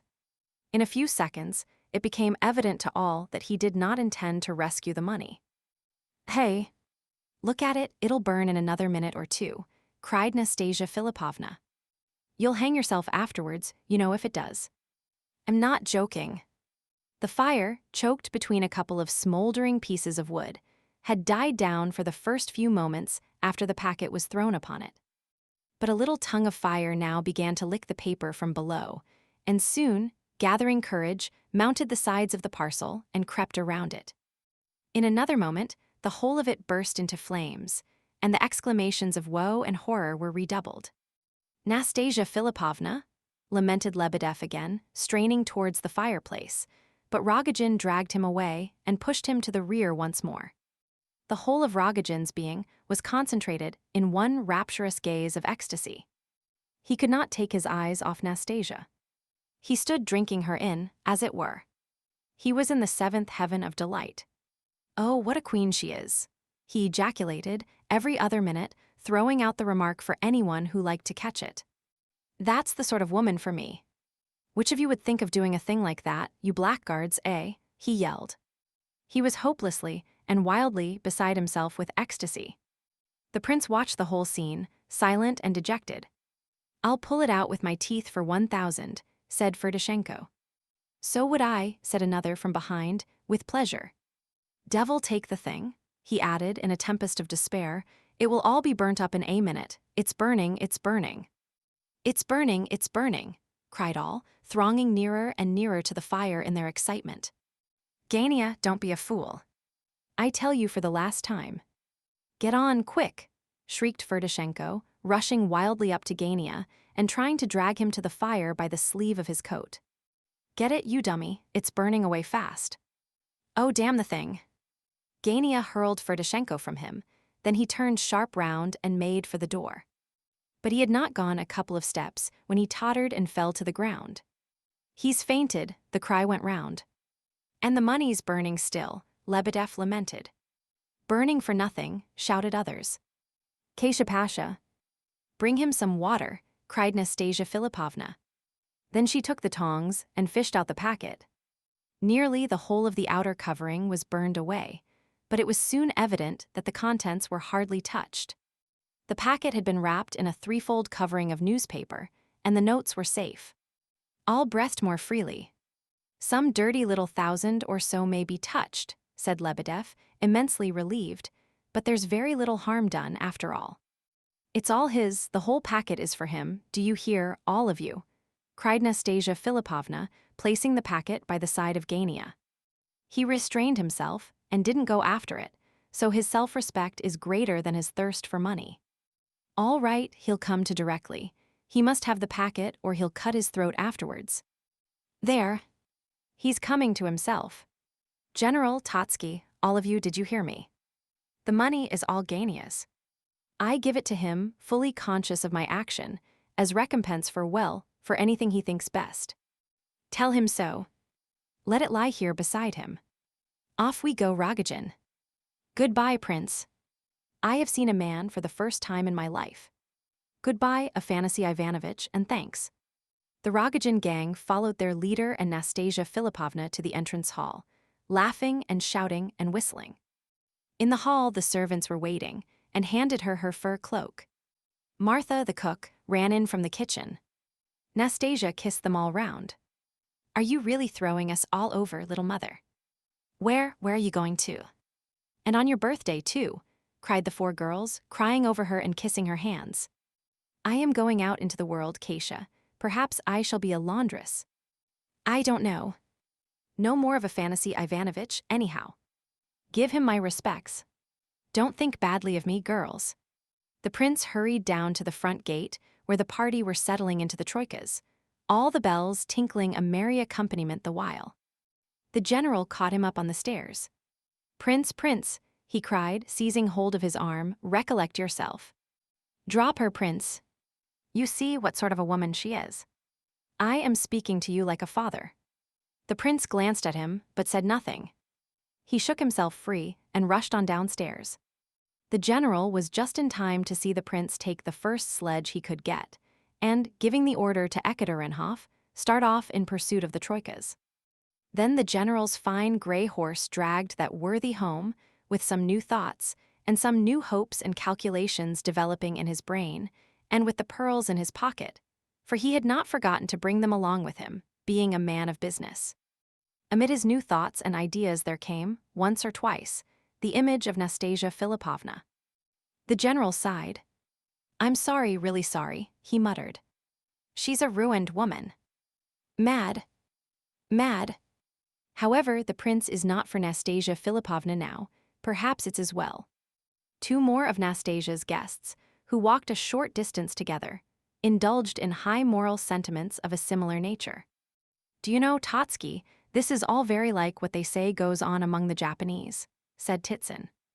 "The offended party there, they say, marches off to his insulter and says to him, 'You insulted me, so I have come to rip myself open before your eyes.' And with these words he does actually rip his stomach open before his enemy, and considers, doubtless, that he is having all possible and necessary satisfaction and revenge. There are strange characters in the world, sir. H.M. And you think there was something of this sort here, do you? Dear me, a very remarkable comparison, you know. But you must have observed, my dear Titsin, that I did all I possibly could. I could do no more than I did.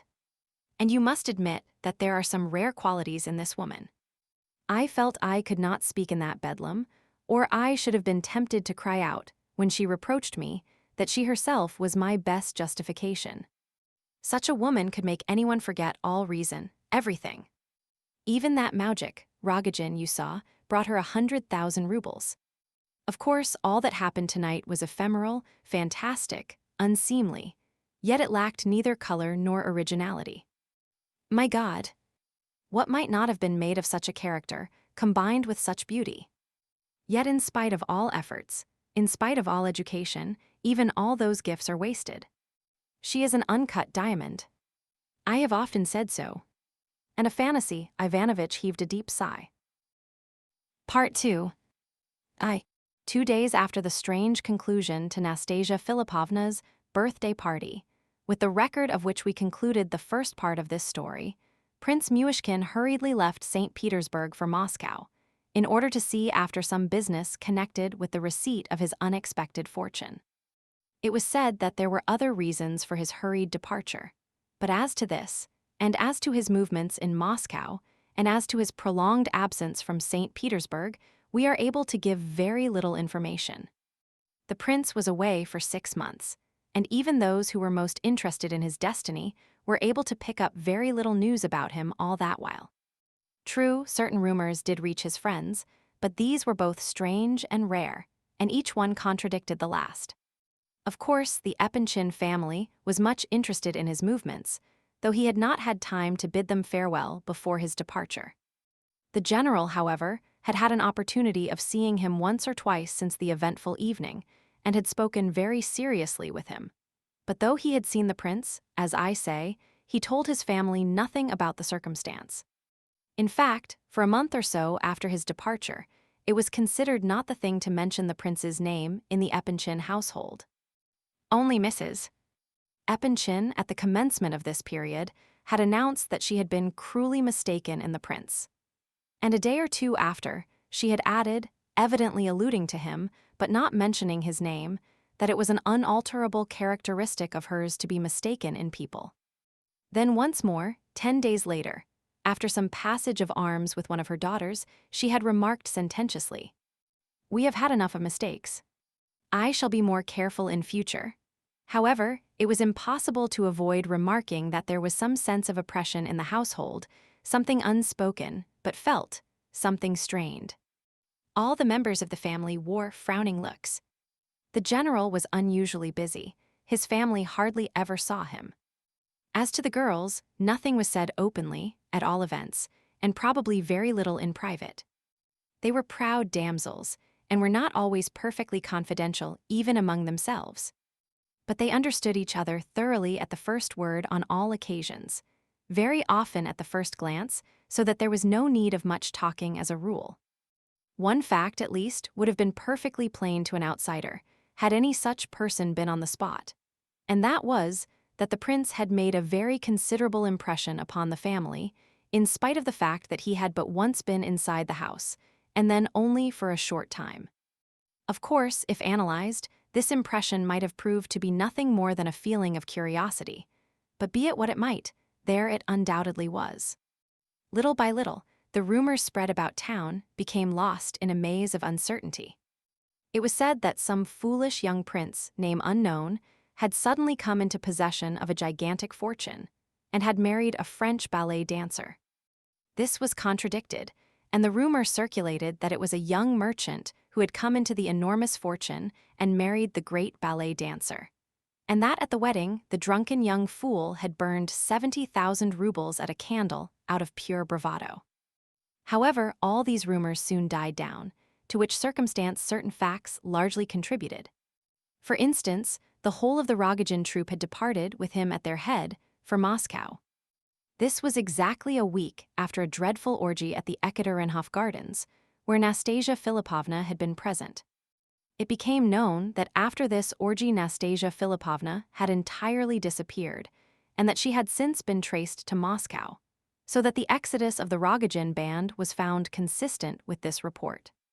There were rumors current as to Gania, too, but circumstances soon contradicted these. He had fallen seriously ill, and his illness precluded his appearance in society, and even at business, for over a month. As soon as he had recovered, however, he threw up his situation in the public company under General Epanchin's direction, for some unknown reason, and the post was given to another. He never went near the Epinchins' house at all, and was exceedingly irritable and depressed. Varvara Ardalionovna married Titsin this winter, and it was said that the fact of Gania's retirement from business was the ultimate cause of the marriage, since Gania was now not only unable to support his family, but even required help himself. We may mention that Gania was no longer mentioned in the Epanchin household any more than the prince was, but that a certain circumstance in connection with the fatal evening at Nastasia's house became known to the general, and, in fact, to all the family the very next day. This fact was that Gania had come home that night, but had refused to go to bed. He had awaited the prince's return from Ekaterinhof with feverish impatience. On the latter's arrival, at 6 a.m, Gania had gone to him in his room, bringing with him the singed packet of money, which he had insisted that the prince should return to Nastasia Philipovna without delay.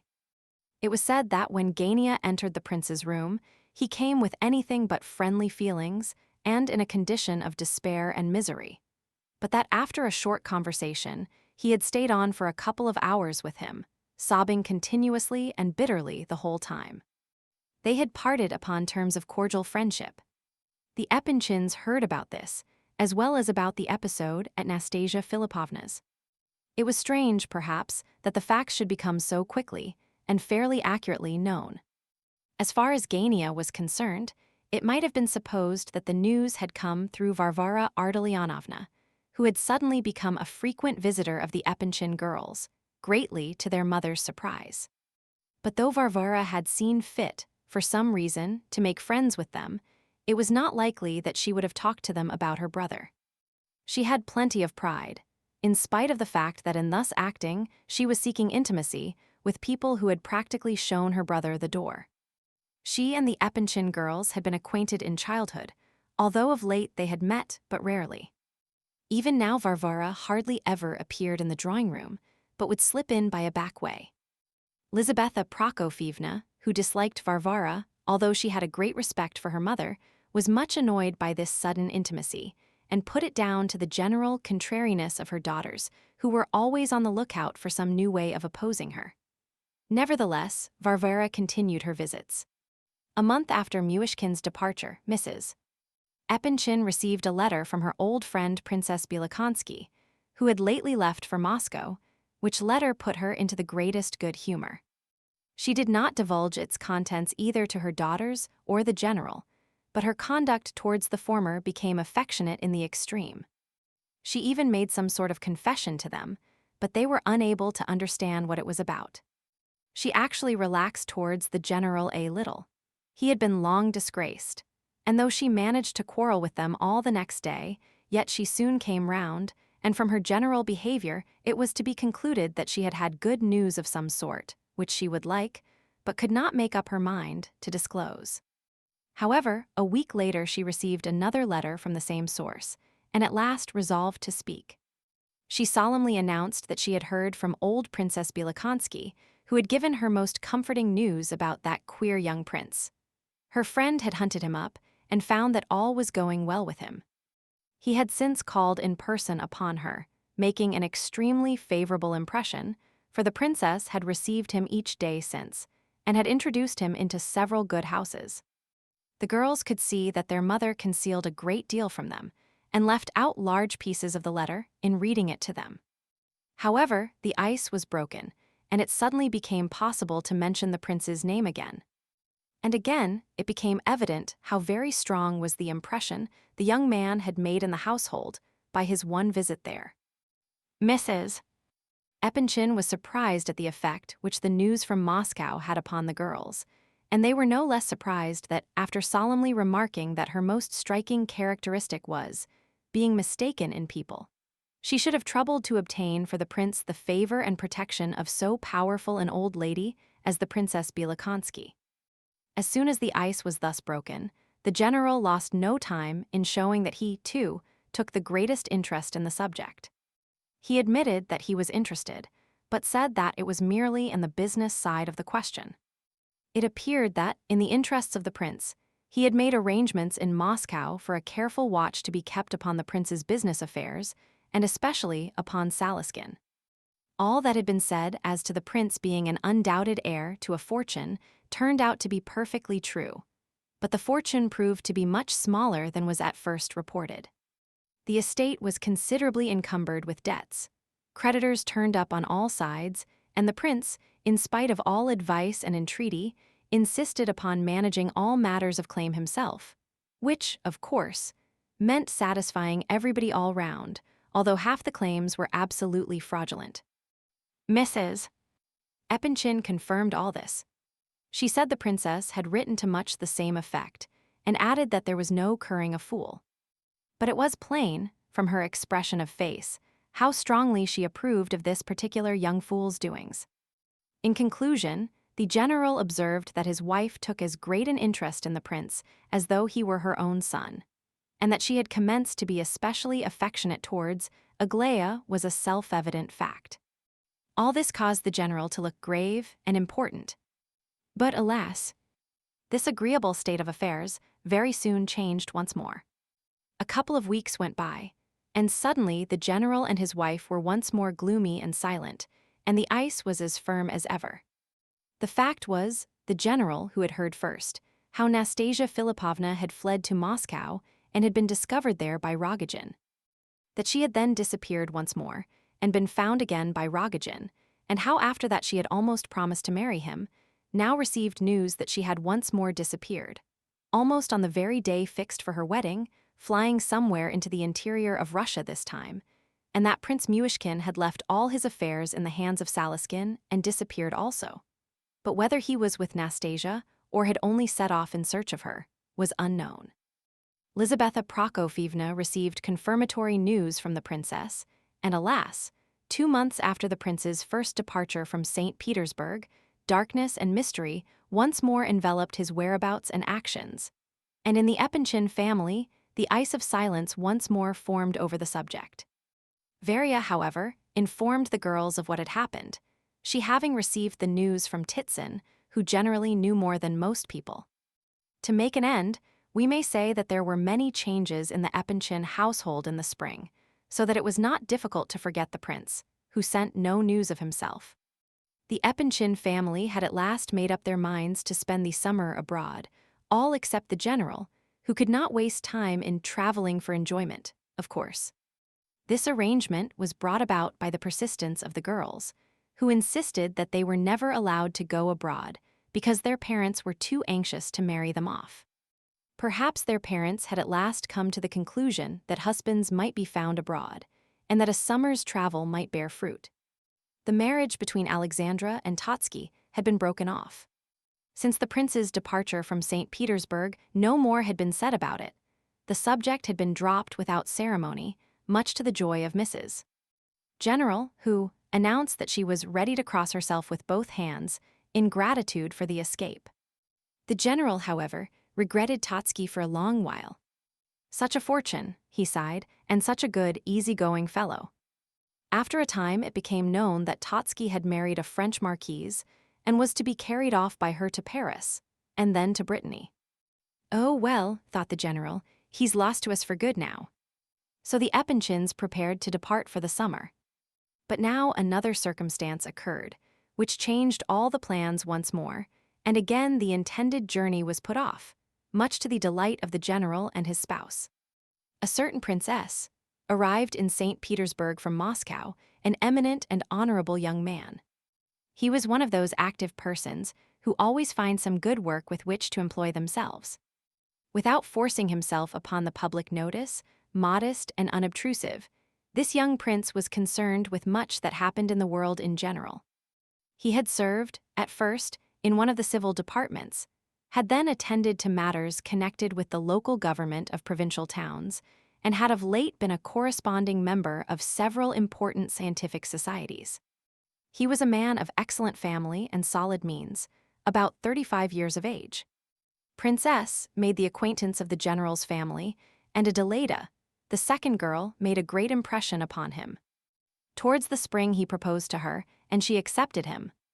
The general and his wife were delighted. The journey abroad was put off, and the wedding was fixed for a day not very distant. The trip abroad might have been enjoyed later on by Mrs.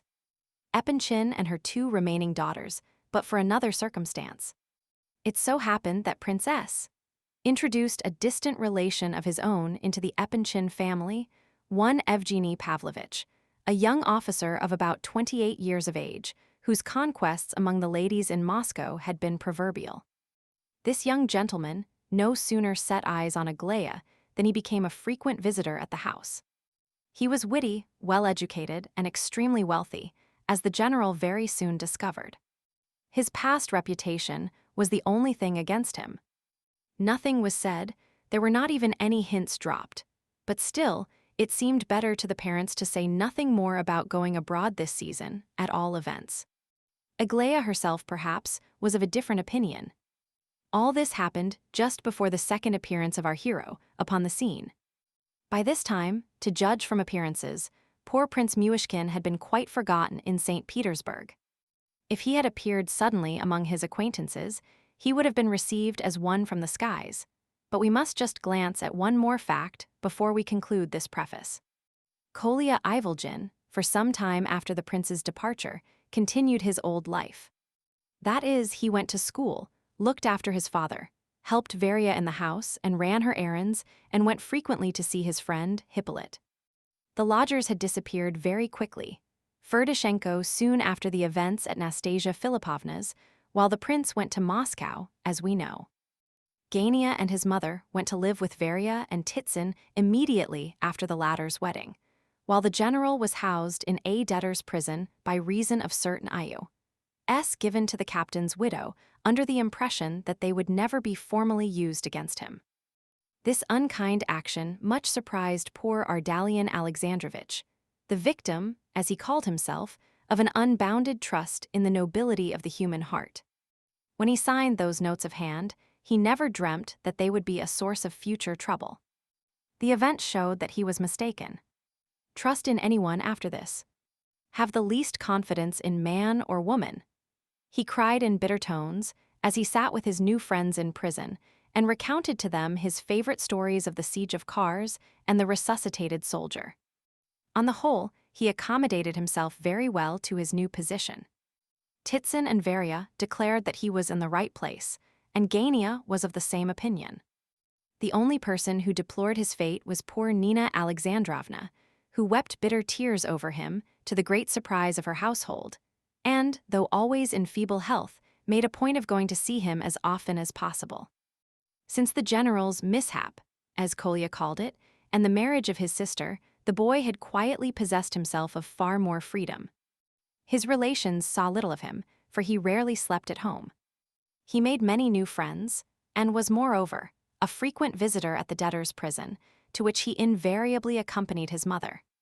Varya, who used to be always correcting him, never spoke to him now on the subject of his frequent absences, and the whole household was surprised to see Gania, in spite of his depression, on quite friendly terms with his brother. This was something new, for Gania had been wont to look upon Kolya as a kind of errand boy, treating him with contempt, threatening to pull his ears, and in general driving him almost wild with irritation.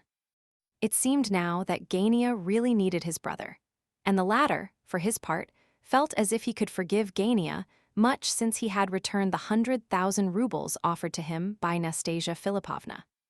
3 months after the departure of the prince, the Ivolgin family discovered that Kolya had made acquaintance with the Epinchins and was on very friendly terms with the daughters. Varya heard of it first, though Kolya had not asked her to introduce him. Little by little, the family grew quite fond of him. Madame Epinchin at first looked on him with disdain and received him coldly, but in a short time he grew to please her, because, as she said, he was candid and no flatterer, a very true description. From the first, he put himself on an equality with his new friends, and though he sometimes read newspapers and books to the mistress of the house, it was simply because he liked to be useful. One day, however, he and Lizaveta Prokofyevna quarreled seriously about the woman question, in the course of a lively discussion on that burning subject. He told her that she was a tyrant, and that he would never set foot in her house again. It may seem incredible, but a day or two after, Madame Epinchin sent a servant with a note begging him to return, and Kolya, without standing on his dignity, did so at once. Aglaya was the only one of the family whose good graces he could not gain, and who always spoke to him haughtily, but it so happened that the boy one day succeeded in giving the proud maiden a surprise. It was about Easter, when, taking advantage of a momentary tête-à-tête, Kolya handed Aglaya a letter, remarking that he had orders to deliver it to her privately. She stared at him in amazement, but he did not wait to hear what she had to say, and went out. Aglaya broke the seal, and read as follows. "Once you did me the honor of giving me your confidence. Perhaps you have quite forgotten me now. How is it that I am writing to you? I do not know, but I am conscious of an irresistible desire to remind you of my existence, especially you. How many times I have needed all 3 of you, but only you have dwelt always in my mind's eye. I need you very much.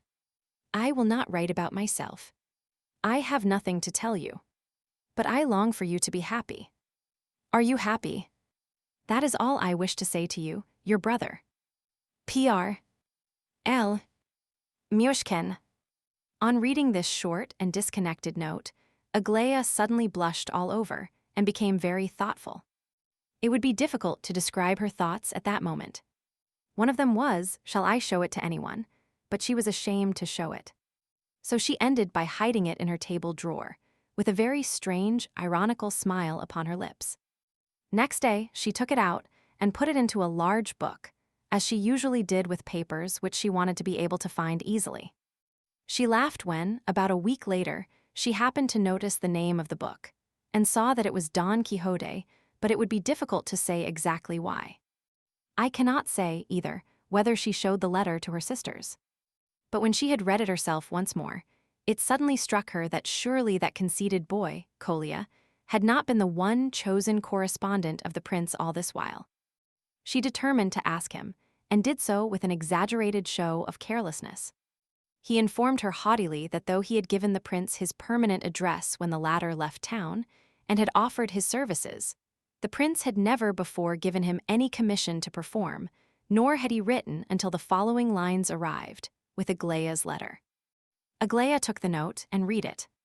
"Dear Kolya, please be so kind as to give the enclosed sealed letter to Aglaya Ivanovna. Keep well, ever your loving. Pr. L. Muishkin. It seems absurd to trust a little pepper box like you, said Aglaya, as she returned the note and walked past the pepper box with an expression of great contempt. This was more than Kolya could bear. He had actually borrowed Gania's new green tie for the occasion, without saying why he wanted it, in order to impress her. He was very deeply mortified. Roman II. It was the beginning of June, and for a whole week the weather in St. Petersburg had been magnificent. The Epinchins had a luxurious country house at Pavlovsk, one of the fashionable summer resorts near St. Petersburg. And to this spot Mrs. Epinchin determined to proceed without further delay. In a couple of days all was ready, and the family had left town. A day or two after this removal to Pavlovsk, Prince Muishkin arrived in St. Petersburg by the morning train from Moscow. No one met him, but as he stepped out of the carriage, he suddenly became aware of two strangely glowing eyes fixed upon him from among the crowd that met the train.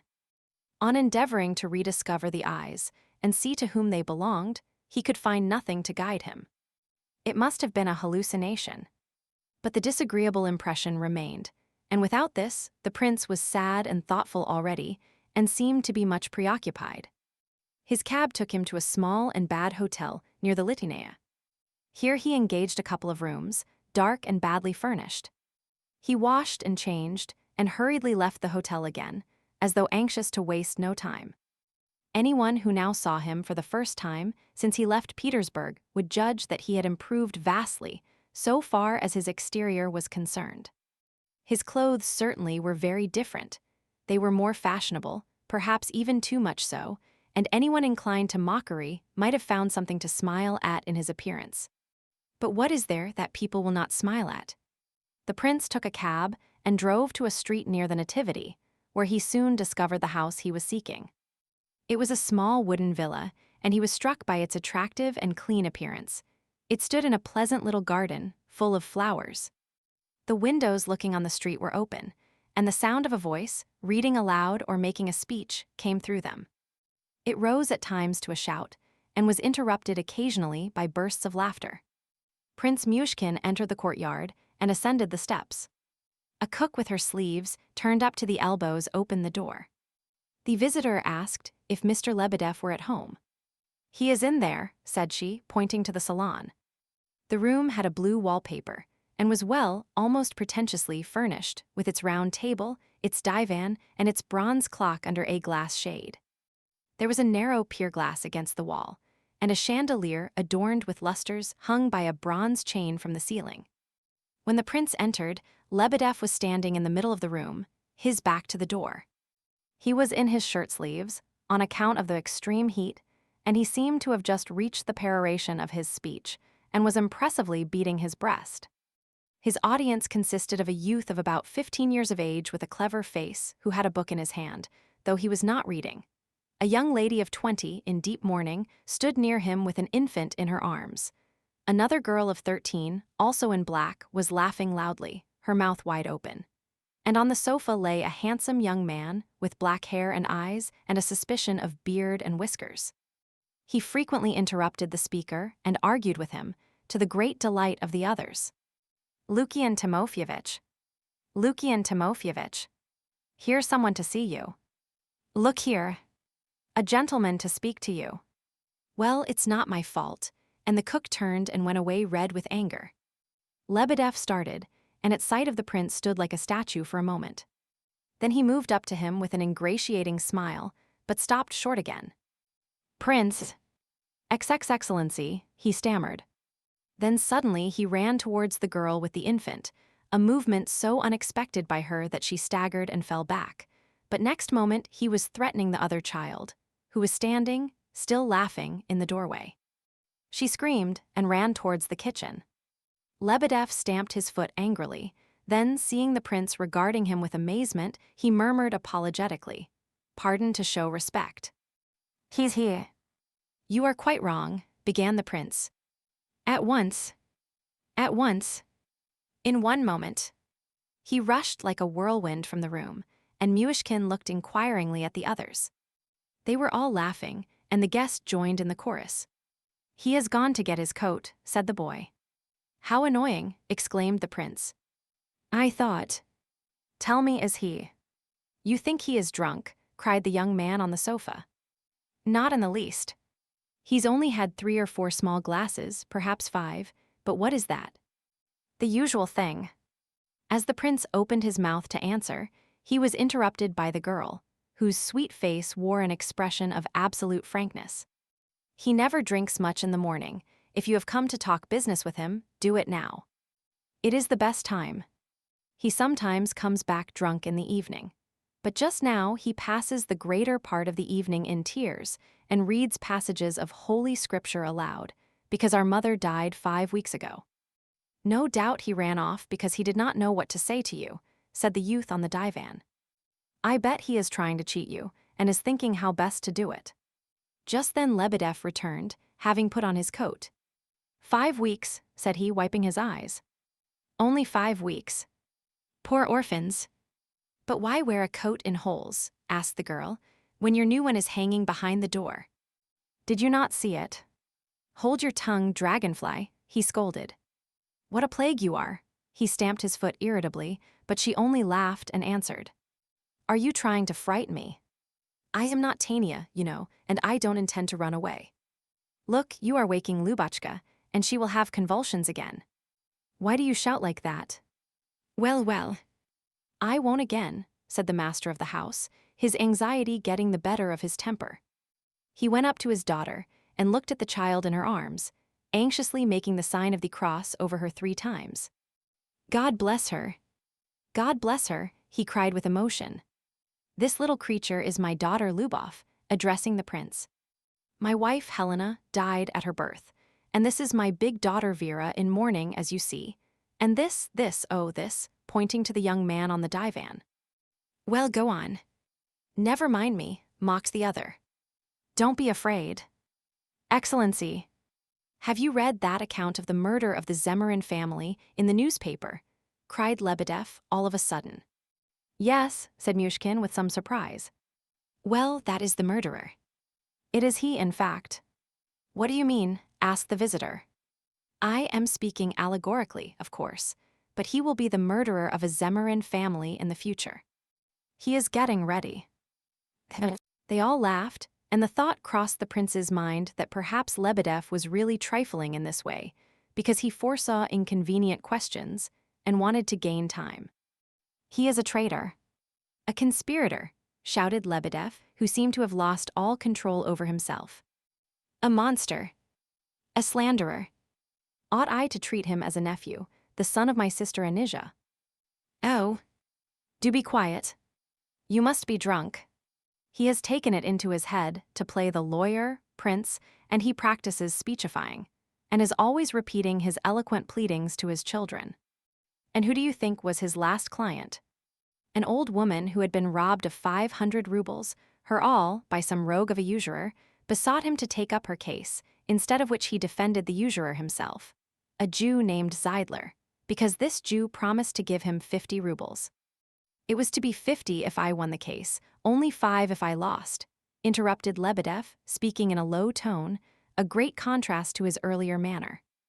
"Well, naturally he came to grief. The law is not administered as it used to be, and he only got laughed at for his pains. But he was much pleased with himself in spite of that. 'Most learned judge,' said he, 'picture this unhappy man, crippled by age and infirmities, who gains his living by honorable toil. Picture him, I repeat, robbed of his all of his last mouthful. Remember, I entreat you, the words of that learned legislator, let mercy and justice alike rule the courts of law.' Now, would you believe it, Excellency, every morning he recites this speech to us from beginning to end, exactly as he spoke it before the magistrate. Today we have heard it for the 5th time. He was just starting again when you arrived, so much does he admire it. He is now preparing to undertake another case. I think, by the way, that you are Prince Muishkin. Kolya tells me you are the cleverest man he has ever known." "The cleverest in the world," interrupted his uncle hastily. "I do not pay much attention to that opinion," continued the young man calmly. "Kolya is very fond of you, but he," pointing to Lebedev, "is flattering you." I can assure you I have no intention of flattering you, or anyone else, but at least you have some common sense. Well, will you judge between us? Shall we ask the prince to act as arbitrator? He went on, addressing his uncle. I am so glad you chanced to come here, Prince. I agree, said Lebedev firmly, looking round involuntarily at his daughter, who had come nearer, and was listening attentively to the conversation. What is it all about? Asked the prince, frowning. His head ached, and he felt sure that Lebedev was trying to cheat him in some way, and only talking to put off the explanation that he had come for. I will tell you all the story. I am his nephew. He did speak the truth there, although he is generally telling lies. I am at the university, and have not yet finished my course. I mean to do so, and I shall, for I have a determined character. I must, however, find something to do for the present, and therefore I have got employment on the railway at 24 rubles a month. I admit that my uncle has helped me once or twice before. Well, I had 20 rubles in my pocket, and I gambled them away. Can you believe that I should be so low, so base, as to lose money in that way? And the man who won it is a rogue whom you ought not to have paid, cried Lebedev. Yes, he is a rogue, but I was obliged to pay him, said the young man. As to his being a rogue, he is assuredly that, and I am not saying it because he beat you. He is an ex-lieutenant, Prince, dismissed from the service, a teacher of boxing and one of Rogojin's followers. They are all lounging about the pavements now that Rogojin has turned them off. Of course, the worst of it is that, knowing he was a rascal and a card sharper, I none the less played palki with him and risked my last ruble. To tell the truth, I thought to myself, if I lose, I will go to my uncle, and I am sure he will not refuse to help me. Now that was base, cowardly and base. That is so, observed Lebedev quietly, cowardly and base. Well, wait a bit before you begin to triumph, said the nephew viciously, for the words seemed to irritate him. He is delighted. I came to him here and told him everything. I acted honorably, for I did not excuse myself. I spoke most severely of my conduct, as everyone here can witness. But I must smart myself up before I take up my new post, for I am really like a tramp. Just look at my boots. I cannot possibly appear like this, and if I am not at the bureau at the time appointed, the job will be given to someone else, and I shall have to try for another. Now I only beg for 15 rubles, and I give my word that I will never ask him for anything again. I am also ready to promise to repay my debt in 3 months' time, and I will keep my word, even if I have to live on bread and water. My salary will amount to 75 rubles in 3 months. The sum I now ask, added to what I have borrowed already, will make a total of about 35 rubles, so you see I shall have enough to pay him and confound him. If he wants interest, he shall have that too. Haven't I always paid back the money he lent me before? Why should he be so mean now? He grudges my having paid that lieutenant. There can be no other reason. That's the kind he is, a dog in the manger. And he won't go away, cried Lebedev. He has installed himself here, and here he remains. I have told you already that I will not go away until I have got what I ask. Why are you smiling, Prince? You look as if you disapproved of me. I am not smiling, but I really think you are in the wrong somewhat, replied Muishkin reluctantly. Don't shuffle. Say plainly that you think that I am quite wrong, without any somewhat. Why somewhat? I will say you are quite wrong if you wish. If I wish. That's good, I must say. Do you think I am deceived as to the flagrant impropriety of my conduct? I am quite aware that his money is his own, and that my action is much like an attempt at extortion. But you don't know what life is. If people don't learn by experience, they never understand. They must be taught. My intentions are perfectly honest. On my conscience he will lose nothing, and I will pay back the money with interest. Added to which he has had the moral satisfaction of seeing me disgraced. What does he want more? And what is he good for if he never helps anyone? Look what he does himself. Just ask him about his dealings with others, how he deceives people. How did he manage to buy this house?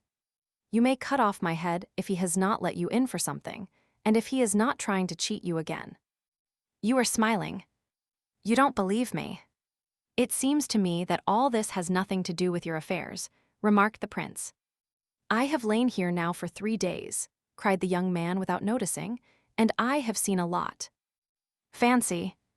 He suspects his daughter, that angel, that orphan, my cousin, he suspects her, and every evening he searches her room to see if she has a lover hidden in it.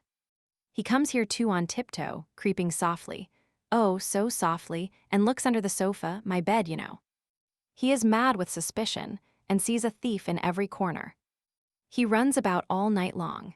He was up at least 7 times last night, to satisfy himself that the windows and doors were barred, and to peep into the oven.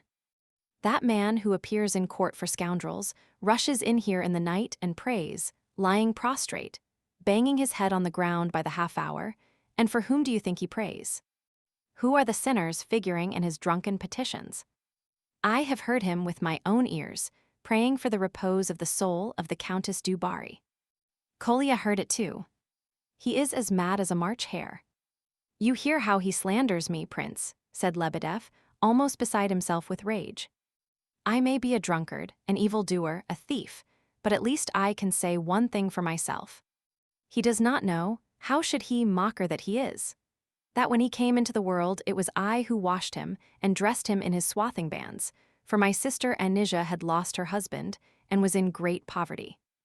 I was very little better off than she, but I sat up night after night with her and nursed both mother and child. I used to go downstairs and steal wood for them from the house boarder. How often did I sing him to sleep when I was half dead with hunger? In short, I was more than a father to him, and now he jeers at me. Even if I did cross myself and pray for the repose of the soul of the Comtesse du Barry, what does it matter? 3 days ago, for the first time in my life, I read her biography in an historical dictionary. Do you know who she was? You there, addressing his nephew. Speak. Do you know? Of course no one knows anything about her but you, muttered the young man in a would-be jeering tone. She was a countess who rose from shame to reign like a queen. An empress wrote to her with her own hand as ma cheer cussing. At a lever du roi one morning, do you know what a lever du roi was? A cardinal, a papal legate, offered to put on her stockings. A high and holy person like that looked on it as an honor. Did you know this? I see by your expression that you did not. Well, how did she die? Answer. Oh. Do stop, you're too absurd. This is how she died. After all this honor and glory, after having been almost a queen, she was guillotined by that butcher, Samson. She was quite innocent, but it had to be done, for the satisfaction of the fishwives of Paris. She was so terrified that she did not understand what was happening. But when Samson seized her head and pushed her under the knife with his foot, she cried out, "Wait a moment." Wait a moment, monsieur? Well, because of that moment of bitter suffering, perhaps the Savior will pardon her other faults, for one cannot imagine a greater agony. As I read the story, my heart bled for her. And what does it matter to you, little worm, if I implored the divine mercy for her, great sinner as she was, as I said my evening prayer? I might have done it because I doubted if anyone had ever crossed himself for her sake before. It may be that in the other world, she will rejoice to think that a sinner like herself has cried to heaven for the salvation of her soul. Why are you laughing? You believe nothing, atheist. And your story was not even correct. If you had listened to what I was saying, you would have heard that I did not only pray for the Comtesse du Barry. I said, O Lord, give rest to the soul of that great sinner, the Comtesse du Barry, and to all unhappy ones like her. You see, that is quite a different thing, for how many sinners there are, how many women who have passed through the trials of this life are now suffering and groaning in purgatory. I prayed for you, too, in spite of your insolence and impudence, also for your fellows, as it seems that you claim to know how I pray. Oh, that's enough in all conscience. Pray for whom you choose, and the devil take them and you. We have a scholar here, you did not know that, Prince? He continued with a sneer. He reads all sorts of books and memoirs now. At any rate, your uncle has a kind heart, remarked the prince, who really had to force himself to speak to the nephew, so much did he dislike him. Oh, now you are going to praise him. He will be set up. He puts his hand on his heart, and he is delighted. I never said he was a man without heart, but he is a rascal, that's the pity of it. And then, he is addicted to drink, and his mind is unhinged, like that of most people who have taken more than is good for them for years. He loves his children, oh, I know that well enough. He respected my aunt, his late wife. And he even has a sort of affection for me. He has remembered me in his will. I shall leave you nothing, exclaimed his uncle angrily. Listen to me, Lebedev, said the prince in a decided voice, turning his back on the young man. I know by experience that when you choose, you can be businesslike. I have very little time to spare, and if you... By the way, excuse me, what is your Christian name? I have forgotten it. Timofey. And... Lukianovich.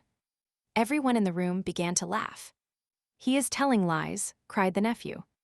Even now he cannot speak the truth.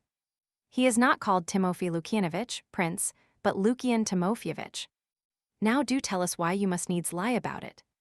Lukian or Timofey, it is all the same to you, and what difference can it make to the prince? He tells lies without the least necessity, simply by force of habit, I assure you. Is that true? Said the prince impatiently. My name really is Lukian Timofeyevich, acknowledged Lebedev, lowering his eyes and putting his hand on his heart. Well, for God's sake, what made you say the other? To humble myself, murmured Lebedev. What on earth do you mean? Oh, if only I knew where Kolya was at this moment, cried the prince, standing up as if to go. I can tell you all about Kolya, said the young man. Oh. No, said Lebedev hurriedly. Kolya spent the night here, and this morning went after his father, whom you let out of prison by paying his debts. Heaven only knows why. Yesterday the general promised to come and lodge here, but he did not appear. Most probably, he slept at the hotel close by. No doubt Kolya is there, unless he has gone to Pavlovsk to see the Epinchins. He had a little money, and was intending to go there yesterday. He must be either at the hotel or at Pavlovsk. At Pavlovsk. He is at Pavlovsk, undoubtedly, interrupted Lebedev. But come, let us go into the garden, we will have coffee there. And Lebedev seized the prince's arm and led him from the room.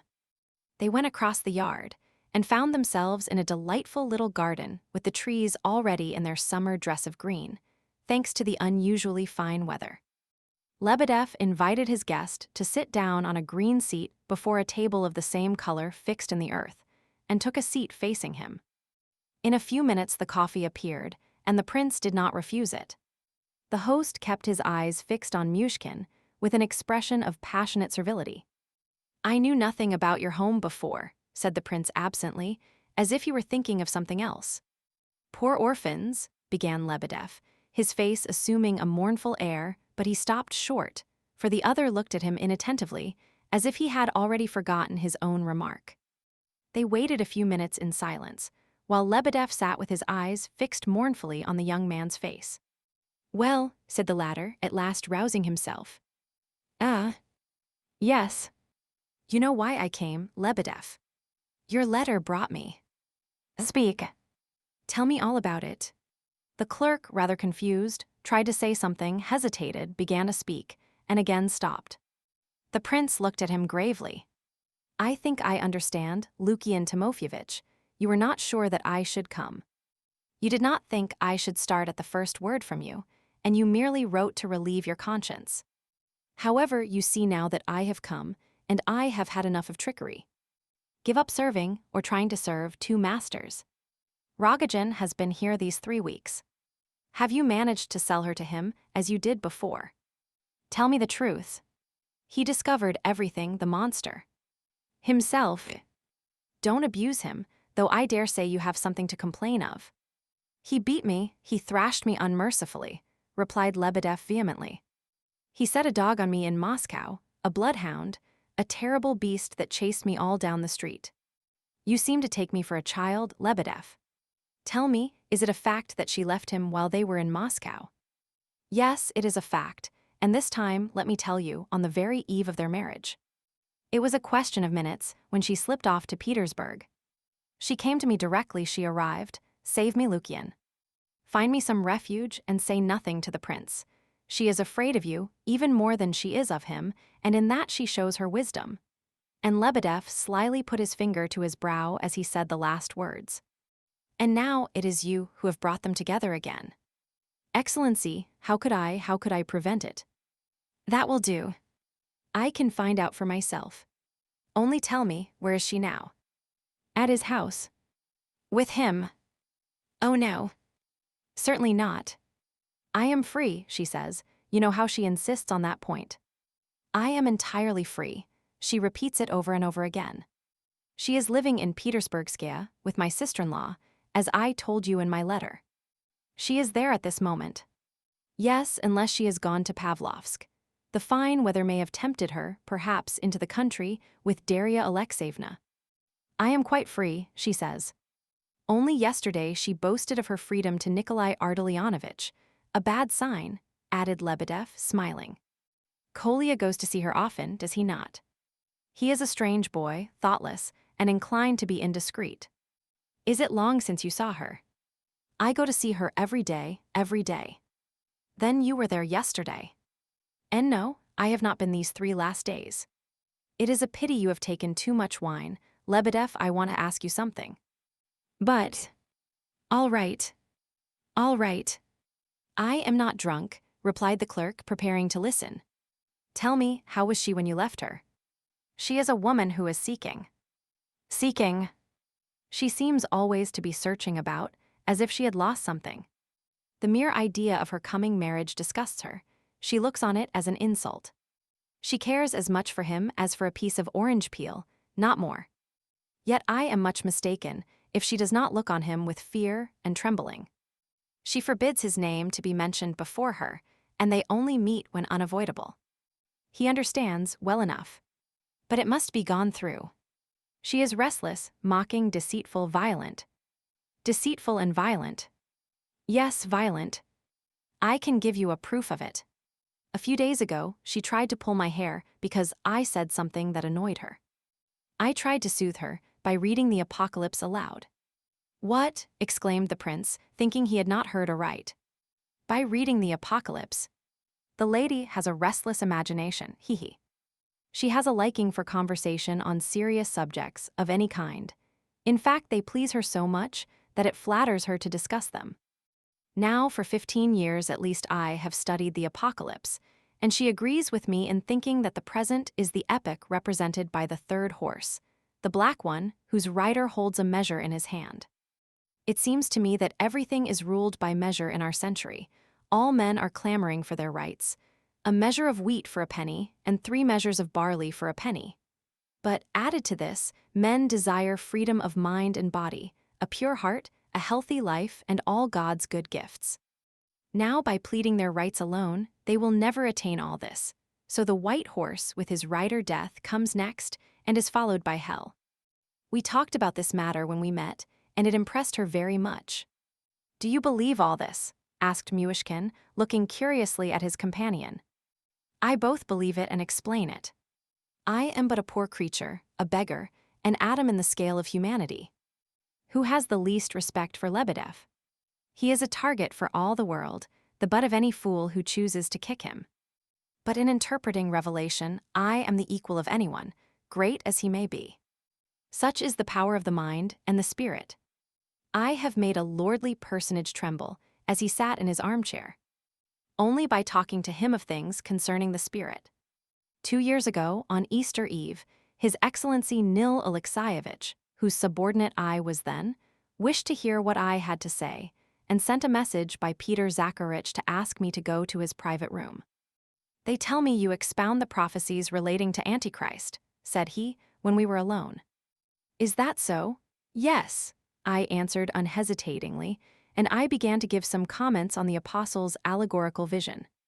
At first he smiled, but when we reached the numerical computations and correspondences, he trembled and turned pale. Then he begged me to close the book, and sent me away, promising to put my name on the reward list. That took place, as I said, on the eve of Easter, and 8 days later his soul returned to God. "What?" "It is the truth. One evening after dinner, he stumbled as he stepped out of his carriage. He fell and struck his head on the curb and died immediately. He was 73 years of age and had a red face and white hair. He deluged himself with scent and was always smiling like a child. Peter Zakharich recalled my interview with him and said, "You foretold his death." The prince rose from his seat, and Lebedev, surprised to see his guest preparing to go so soon, remarked, "You are not interested," in a respectful tone. "I am not very well, and my head aches." "Doubtless the effect of the journey," replied the prince, frowning. "You should go into the country," said Lebedev timidly. The prince seemed to be considering the suggestion. "You see, I am going into the country myself in 3 days, with my children and belongings. The little one is delicate, she needs change of air, and during our absence this house will be done up. I am going to Pavlovsk." "You are going to Pavlovsk too?" asked the prince sharply. "Everybody seems to be going there. Have you a house in that neighborhood?" "I don't know of many people going to Pavlovsk, and as for the house, Ivan Titsin has let me one of his villas rather cheaply. It is a pleasant place, lying on a hill surrounded by trees, and one can live there for a mere song. There is good music to be heard, so no wonder it is popular. I shall stay in the lodge. As to the villa itself, have you let it?" "And no, not exactly." "Let it to me," said the prince. Now this was precisely what Lebedev had made up his mind to do in the last 3 minutes. Not that he had any difficulty in finding a tenant. In fact, the house was occupied at present by a chance visitor, who had told Lebedev that he would perhaps take it for the summer months. The clerk knew very well that this, perhaps, meant certainly. But as he thought he could make more out of a tenant like the prince, he felt justified in speaking vaguely about the present inhabitant's intentions. "This is quite a coincidence," thought he, and when the subject of price was mentioned, he made a gesture with his hand, as if to wave away a question of so little importance. "Oh well, as you like," said Muishkin. "I will think it over. You shall lose nothing." They were walking slowly across the garden. "But if you—" "I could," stammered Lebedev, "if you please, prince, tell you something on the subject which would interest you, I am sure." He spoke in wheedling tones and wriggled as he walked along. Muishkin stopped short. "Darya Alexeyevna also has a villa at Pavlovsk." "Well, a certain person is very friendly with her and intends to visit her pretty often." "Well, Aglaya Ivanovna—" "Oh, stop, Lebedev," interposed Muishkin, feeling as if he had been touched on an open wound. That has nothing to do with me. I should like to know when you are going to start. The sooner the better as far as I am concerned, for I am at an hotel." They had left the garden now, and were crossing the yard on their way to the gate. "Well, leave your hotel at once and come here. Then we can all go together to Pavlovsk the day after tomorrow." "I will think about it," said the prince dreamily, and went off. The clerk stood looking after his guest, struck by his sudden absent-mindedness. He had not even remembered to say goodbye, and Lebedev was the more surprised at the omission, as he knew by experience how courteous the prince usually was.